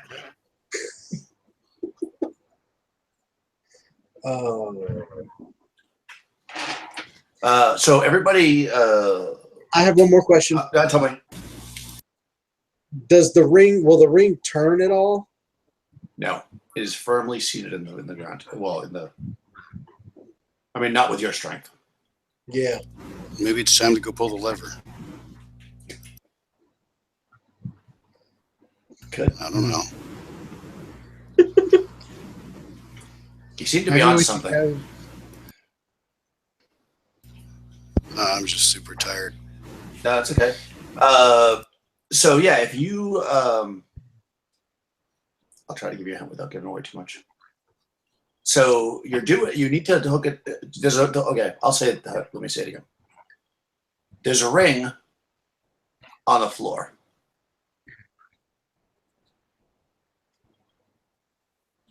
Okay. But there's nothing on the ceiling. Right. So you look on the ceiling, and there's a ring on the ceiling. Hey, can we push the ring down? That, No. like, No, but that's there what is- I was tring to ask. Like if thing on No, the ring like on the completely ceiling flat. or around everywhere. Yeah, on the ceiling, there's another ring that matches it. I didn't hear you say that. Okay. No, we did look before. Oh, we didn't? No. I feel sheepish. Well, I said, I should have said ceiling specifically, but I said like anything above us. So Yeah. I don't want to give it away too easily. Okay, so there's a ring on the ceiling too. So, using your leverage, you think you'll be able to do it. However, the rope is probably not going to be strong enough, but you did find chain earlier. So if you were to get that chain, you think you'll be able to do it. okay. So you do that. That's easy enough. So once you get the chain in there and everything, you're able to get leverage enough to just like pull it up, and you can lift the thing right up. Yeah, you needed that leverage. But you're doing the right thing. You needed that key point. Cool. So you open it, and then everybody dies. Sweet. That would be the worst. And I'm gonna go, damn it, Bucky. Okay, yeah. So once you open it up, though, you start pulling the chain, and of course, with that leverage, you're able to. It probably takes two of you still, but you're able to pull it up, and the great slab is lifted. A loud hissing of a released gas can be heard. Oh, sure. A stone hinge is now visible beneath the western edge of the bed, and an iron hook is mounted just beneath the eastern lip of the floor. Descending into the darkness is a large stone staircase some 20 feet wide. A chilling, musty smell rises up as the hissing begins to die away. So it's pretty obvious that you could take the chain that you just used to pull this open and hook it on this hook under the thing to leave it so it stays open. Because otherwise, if you let go of the chain, it's going to fall. I think Yeah. that's So yeah, if you want to go down there, that's pretty much that. You can clearly see the mechanism now that you lifted it up. It's just kind of a matter of seeing it. I'm glad some giant conveniently thought about if small people ever needed to get down to that tomb. well, who knows? One giant may have needed to do the same thing. Just Yeah. got five. A singular giant wouldn't have been able to open it either because it's huge. I mean, you're looking at a 60 feet foot I get it. piece of stone. Yeah. So the secret flight of stairs continues down into the very heart of the mountain. There is no lighting here. The air is even colder than the rest of the keep. Do you guys want to progress down there? This is probably going to take another half an hour, I think. You guys okay with that, or do you want to? Yeah, I'm good. okay. Like you're literally about to walk into the tomb. Everybody can make it? Sorry, guys. It's running a I'll little do later. it. Everybody else is. Yeah. We're straight. We've been all right if we didn't get our ass kicked by spiders. Yeah, some things take longer than that. It's weird. But anyways, yeah, so your face, this is the tomb. So this is basically it. You're either going to die here or do it. Sweet. That's Nice. It's always one or the other, right? Okay. All right, so the secret flight of stairs continues down into the very heart of the mountain. There's no lighting here, and the air is even colder than the rest of the keep. After you descend about 50 feet, one stone step gives way slightly beneath you, and you hear the sound of grinding stone. Fearing a trap, you are relieved to see a pair of small blue flames glowing far ahead of you. As the flames build, so does the light, and the grisly but magnificent sight. A grisly but magnificent sight now lies before you. The lights come from high on a rear wall of this massive 3-level chamber. The rear upper level is dominated by a magnificent throne upon which sits a huge humanoid form. You can make out little else from this distance. The stairway leads down from the upper level to a middle level, so it's basically stacked like this towards you. To the middle level, dominated by 6 stone slabs. You can make out the form of a giant fur-covered body on each of the 6 slabs. The light from the rear of the chamber is dim. But you can see another flight of stairs heading down from the middle level to the floor on which you stand. So basically, you're standing. Can't really show this like some way. You're basically standing at the entry of a room. You've got it goes about maybe like 80 feet, and then goes up a set of stairs. Up on that set of stairs, you can kind of see up on that level. You can see 6 stone slabs with giant-sized bodies laying on them. Then it goes back a little bit further, and there's another set of stairs that go up, and on top of that set of stairs is a throne, and that's where the light's coming from. You basically can see that blue flame stuff burning back there. Yeah, that's basically what you see. Then let's see. As soon as you so you're kind of standing on this first section of the floor, and as soon as you do so, the sounds of rattling chains and groans to the left and right draw your attention to the walls of either side of you. Out of the darkness, 10 man-sized forms come towards you. In the dim light, you see the hollow features of the long-dead tribesmen, whose dying agony is still etched in their frozen features. So you're in this room, and it's probably like, check my scale here. And we lost our cleric. So it's about 100-foot square. You see 10 kind of ghoulish, skeleton-y kind of dudes that look like they're from they're barbarian tribesmen. You know, they're humans, but they're obviously undead. and they see them stepping away from alcoves on the wall, and you notice that at their feet, like all scattered on the ground in front of them at their feet, are all kinds of weapons on the ground, and they're all reaching down, picking up weapons. So, can I quickly grab some holy water out of my backpack and throw it at the group? yeah, I don't well, know. yeah. Let me Would it like see. explode like a bomb or something? Or Yeah, you could throw holy water. I'll check that in a second. I think it only hits one, but I'll check it. Yeah, let's roll initiative then. So you're going to fight them? That's your plan? They got a 2. Who's initiative? This 2 hasn't done it yet? Tony, I guess? Oh, me? Okay, I'm sorry. I had a 4. Okay, you guys go first. So yeah, you got to pull out holy water and throw it. Let me just check the use of that. I think it hits one person. It's like oil, but it works on it.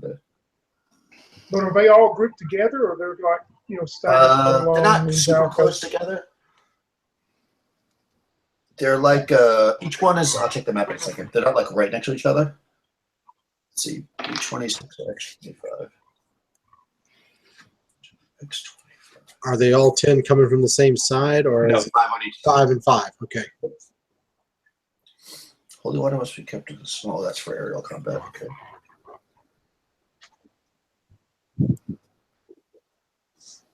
Which is thrown as a missile weapon to successfully hit the target. The effect of holy water on undead creatures is above for 2 rounds. So what does basic say about that? It's funny, it's in both places.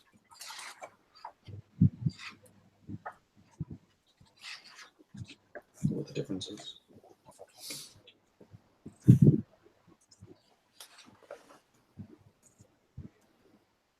Holy water must be kept.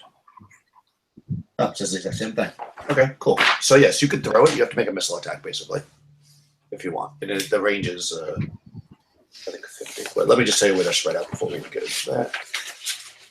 Let me look at my map here again. Here's their stats.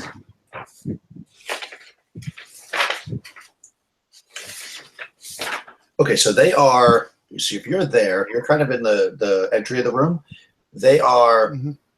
The closest one to you will be about 30 or so. Well, they stepped forward, so about 20 or so feet to either side. So they're like this, and then there's another like group, and then group, and then group. So they're spread out by about 10 feet apiece.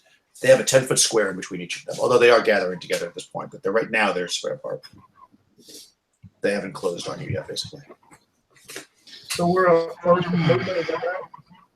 Yeah, you guys can move if you want. Yeah, Bucky's going to take off running, and he's trying to get it to the stairs to go up to the second level.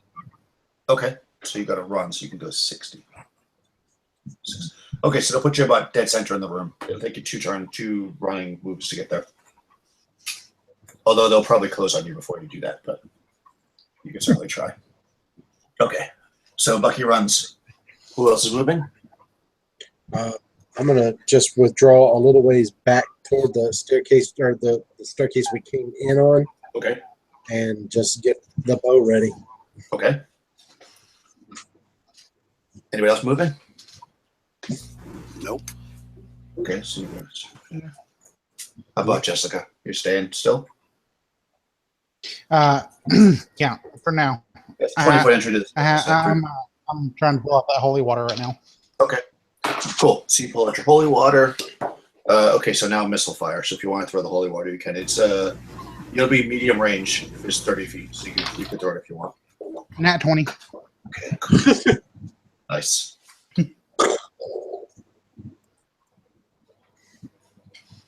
I said cleanse these.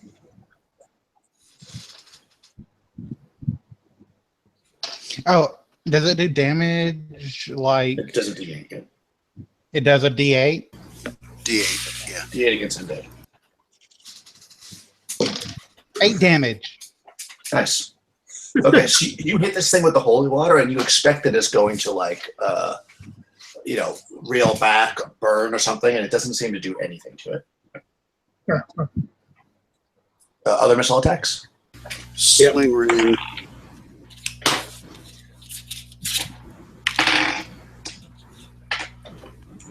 Hit AC 6.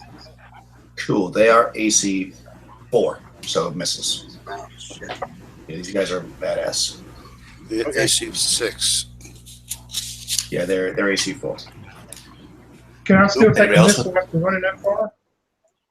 No, if you ran, that's a gun job. Okay. That's all you got. Yeah, okay. I want to make sure. Yeah. Yeah. So you're basically dead center in the room. Okay, so now they're gonna move. Let's see. It's like a video game. I have to move people. So they're gonna go here. I have my little battle map because I know this is gonna be a problem. There's a lot of these guys. Okay, so they actually don't have. Oh, no, hold on. This first round, they're picking up weapons, so they're not gonna move yet. They're just standing there because they're pretty slow. So they're all armed by the end of this round. Do the barbarian guys have missile weapons? One has a spear, but that's all he's got, so he's not going to use that. But thank you for mentioning that they're there. So yes, they actually move forward into the room so they can fight. Although they're a little bit freaked out because these are their ancestors basically. But yeah, they do that. Thank you for mentioning them. Let's go initiative again. Everybody went right because nobody's Okay. close enough to me. Okay. At a 4. They also have forces simultaneous. Okay, so they're going to move. These guys are going to move here. Nobody's actually. 2 of the guys are close enough now to attack the barbarian guys. The scarlet pelts. 2 guys are going to move, but I think if you're moving as well, Tony, that you'll be able to get it past them. Yeah, Bucky's still going to that second level to get Yeah, above you should be able to get to the top of those stairs this round. So you're up there. Is anybody else moving? I'm going to keep shooting. Okay. How far away are they now? Okay, so right now there are 2 that are 10 feet away from you guys right by your entranceway, and then 2 that are about 20 feet away because they're now attacking the barbarians that are up there. And then there's more as they go further deeper if you want to go deeper. Well, I can switch. I can pull the spear and then still move.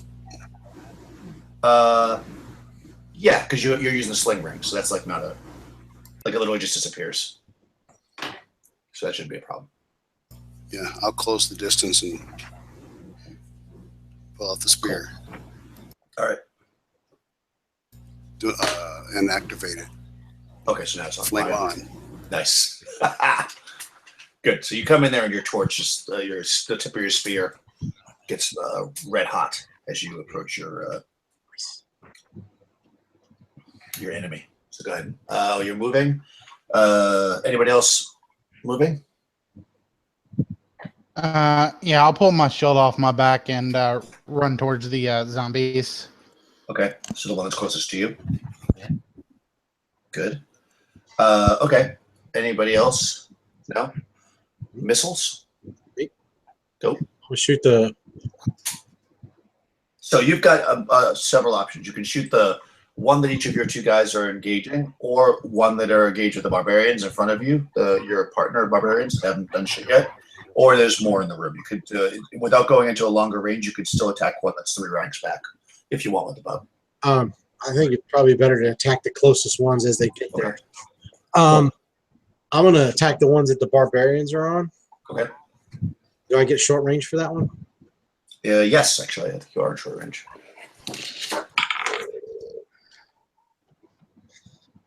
Yeah. I got a 14 with the +3 I get. So So a total of 14, or? yes, that's AC 3. Sorry. Oh yeah, totally. That hits him. And 4 points. Nice. Okay, cool. The arrow kind of sticks into its armor. And it stumbles a little bit, but continues forward. Now you guys can rattle off your melee attacks if you want. I guess that would be Jessica and Holly. Ooh. Okay. Go ahead. 13. 13. 13 hits an AC of 6. So that misses. They're AC 4. Oh, damn. They got Rolled armor on. 2 3s on my damage. Oh. Not too bad. Tali? Are these guys undead? Yes. They are. +5. Yeah, that'll hit then Nice. for 6. Nice. Cool. You stab this thing with a flaming spear, and it screams hellish. I'm sorry. Go finish your thought. Yeah, And then it screams a hellish scream, and it kind of staggers a little bit, but it still continues to come forward. What were you saying? I forgot that I get a +2 to hit due to my strength and a +2 to damage on melee attacks. So I actually hit because I rolled a 14. Oh, perfect. Okay. So was the Yeah, and the damage would be 8 in all, and I rolled 2 3s for, and cool. I have that mate attached to my hand. Nice. Okay, so you roll a d6 and see what happens. 5. 5. The tide flows through me. The wielder gains +1 to strength and loses -1 to wisdom. Is that permanent? Yep. It is. Okay. Yeah, and also you knocked its head clean off. Awesome. Very nice. Yeah, and whack, its head falls off, and you are now stronger and less wise. Okay. That works for me. That's fun by me. You already have an 18 strength. I don't know if there is higher strength than this. I just want to figure it out. No, I had a 16 strength, so this brings it to a 17. So I think I actually am going to get a bonus for this. Yeah, I think so too. Cool. Get up now. Okay, so that's all stuff on your side. So now they're going to attack. So the one that is on Tully. Roll a natural 1. So he misses. He swings at you with his sword and completely just doesn't even come close.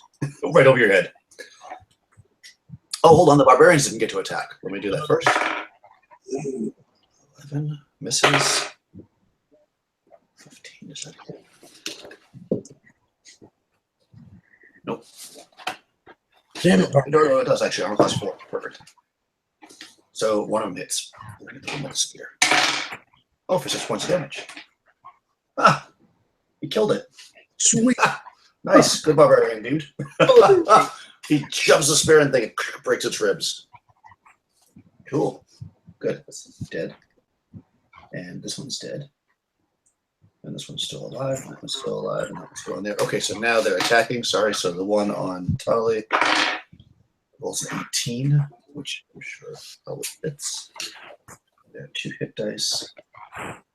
So 18 hits armor class 0. So that does hit you. So he swings and hits you. Sunder that shield. Okay, good. Shield explodes.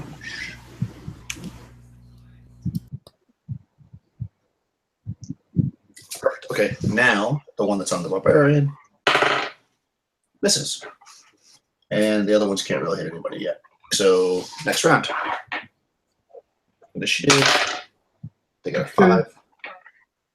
I'm sorry, what's the turn? 2. 2. Okay, they're going to go first then. So this guy's going to move here. Move 20. So here, here. They're kind of gathering together-ish. Oh, hold on. I want to see if any of them are going to go after you. You know what? None of them seem to have noticed you, Tony. So, Bucky. So they're all going towards the door. This guy's going to go here. Okay, cool. So the one that's on Tully is going to attack Tully again. It rolls a 5. So misses. The one moved forward is going to attack Jessica. Rolls a 2 and misses. One's attacking that barbarian and rolls a 4 and misses. And the one's attacking the other barbarian and rolls a 10, and that might actually hit. No, it doesn't.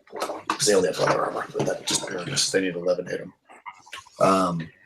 None of them are close enough to attack our well-hidden rogue, so that's all of their turns. So are you guys moving? Yeah, real quick.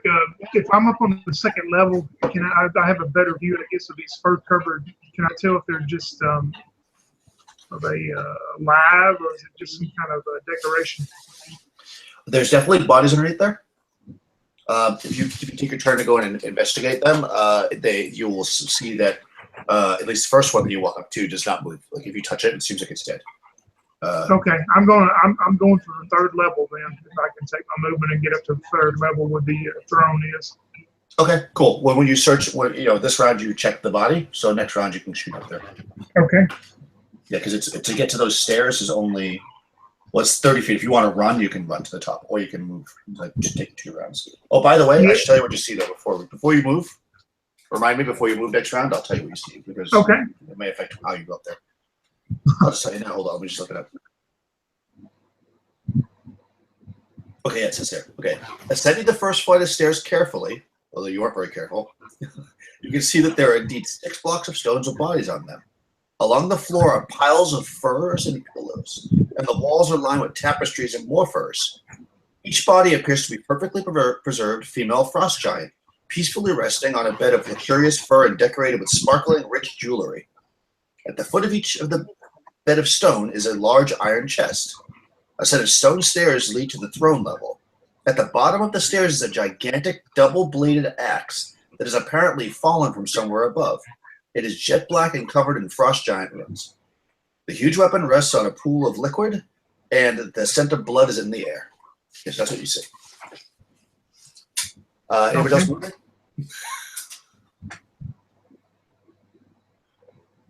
Contemplate that. Nobody else is moving downstairs? Okay, so missile weapons. All right. Are you still attacking the same one? Yes, and I got a natural 20 Nice. for the first time. Yay. You can borrow one of mine. I'm still shooting the ones that are on the barbarians. Perfect. For 10 damage. Wow. 10. Yeah, rolled a 5. Oh, that's not going to be a sneak attack. They know you're there. Oh, I'm That's sorry. 5. That's okay. Critical, not. I'm sorry. Oh, you don't get critical in this. Oh, No criticals. it's been 30-some years since I. But it hits them. Okay. Yeah, That's it's just fine. automatic I hit. think that was just a house rule. I don't know when it became an official rule, but it definitely isn't.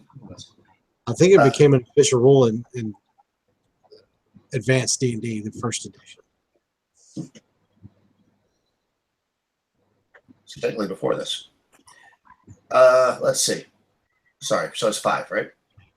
Yeah. So again, another arrow sticks into its armor. It still seems to be standing pretty well. Okay, cool. Melee attacks on you guys set? Yep, I've still got one, right? Yep. Yeah, you guys haven't attacked yet. The one on you is still there. Yep. You did a massive amount of damage. Did you I say hit melee? it. Yes. Yes. 19 total on the attack. And I hit it for a total of 9 damage. Cool. I hit mine for 7. 7. Okay, both of you take out your opponents. You stick the spear into it, and it drops. And you smash it with the mace, and it drops. Let's see. The one that was fighting you I with the just mace hit it so hard in the chest, its chest caves in, and like the heart just kind of like stops beating. Pretty much. Cool. And they went first that round, so that is the end of the round because everybody's gone. Okay, so initiative. So 3. 5, so they go in first again. Okay, so this guy's gonna come here. Okay, so they're gonna 2 or okay, so now they're starting to gang up a little bit on these barbarians since they're in the front. So there's actually 2 on each barbarian, 2 more that are wandering. So they're gonna each attack. 16 hits. 20 hits. I'm sure all the attacks at once. 17 hits. Oh wow, geez. 11, I think I said missed. Yep, 11 misses. Okay, so the one guy gets hit twice. They are being attacked by stewards. Okay, the one of the barbarian guys gets cut down by his zombie assailants. Oh, no, they both do. No. Both of them are slaughtered, chopped down by the zombie assailants. And they fall to the ground dead. Well, that was easy. They only have 8 hit points, so the one got hit twice, and the other got. I even gave him maximum hit points, but yeah. Anyways, they drop, and none of the zombies are close, or skeletons, or whatever these things are close enough to attack the rest of you. So it is now to your turn. Yeah, movement. So you want to go up the stairs now, Tony? Or?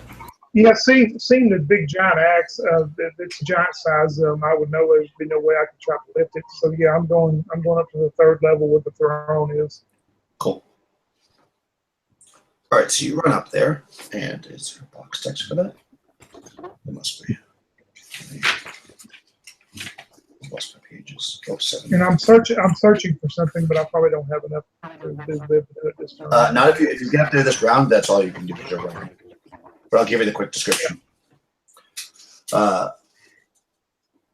Seated atop a cold stone throne is the frozen, hideous form of the frost giant king Mok-Turoknin. Although his helm-covered skull is split down the middle, he wears a wry smile across his blue and twisted lips. His left hand is empty, but a large white horn is nearby, held in a pair of iron brackets like a drinking cup waiting for the next draught of mead. His right hand hangs oddly over the edge of the arm of the throne, frozen solid, holding only cold air. To each side of the throne is a huge white winter wolf, frozen in place, eternally guarding his master. Above the giant is a large white dragon's head with shimmering silver chains dangling from its chin. Along the walls are ruins-covered frescoes that depict the giant king. Two huge iron chests inlaid with gold tracery rest on the rear corners of the room, beneath 2 iron braziers filled with the burning ice that you've seen earlier. Flickering blue light adds a ghostly feel. That's what you see. A throne. Basically, a dude on the throne, wolves, drinking cup, dragon's head. One hand is kind of sitting weird, and the other hand is just resting by it like it's going to have a drink. Cool. Okay. So contemplate that. And what are you guys doing down below? Is Bucky having to run to get where he was? Yeah, he ran 3 rounds to get where he was. Okay. He's now pretty far away from you guys. He's I mean, you actually can't see him anymore because he's so far away. In the He's more than 180 feet away. Yeah, not quite that far, but because he's raised up on the platform, you can't really see him because he's so small. Okay. I mean, you might have seen him go up there. All right. You certainly couldn't see him. You couldn't shoot him with an arrow. That's what you're trying to do. No, I'm not trying to shoot. He was shooting with his arrow. Because at 180 feet, he's still within range. Yeah. I'm gonna try I'm gonna try and move a little closer to the other 2. Sorry, Jessica and Tali? Yeah, Tom, and keep shooting at the ones that cut down the 2 barbarians. Okay. Yeah. If you move forward a little bit, they're only like, 30 feet away from you, so you can definitely be in short range there. Okay. There's 4 of them right there. I just want to kind of get closer to them in case it gets meleeed. I won't be off by myself. Makes sense. Cool. Go ahead and make your missile attack then if nobody else is moving. Or are you guys going to move because you're not in melee right now? Or are you waiting for them to come to you? Holly and Jessica? I'm gonna move to the ones that cut down the barbarians. Just like you son of a bitches, and like I swing at one, but I miss. Okay. How many are left, by the way? Let's see. Like 100 million. 5. All right. There's 5 left. I'm gonna, I guess, move toward them. Shoot the closest one still. You say I'll get a +1 on this for the short range. Yeah. Sure. All All right. Well, that's a if it's a +1, that's a non-natural 20. So So you only need like I think a 15 or 16. For another 3 points of damage. I keep rolling right dead center. Nice. Well, it's better than rolling love. Okay, so It is. cool. So that's that. That's that. 3 points. Cool. Arrow sticks into its armored, decomposing body. Okay. How about anybody else? You guys gonna do some melee attacks on these things? Or? Oh, you already did, right, Jessica?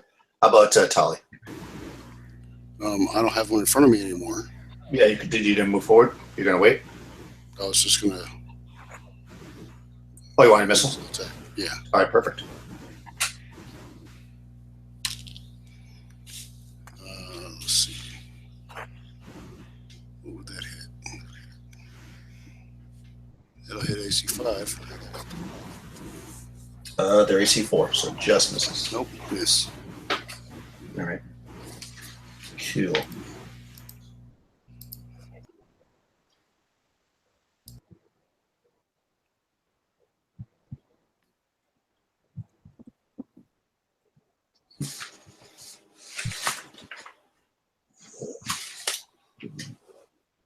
You're fairly you're not a heavy halfling, right? Yeah, I mean he's not skinny, but he's not heavy either. He's probably just medium. Okay. Medium weight. All right. Just asking. In an ominous way. Okay, so that's that round. Initiative again. They got a 2. 6. I got a 6 this time. So movement. No, I'm just gonna keep. No movement really. If I got a good scene of what I'm seeing, I don't. Just a quick glance. I don't see any kind of sword in this giant's hands or anywhere around his stone. I just see this horn. Nope, no sword. You see a horn. You see his hand is empty. The awkward hand, but he's not. They don't see a sword nearby. Not obviously, anyways. What I'm going to do, I guess for this would be probably melee. Then I want to grab the horn and try to blow it. Oh, the blasting horn. Yeah, or the horn that's on his. And the one that's. Oh, it's Yeah, like a the one drink. It's that's like a next to drinking horn. Oh, okay. I'm sorry, I misunderstood you. No, it's literally a horn, but it looks like a horn from the white dragon's head that's above his head. But that white dragon has both its horns. But it looks like a horn, like you drink out of, like a drinking horn. I mean, you can try to blow it, but it's probably not going to do anything. I'm going to go to one of the chests, then those 2 chests that you described, and I'll go to one of them and try to open it. Okay. Q. And Bucky's not even going to check for traps or anything. He's in such a rush. His wisdom's not good either, so he's not even thinking about that. He's just going to try to open it. Cool. All right. So you go. Do you want to go to the one to your right or to your left? No, I always pick things to the right, so we'll go to the right. Okay. It'll take. I mean, because of where you are, it's going to take your full movement to get there. So you open it next round. Okay. Cool. So you're at the chest now. Anybody else moving? Nope, just shooting. Okay. Anybody else? Nope. Velos, missiles.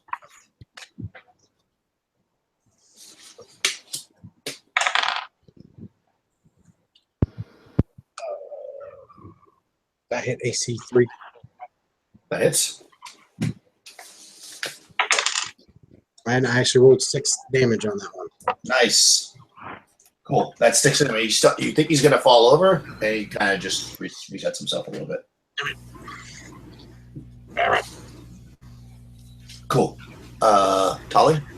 Shoot and hit for 2. 2. Nice. Okay.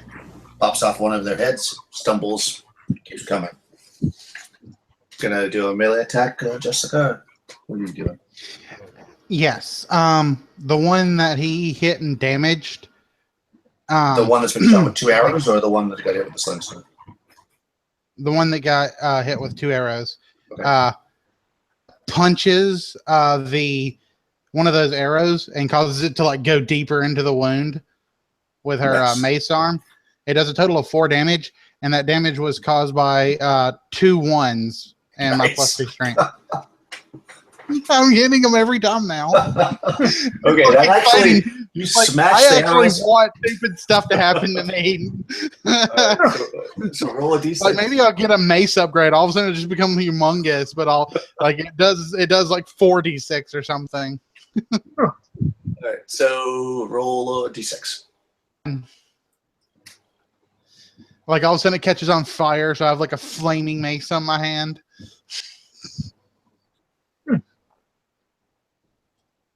Roll a d6 so we know what it does. If that doesn't kill it. by the way. One. One.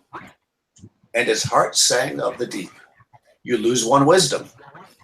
But the mace gains +1 damage permanently. Gain 1 strength as well. I get a +3 to hit. Oh, So you lose the wisdom, but then you get +1 damage permanently.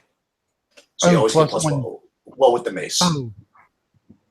Nice. But that's not quite as good as getting +1 to your strength at this point, but it's still good.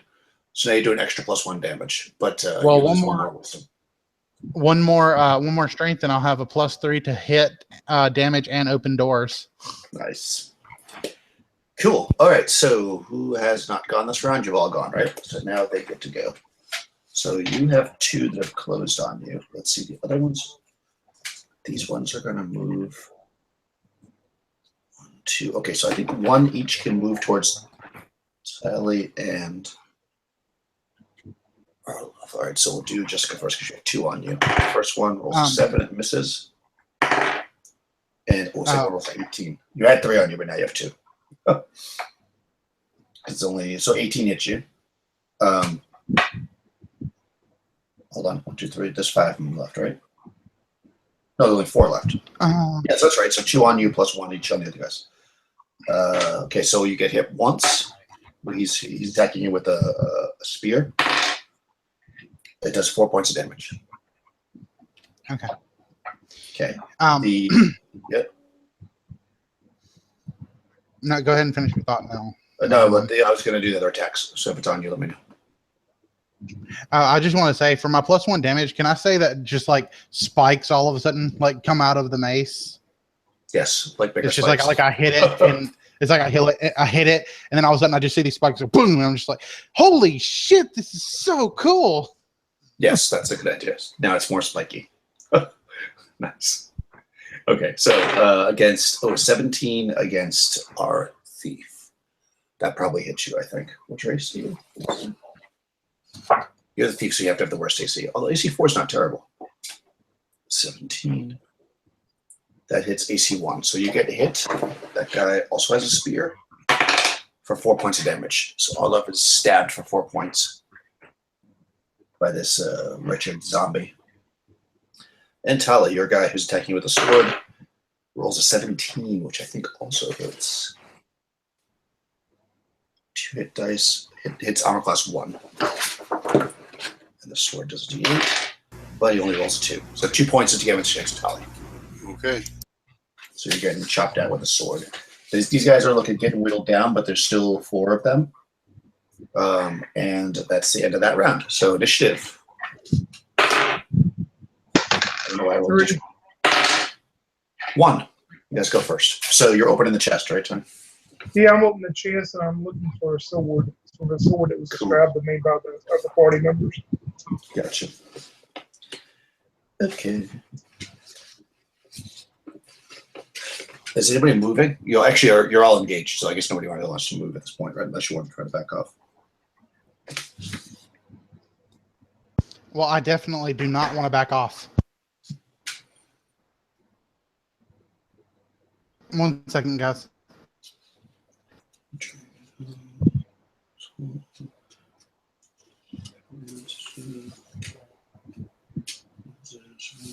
I can see what everything does in this room. That's because your chest. There we go. Oh, locked. You try to open it, it's locked. Okay. I guess I'm gonna try to kind of use my skill to try to open it now. I got 20%. Open locks. Can you get How him? do you have that? You're a halfling. I get him. Should it be more or? No, halflings can't open locks in basic.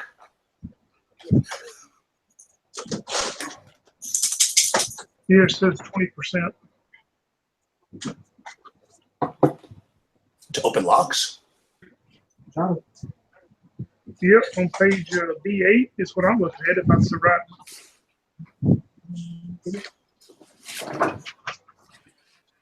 I don't see. I don't think I get any kind of bonuses.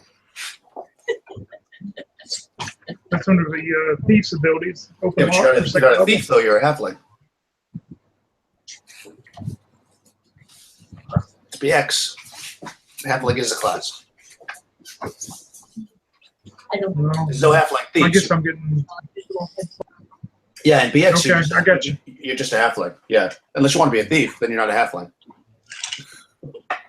Nope, I'm a halfling. Yeah, so you can, I mean, you could try to open it if you roll a. Do you roll a d6 and try to get I guess a 1? Maybe you could like jam your sword in there and try to. What do you have for a weapon? I've got just daggers and a crossbow. Okay, you could try to shove a dagger in there and try to force it open. If you roll a d6, get a 1. But you Yeah, can't. I'll try.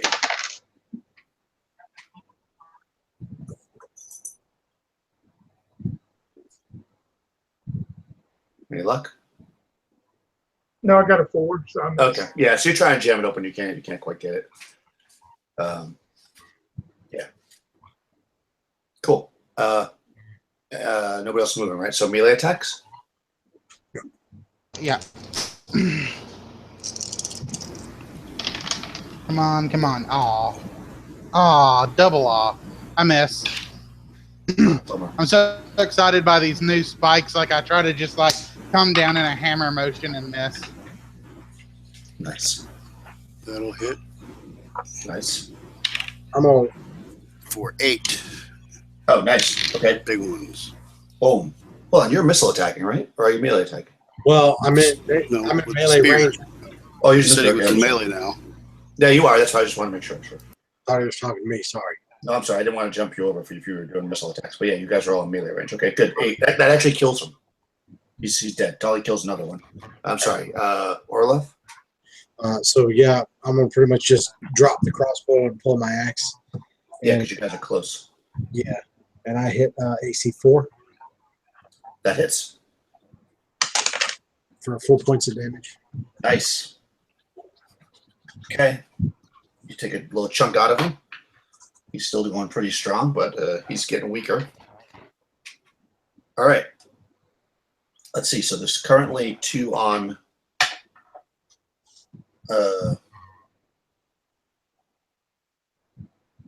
Jessica and 1 on Orloff, and Tali just killed his. So 2 on Jessica. First one misses. Second one misses. On Orloff misses. Okay, well, that was a crappy round for them. All right, so roll initiative. That was good for you guys. 2 for them. I had a 3 again. Nice. Okay, now, so I think if you want, you probably have forced lock open by now if you want to do that, Tony. I'm still working on it. While Yeah, you just jam it open. What's your strength? it's actually better than anything else. Almost it's 10. Nice. Okay, yeah, I think if I go ahead and roll under your strength on a d20 and try to force it open. Okay. Wow, close 9. 9. Perfect. So you're able to break the lock and you can get the thing open if you want. So you flip the lid open. Yeah, I'm looking mainly for that sword. You're looking Mainly, for that that's sword? if I see it. Okay. Sorry, check the chest. If you guys want to make your melee attacks while I look up the thing there, you can go ahead and do it. I hit 17 total. I did 14 damage because I hit two 6s. Oh my god! Oh, and 2. Wow. Okay. All right. So you crush this thing. All right. So roll a d6. Okay. You're gonna be a robot before you go. No, right. 5. 5.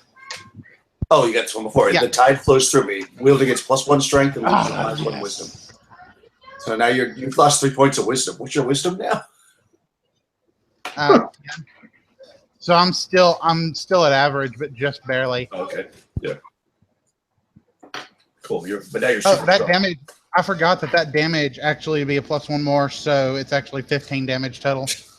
It had 11 hit And points. now my damage with this mace does +4 total, God, and I have a +3 to hit, that's pretty wild. +3 to open doors as well. Nice. Okay. Other people's attacks, melee attacks.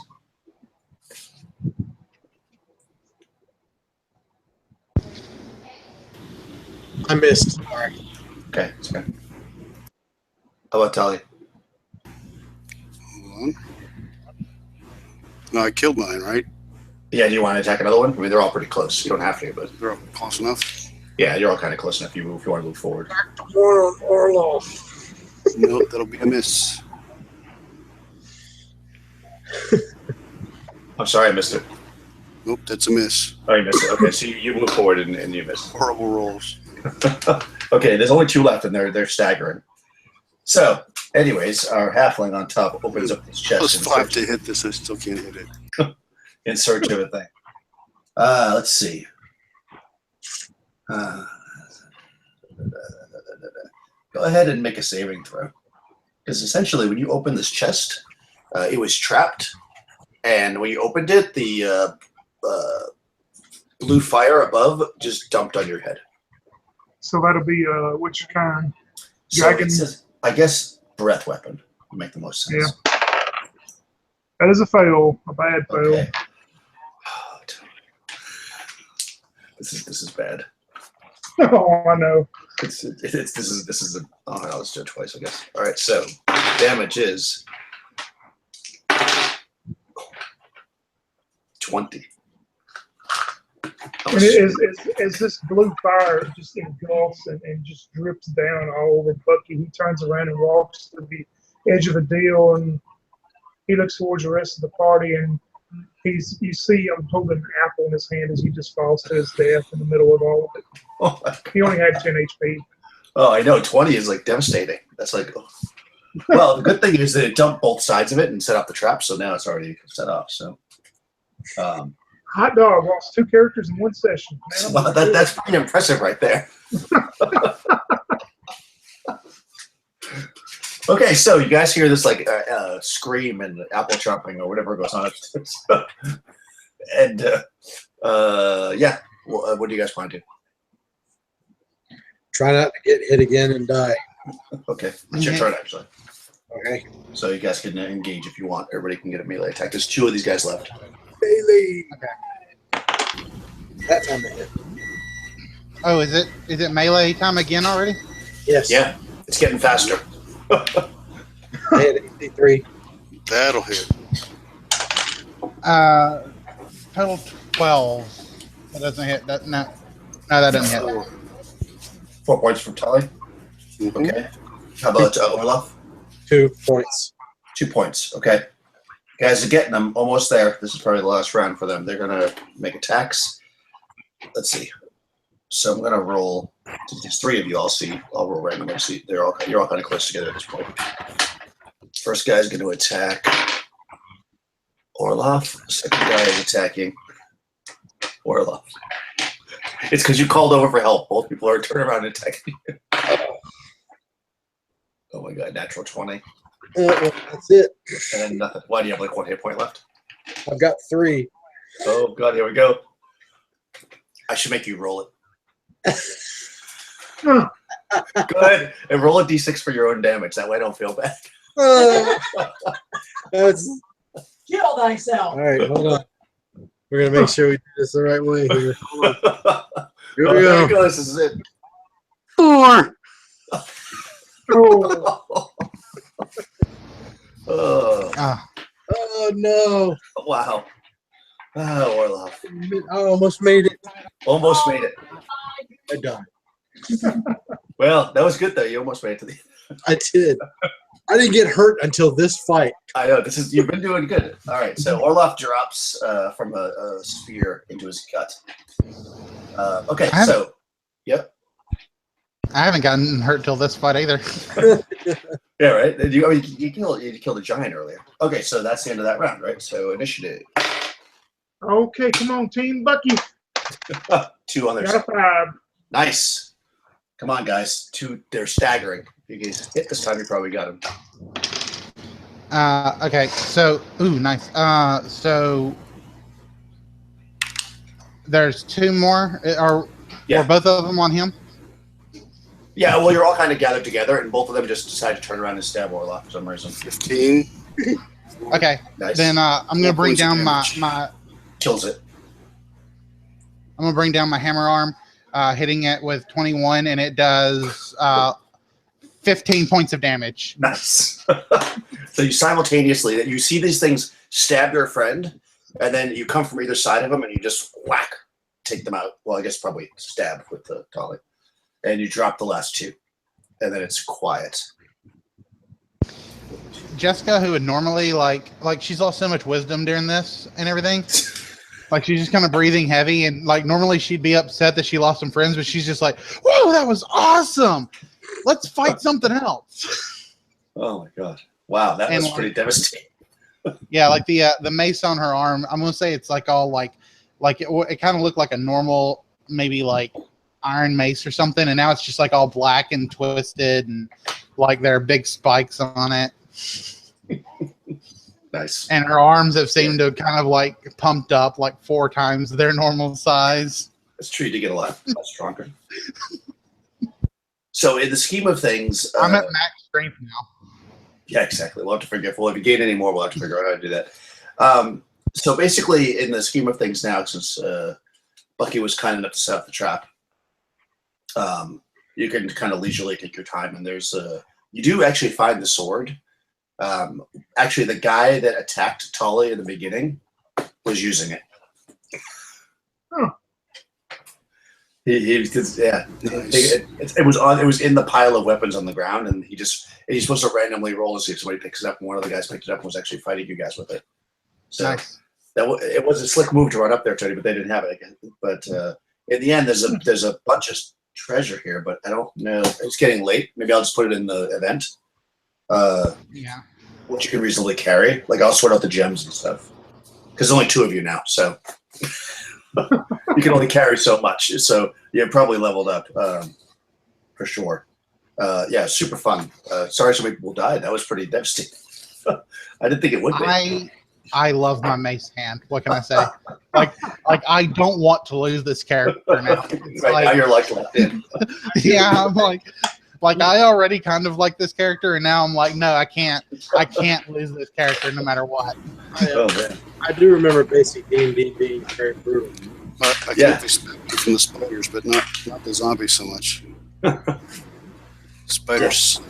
Yeah, man, spiders are they're tough. Poison sucks, period, basically. Yeah. Yeah, I like though that it doesn't kill you for a turn. So at least you have that little bit of you can finish the fight. that part I thought was pretty cool. But if you do plan to continue this on, I would totally love to do it again. Oh yeah, sure. This is an ongoing. I can't believe Tully's made it this far. Was he your first character too, Scott, or did you totally die before? He was one of the when we first came in, we just had the 2 of us, and we both had 2 each. Oh, that's Yeah, right. You used 2 each. Yeah. He was one of the 2. Nice. I The remember dwarf stuff. and halfling coming in, and the dwarf died.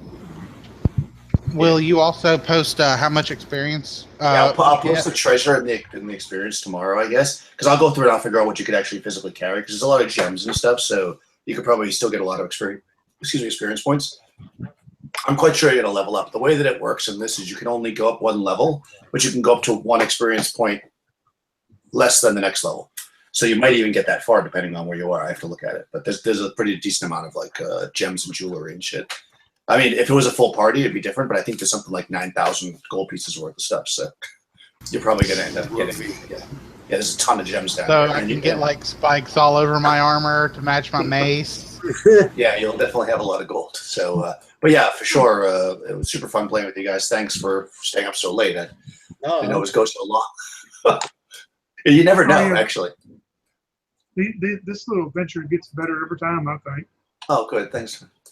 Huh. Yeah, I think we're having a lot of fun with it. So, I said this while we were off air one time, and Danny kind of got upset afterwards. So I'm gonna say while we're live, like Danny is like one of my favorite DMs. Like he's seriously one of the best. oh, thanks. I pay her to say that.